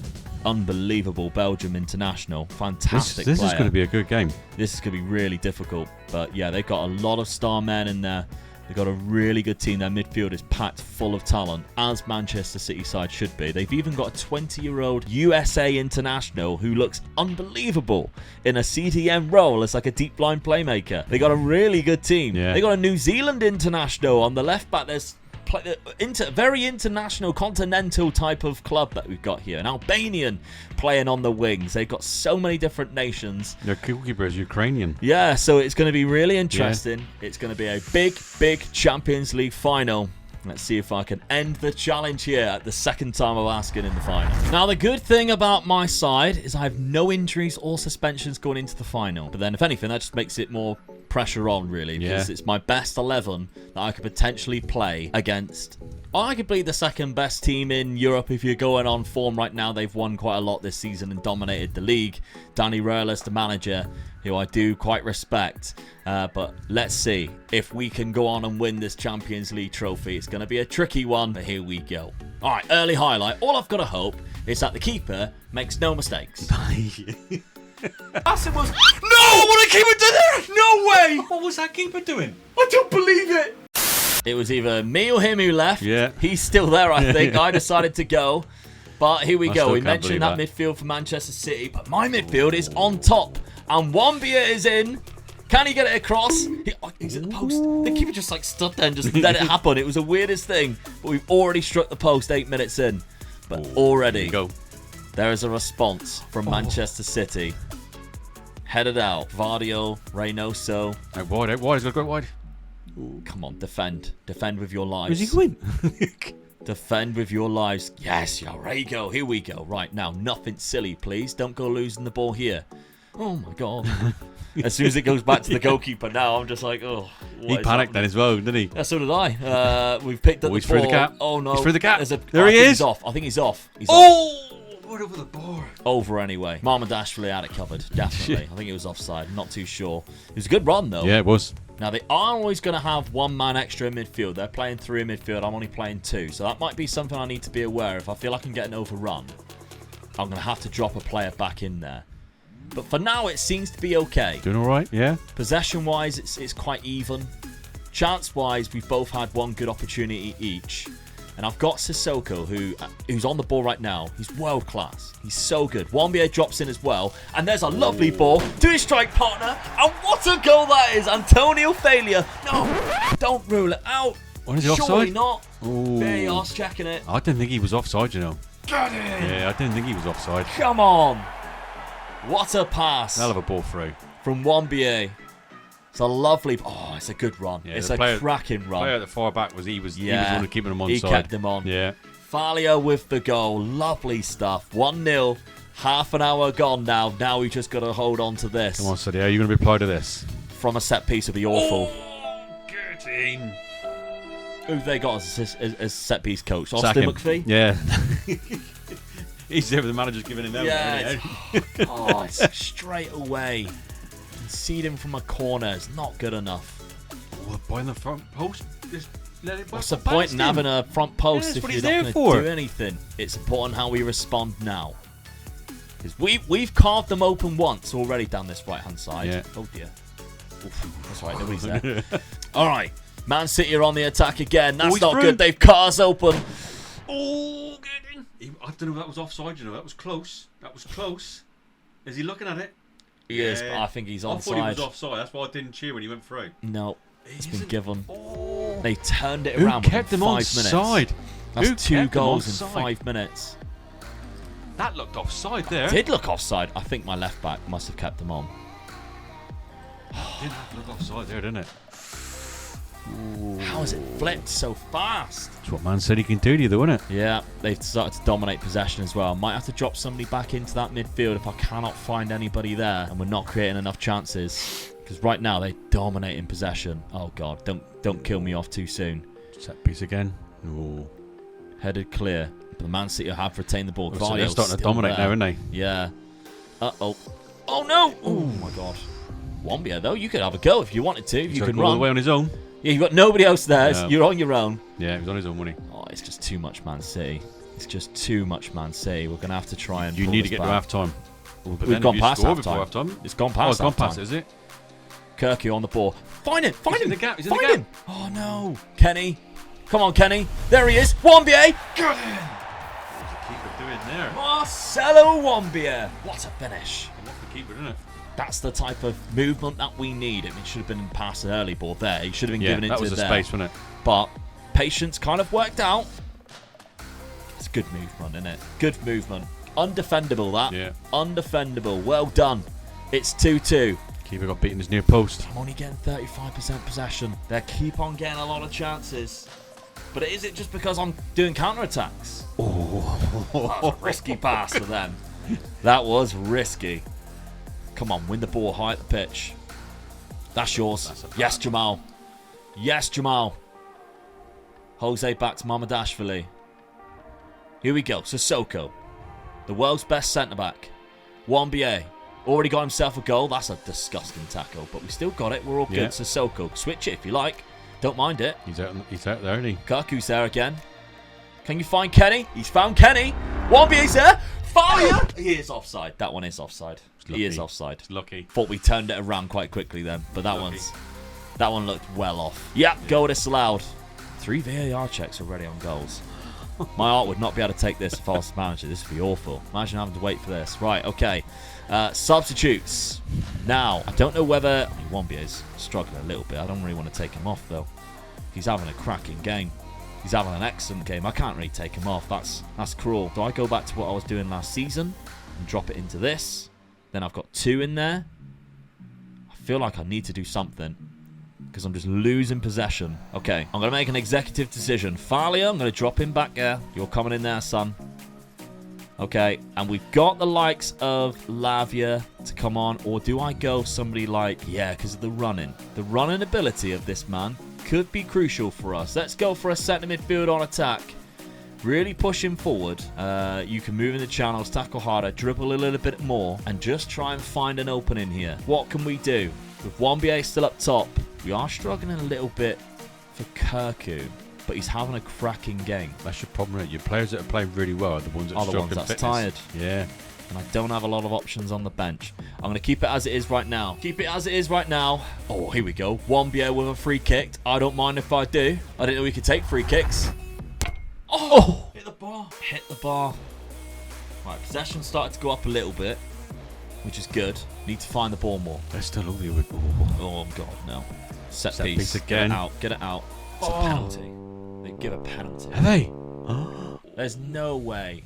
This is one of the weird and most annoying things on Football Manager is penalties like this, because you can never see it. No. You ain't got a clue what it was, would you? Never see it. He ain't happy, you know. He's still struggling. Oh, he's putting the top for it. Gets in. Right, I gotta go for it again. Gotta go for it again. 10 minutes. All right, I've made a change. I've gone back to the 4-2-2, and I'm gonna have to bring on Romeo Lavia because of a bit of a slight knock. Let's try and get this game to extra time, please. Right, Jose on the ball. I don't know whether this is just because of the substitute or what, because right now all the players are still on the pitch, but Sissoko does have it. It's down to Kirku. Here we go. Work that right-hand side. Lost it. Substitute to be made now, though. Substitutes are coming on the pitch. Right, come on. Let's do something. Time's really running out. Oh, not looking good. 6 minutes. Oh, it's not looking 6 minutes to go. Remember, I got screwed last time in the Champions League final this late on. Let's try and reverse this situation. Lavia, Jose, De Lemos, here we go. There he goes, nice and easy. Nothing, there's Wambia again, dropping off. What a pass that is. Through. Kenny. Oh. Wambia to Kenny. Not VAR again? He was never offside, was he? Surely not. He didn't look It's been the offside. fifth goal, which would be involved in VAR. I don't think he looked offside. God, No, he didn't look offside. That was a good ball through that gap. Beautiful finish. Wambia, look at that. Drops off the centre midfield on support. Oh, Took it well, didn't he? oh yeah. Took Come it on, well. Kenny. Come on, yes. Right, not changing it this time. Not dropping off this time. I don't care about the possession. If we can produce goals like that, We've got extra time again. it is going to be extra time. Oh my God. 2 seasons in a row. Well, not 2 seasons in a row, but Oh, no, yeah. yeah, 2 finals in a row. Yeah. 2 out of the last 3. I've still got a sub. Or 2. Actually, I might have 2 to make. Oh, no. No. We're all good. We're all good. We're all good. What are you orphan about? I might have a look. Oh, maybe I won't. Lavia has been taken off, though. Free kick. He hit the crossbar last time you had a free kick, didn't you? He did. Come on, Wambia. He's going to slide for that gap. Nah, he won't. He's going for it. You reckon? He wants the glory. And I'm all for it. I'm backing him. I think the keeper had it covered. He just let it go past, didn't he? Right. Have I got enough time to make a sub for penalties? Do I have any good penalty takers? You only got a minute. 5, 8. Don't think they've got anybody on the bench who's decent at penalties. 12 isn't bad. 6 or 1. So, not really. Let's just carry on and let fate be it. Unless, in the final seconds, Jarrego. Short one. There he is. Oh! No! What happened there? He's at the bar. Sissoko. Flapping a bit there, wasn't he? What are you doing? Just kick it up. That's it. Penalties. No. And by the way, I've not got one good penalty taker outside of Wambia. This one's gonna be a disaster. Wambia, you can take the second one. Oh, I can't believe he hit the bar. Come on, right. I just need Marmad Ashford to have a good one. Come on, please. Oh, saved I it. thought he got it as well. I thought he saved it. It's a Hell of cracking penalty. Hell of a penalty, right in the top corner. Jose. First penalty, left-footed centre-back. Yes! Oh. Come on. Right, Mamadashvili. It's up to you. Come on.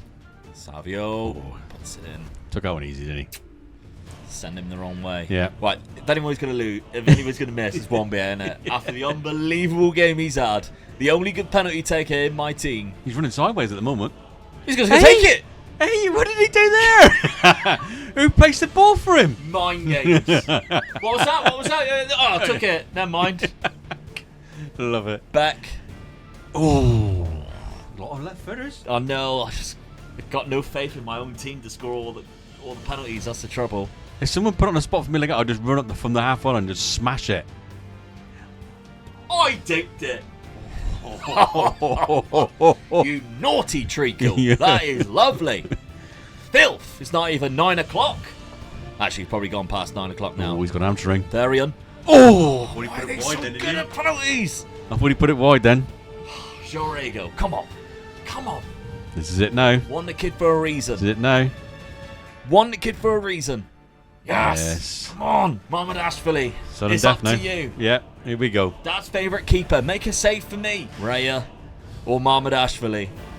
Oh, he's put it in the bottom corner again. Into the corner. No.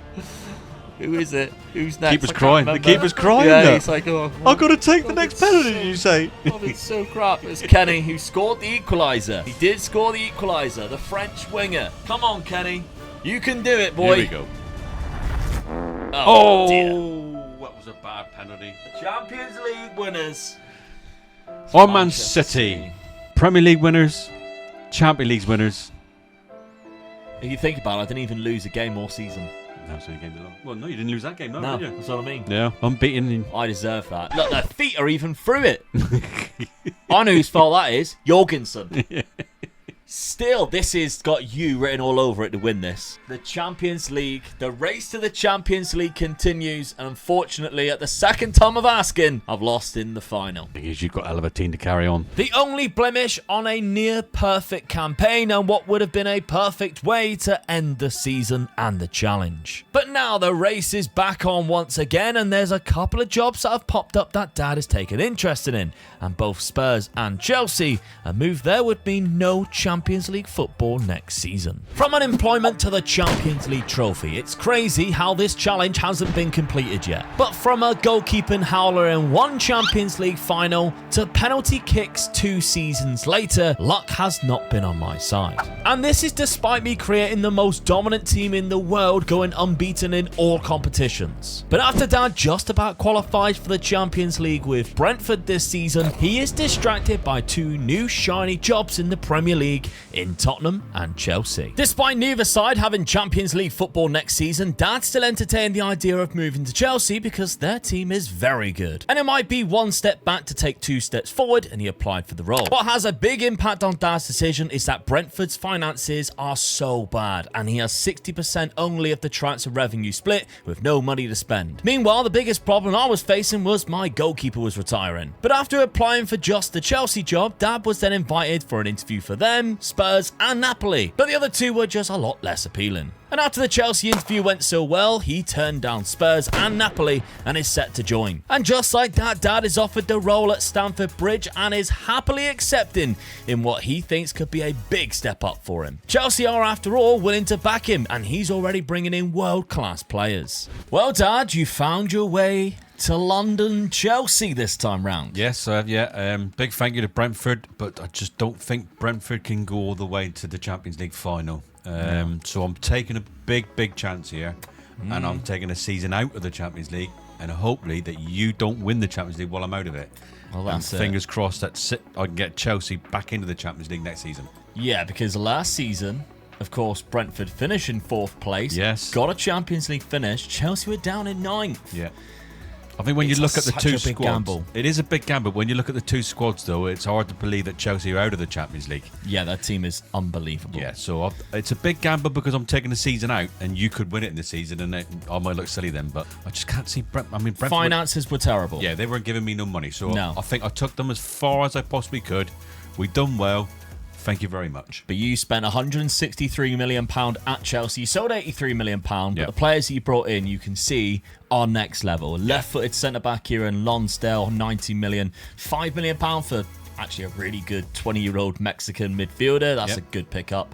And Julian Weikert from Bayer Leverkusen, another striker who's world-class, like 20 composure, good off the ball, pace. Yeah, it's all good, isn't it? I've just gone right for the spine. Yeah. Centre defender, midfielder, striker. So you've set it up like this. Yeah. It's kind of a 4-3-3 in one way. Like if you look at attacking-wise, midfield-wise, defending, and you're nailing in Alvarez and Schmetz, who's a player that is already at the club and really good. Yeah. But if you're looking at Chelsea's squad in general, some of these players are fantastic, and you can see why you decided to come here. Very good right back, world-class right back, another world-class centre-back to go alongside what you already had. Araujo up front. I mean, look at him. He's phenomenal as well, the Peruvian. Yeah. El Mohammadi. They got some different nations in here. I'll give them that because they're 4 different nations. Uruguay, Serbia, Peru, and Egypt. I mean, he's really good as an attacking midfielder. And then it obviously goes down to the player that you bought there. And it continues to be a really good team that you've got here. Yeah. So it's going to be interesting. The tactic is set up like that. You started the season not too great, though. Lost 2 games already, 1 to Manchester City and 1 to Newcastle, but you did beat Arsenal. Yeah. And you haven't conceded a goal in the games that you won. That's a good sign. Yeah. Yep. Araujo's already picked up 4 goals in 1 game there for against Birmingham, which is in the second round of the Cup. But in the league, you've only won 2 games out of your 4, so that might be a problem because you are trying to qualify for a competition, and you need to start. I'm just winning hoping games. they're just blending in now and getting used to playing the system that I've got them playing. So fingers crossed, it'll crack on now. Okay, well, over the other side of the race to the Champions League at Bayern Munich, I also spent a little bit of money. I sold £41 million worth of players, and I also lost the likes of Lavia, who was a big part of the club. But I signed Jean Neves on a free transfer. Good signing, 33. Then I brought in Bailuz, who was a good goalkeeper, so not a bad little keeper there for 45 million. And then I went big for Adilson Hurdy from Manchester United, 90 million pound, who can play right back and left back. My main weakness was my fullbacks, so he comes in and he can do both. That's the reason Good why. signing. Sticking with the 4-4-2-2, why wouldn't I change it after getting to another Champions League final? I can't believe we lost it without losing a single game, but the best 11 pretty much is like that. Hurdy comes into that left back, Bailuz goes in goal. And again, we started off not too great either, because out of the 3 Bundesliga games that I've played, I've drawn 2 of them, which is unlike us. Yeah. Still not lost. No. But it's unlike us. Now, of course, I'm still in the Champions League. I need to win it this season, take advantage of it. I've got very close twice. And this is the teams that I've got to play. Some difficult games in there, to be fair. Liverpool, Dortmund, Barcelona, Newcastle. You should still qualify, though. Should still. Yeah, absolutely. Well, let's find out. Let's crack on with the season, see how it goes. I was certainly finding this season much harder than the last. For one thing, I was actually losing matches. And in the Champions League phase, I was down in the knockout playoff spot in 13th position. And although I was still top of the Bundesliga, I had already been knocked out of the DFB Pokal. However, Dad wasn't finding it so easy either, unfortunately, at Chelsea. Even losing to his former team Brentford 1-0 when Grondin scored a banger. In fact, his form was so bad he was currently in 7th place, just a position ahead of his old team and 5 points off the top 4. But Dad not only needed to qualify for the Champions League, he needed to pray that I didn't win it this season, because I was starting to pick up form in the competition, knocking out Benfica, followed by fellow German side Leipzig. I then played Dad's former team Brentford and smashed them in the quarterfinals, but this is where Dad's sigh of relief could be heard around Europe, as PSG defeated me in the semi-finals 6-5 on aggregate. He just needed to hope that his Chelsea's turn of form in the second half of the season would be enough to qualify for the Champions League next year. I mean, you are so lucky. It's so lucky. Yep. You had to beat Sheffield United on the final day. You did that 3-1 to go into the Champions League spot, but the only reason why you won you won a qualification for the Champions League is because, well, 1, I didn't make it to the final, but 2, Arsenal made it to the final, beat PSG, which meant there was another spot going in the Premier League. So that's so fortunate for you. Well, maybe my luck's turned, eh? Can't believe that. So, the FA Cup, you won that one as well, Dan. Yes. 4-2 against Newcastle. Cup. Yes, get in. Runner-up in the Carabao Cup. Arsenal beat you to that. Yeah. You had a good season, Champions League and Carabao Cup winners. Man City ran away with the league Ran away with it, by a mile. Only lost 4. I am shocked at how... I mean, no, they finished 9th, but this team was champion level. They should be winning the league. Yeah. That's how good they are. Yeah. So I am quite shocked how far off the top you are. I'm pleased to see Brentford in 11th. They've still done well. Oh, yeah, you don't Top care half. about that. Top? Yeah, of course you do. So goals-wise, Araujo got you 28, El Mohammadi got you 19, Schmelz got 16 there. Not too bad. Yeah, your transfer budget for next season's 111 million. Here we go. This is it. Oh, God. Now I'm starting to panic a little bit. But I did get to the semi-final, and it's very frustrating. I lost 6-5 on aggregate, which meant, it was a tough one as well. Really disappointing. Ran away with the league. Didn't even make the 3rd round of the DFB Pokal. Mönchengladbach knocked me out, who finished in 4th. So really, it's a terrible season for me. Wambier got 33 goals. Falia got 20. Not bad in a 34-game season. Dominated the average. I finally lost games. Yeah. Finally lost games. What it is to be just an average team now.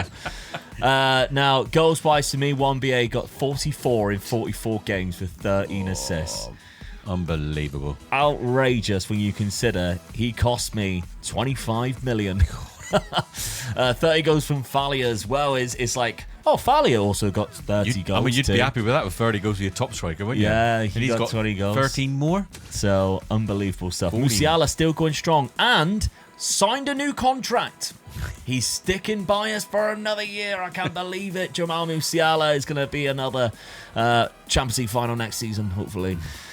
Transfer budget £28 million. It's not a lot, but I don't really know what I need. You can improve that team very for much, can you? this. Yeah. So, I mean, it's going to be an interesting summer to see what you do with your money. I don't think my team will change much, but let's find out. Yes, I was only really looking to improve one position, and I got the player in for that role in an Argentinian DM. Dad, on the other hand, had two big signings coming in with an amazing striker from Barcelona, and because he was losing Verbruggen in goal, replaced him with the biggest bargain from Brazil we've seen in years. Of course, Dad was also out to find a new system that could get the most out of his Chelsea side and settled on a very attacking style. And as much as it paid off in the opening game against a weaker opposition in Wolves, he was already dropping points against tougher sides in the league.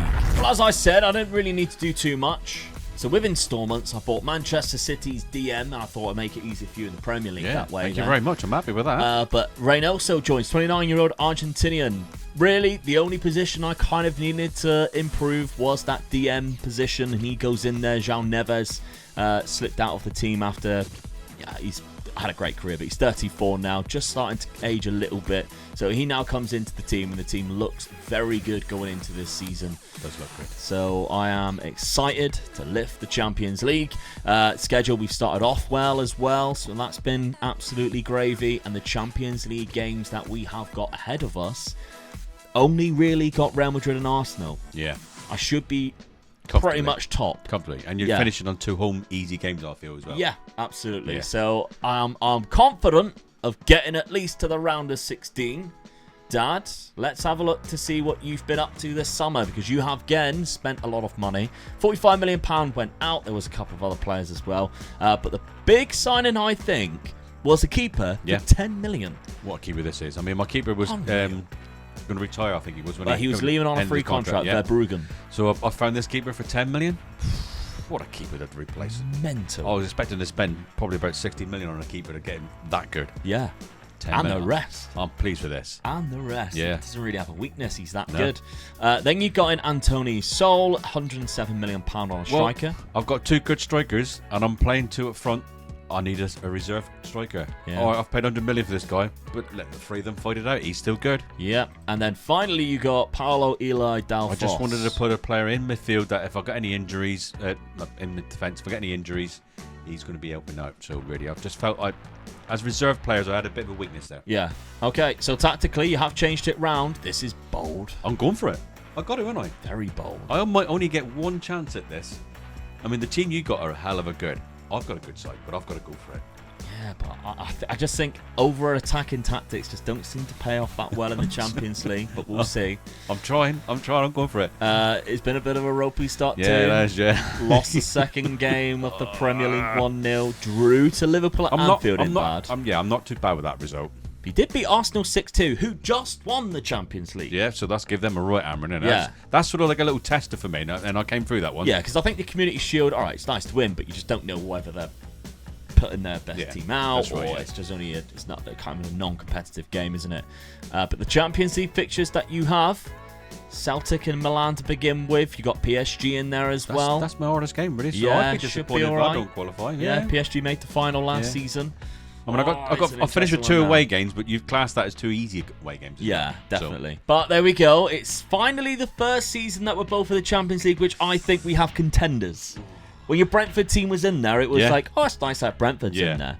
But were you realistically going to win it? No. I don't know. No, they took me as far as I could. Well, I took them as far as they could go. Yeah. So this is the season, the race of the Champions League, where we both have big contenders. Let's see what happens. Well, after the 8 league phase fixtures, Dab was in the top 8 of qualification, absolutely smashing PSG 5-0 along the way, while I was just missing out by a point and having to go into the knockout playoff round. But a comfortable 5-3 aggregate win over Real Sociedad then threw up a big shock, because the round of 16 draw inevitably did what both of us feared, and now we have to face each other. The first fixture threw up a fantastic match for the neutral, as Neves scored within 4 minutes. But just 5 minutes later, and Chelsea are through with Grimes and equalise. However, from kickoff with the ball down the left-hand side played across, it drops to new signing Reynoso, who smashes it into the top corner. After half-time, Dad's Chelsea side looked for a second equaliser of the match and got one in the 50th minute when Schmelz found the corner. But there was 1 goal left in this first leg, and it was Reynoso who once again fired home long for Bayern Munich to make it 3-2. And we head to Stamford Bridge with that slight advantage into the second leg. But this is where it all came crumbling down for Bayern Munich as Chelsea opened up the scoring and found a second very soon after. We pulled a corker back level through João Rego and even took the lead on aggregate once again in the second half. But the momentum shifted and Dad's Chelsea side didn't look back, scoring 4 very good goals of that response to completely shock my Bayern Munich side.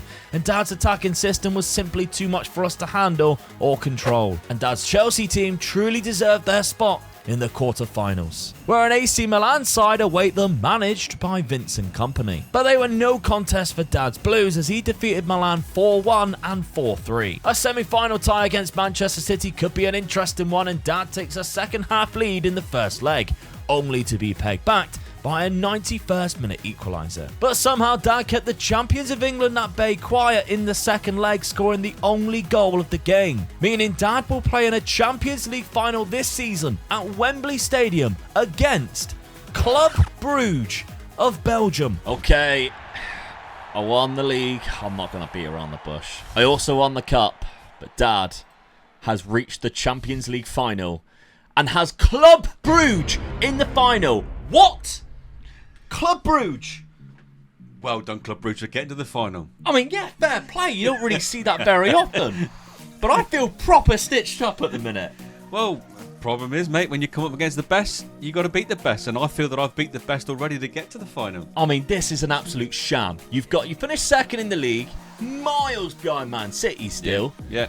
Won the Carabao Cup. Well done. That's nice. Yeah. In the Champions League, though, I mean, to be fair, you did beat big teams. But Club Brugge lost one game against Real Madrid and then only conceded 1 goal. They deserve to be there. I mean, looking at that now, I'm a bit... Where I was a bit confident, now I'm a bit, I don't know now. Yeah. I didn't realise they were that good. You lost 1 game against Gladbach, drew against Milan 1-6, beat PSG 5-0, by the way. Absolutely destroyed them. I lost 2 to Arsenal and Lyon, drew 1 to Real Madrid away from home, and then won my other 5. I should be in the top 8, but a loss to Lyon is not very good there. Then it just gets even weirder, because then I play the knockout playoff round. I knock out Real Sociedad, happy days, and we get drawn against each other in the round of 16. And I win the first leg, and Dad batters me 6-2 in the second leg at Stamford Bridge. Absolutely destroys me to go through and win 8-5. And you just think, well, surely he's going to come up against somebody a lot harder anyway, so it doesn't necessarily matter.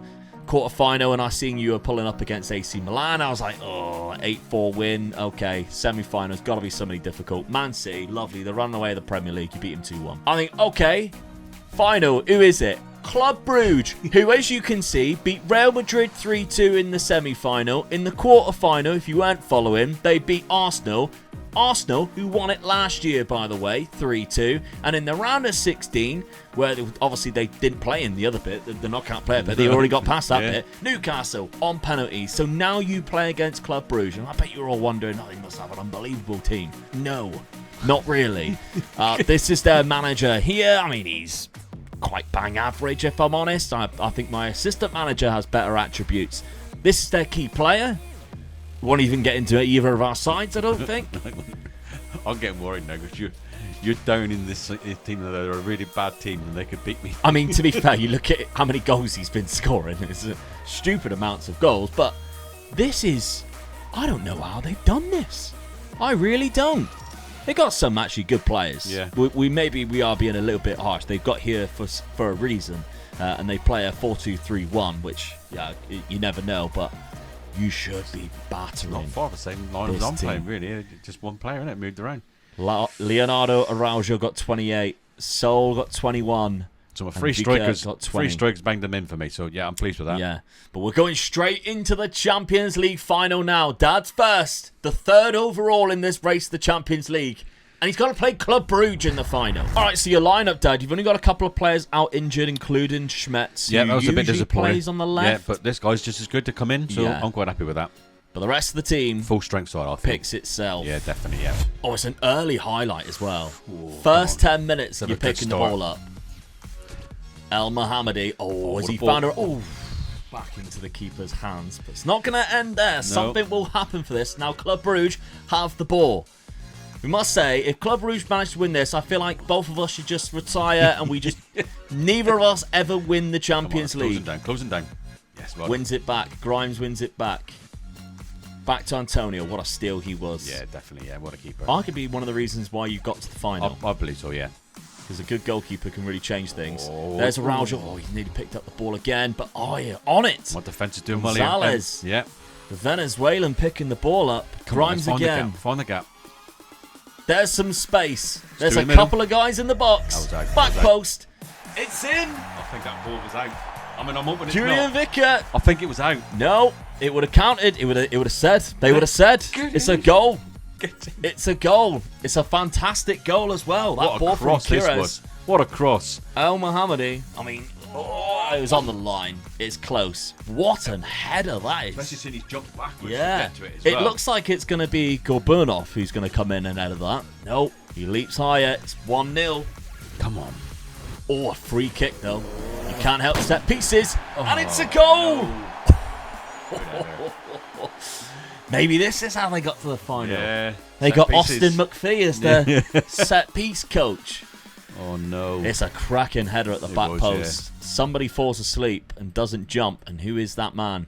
Gonzalez. Yeah, left back. Tough one. Yeah, let's put him right back in it again. You've had the majority of the ball. It's 63% possession at this point, but they've had more shots. Yeah. So it's kind of one of those statistics that don't really mean a lot. Oh, knocking over. Oh, right. what a good ball. What a good pass. Oh. Cleared, though. Grimes has got it again. The attack continues. Oh, it's a lovely pass. Araujo is going to What a go to ball that VAR, but I think you're absolutely safe. Yeah, I don't think that's offside. No. No way. The linesman would probably have had his flag up. They're all complaining, though. I don't think it is. Linesman's It's out, isn't it? unbelievable play down that right-hand side. And it's a goal. It's a goal. The best bit about this goal is a little interaction between these two. The 1-2 here is phenomenal. Because that touch and little stab pass, the Club Brugge defenders are asleep. And Araujo pokes it in. Watching, yeah. And it's 2-1 just before half-time. Half-time then, 2-1. You've had the majority of the shots. Yep. Possession is in your favour. Any changes? No. Happy with this so far. Straight into the second half. And straight into a highlight within a minute. Can you kind of start seeing the game out? Or will they bounce back immediately after getting a bit of a hairdryer treatment at half-time? Close them down. This Club Brugge side who have been the underdogs all year. Come on in. Is it one step too far for them, though? Araujo. Oh, well played. Cut it in now. There Cuts he is. it back. Gonzalez. Get in. What a goal he just made up for his bad defensive thinking. Get in. What a goal that is. What a left foot volley that was. It's just occurred to me that you've been sacked twice on this journey. I have reached 2 Champions League finals. Shot that is. And been done. Do you remember Jorgensen's mistake? Because I bloody do. And now you are almost one hand on the trophy already. And it just doesn't feel fair. Come on. Oh, come on. Right on the hour mark. About 30 minutes to go. Another goal would just kill this game right off. And it would be yours. There's Grimes at the back post. Oh, Off the post. Oh, it's a big chance. Let's hope it doesn't come back and haunt me. Well, the clock's winding down. There's no way Club on, 2 Brugge minutes. can score 2 goals now. Dad, you are the Champions League winners. And you are the winner of the race to the Champions League. After being sacked twice, having to watch me play 2 Champions League finals, watching Jorgensen make that big mistake against Chelsea, and you go on and lift the trophy yourself. There you are, I've made you as small as possible. Congratulations. I don't know how you've managed to do it. Thank you.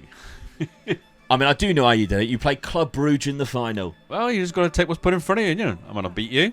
But yeah, you did. On the way to the final, you beat me on the way. Congratulations. You are the winner of the race to the Champions League. I hope you enjoyed the series. Make sure you smash that subscribe button and don't miss what we got coming up next.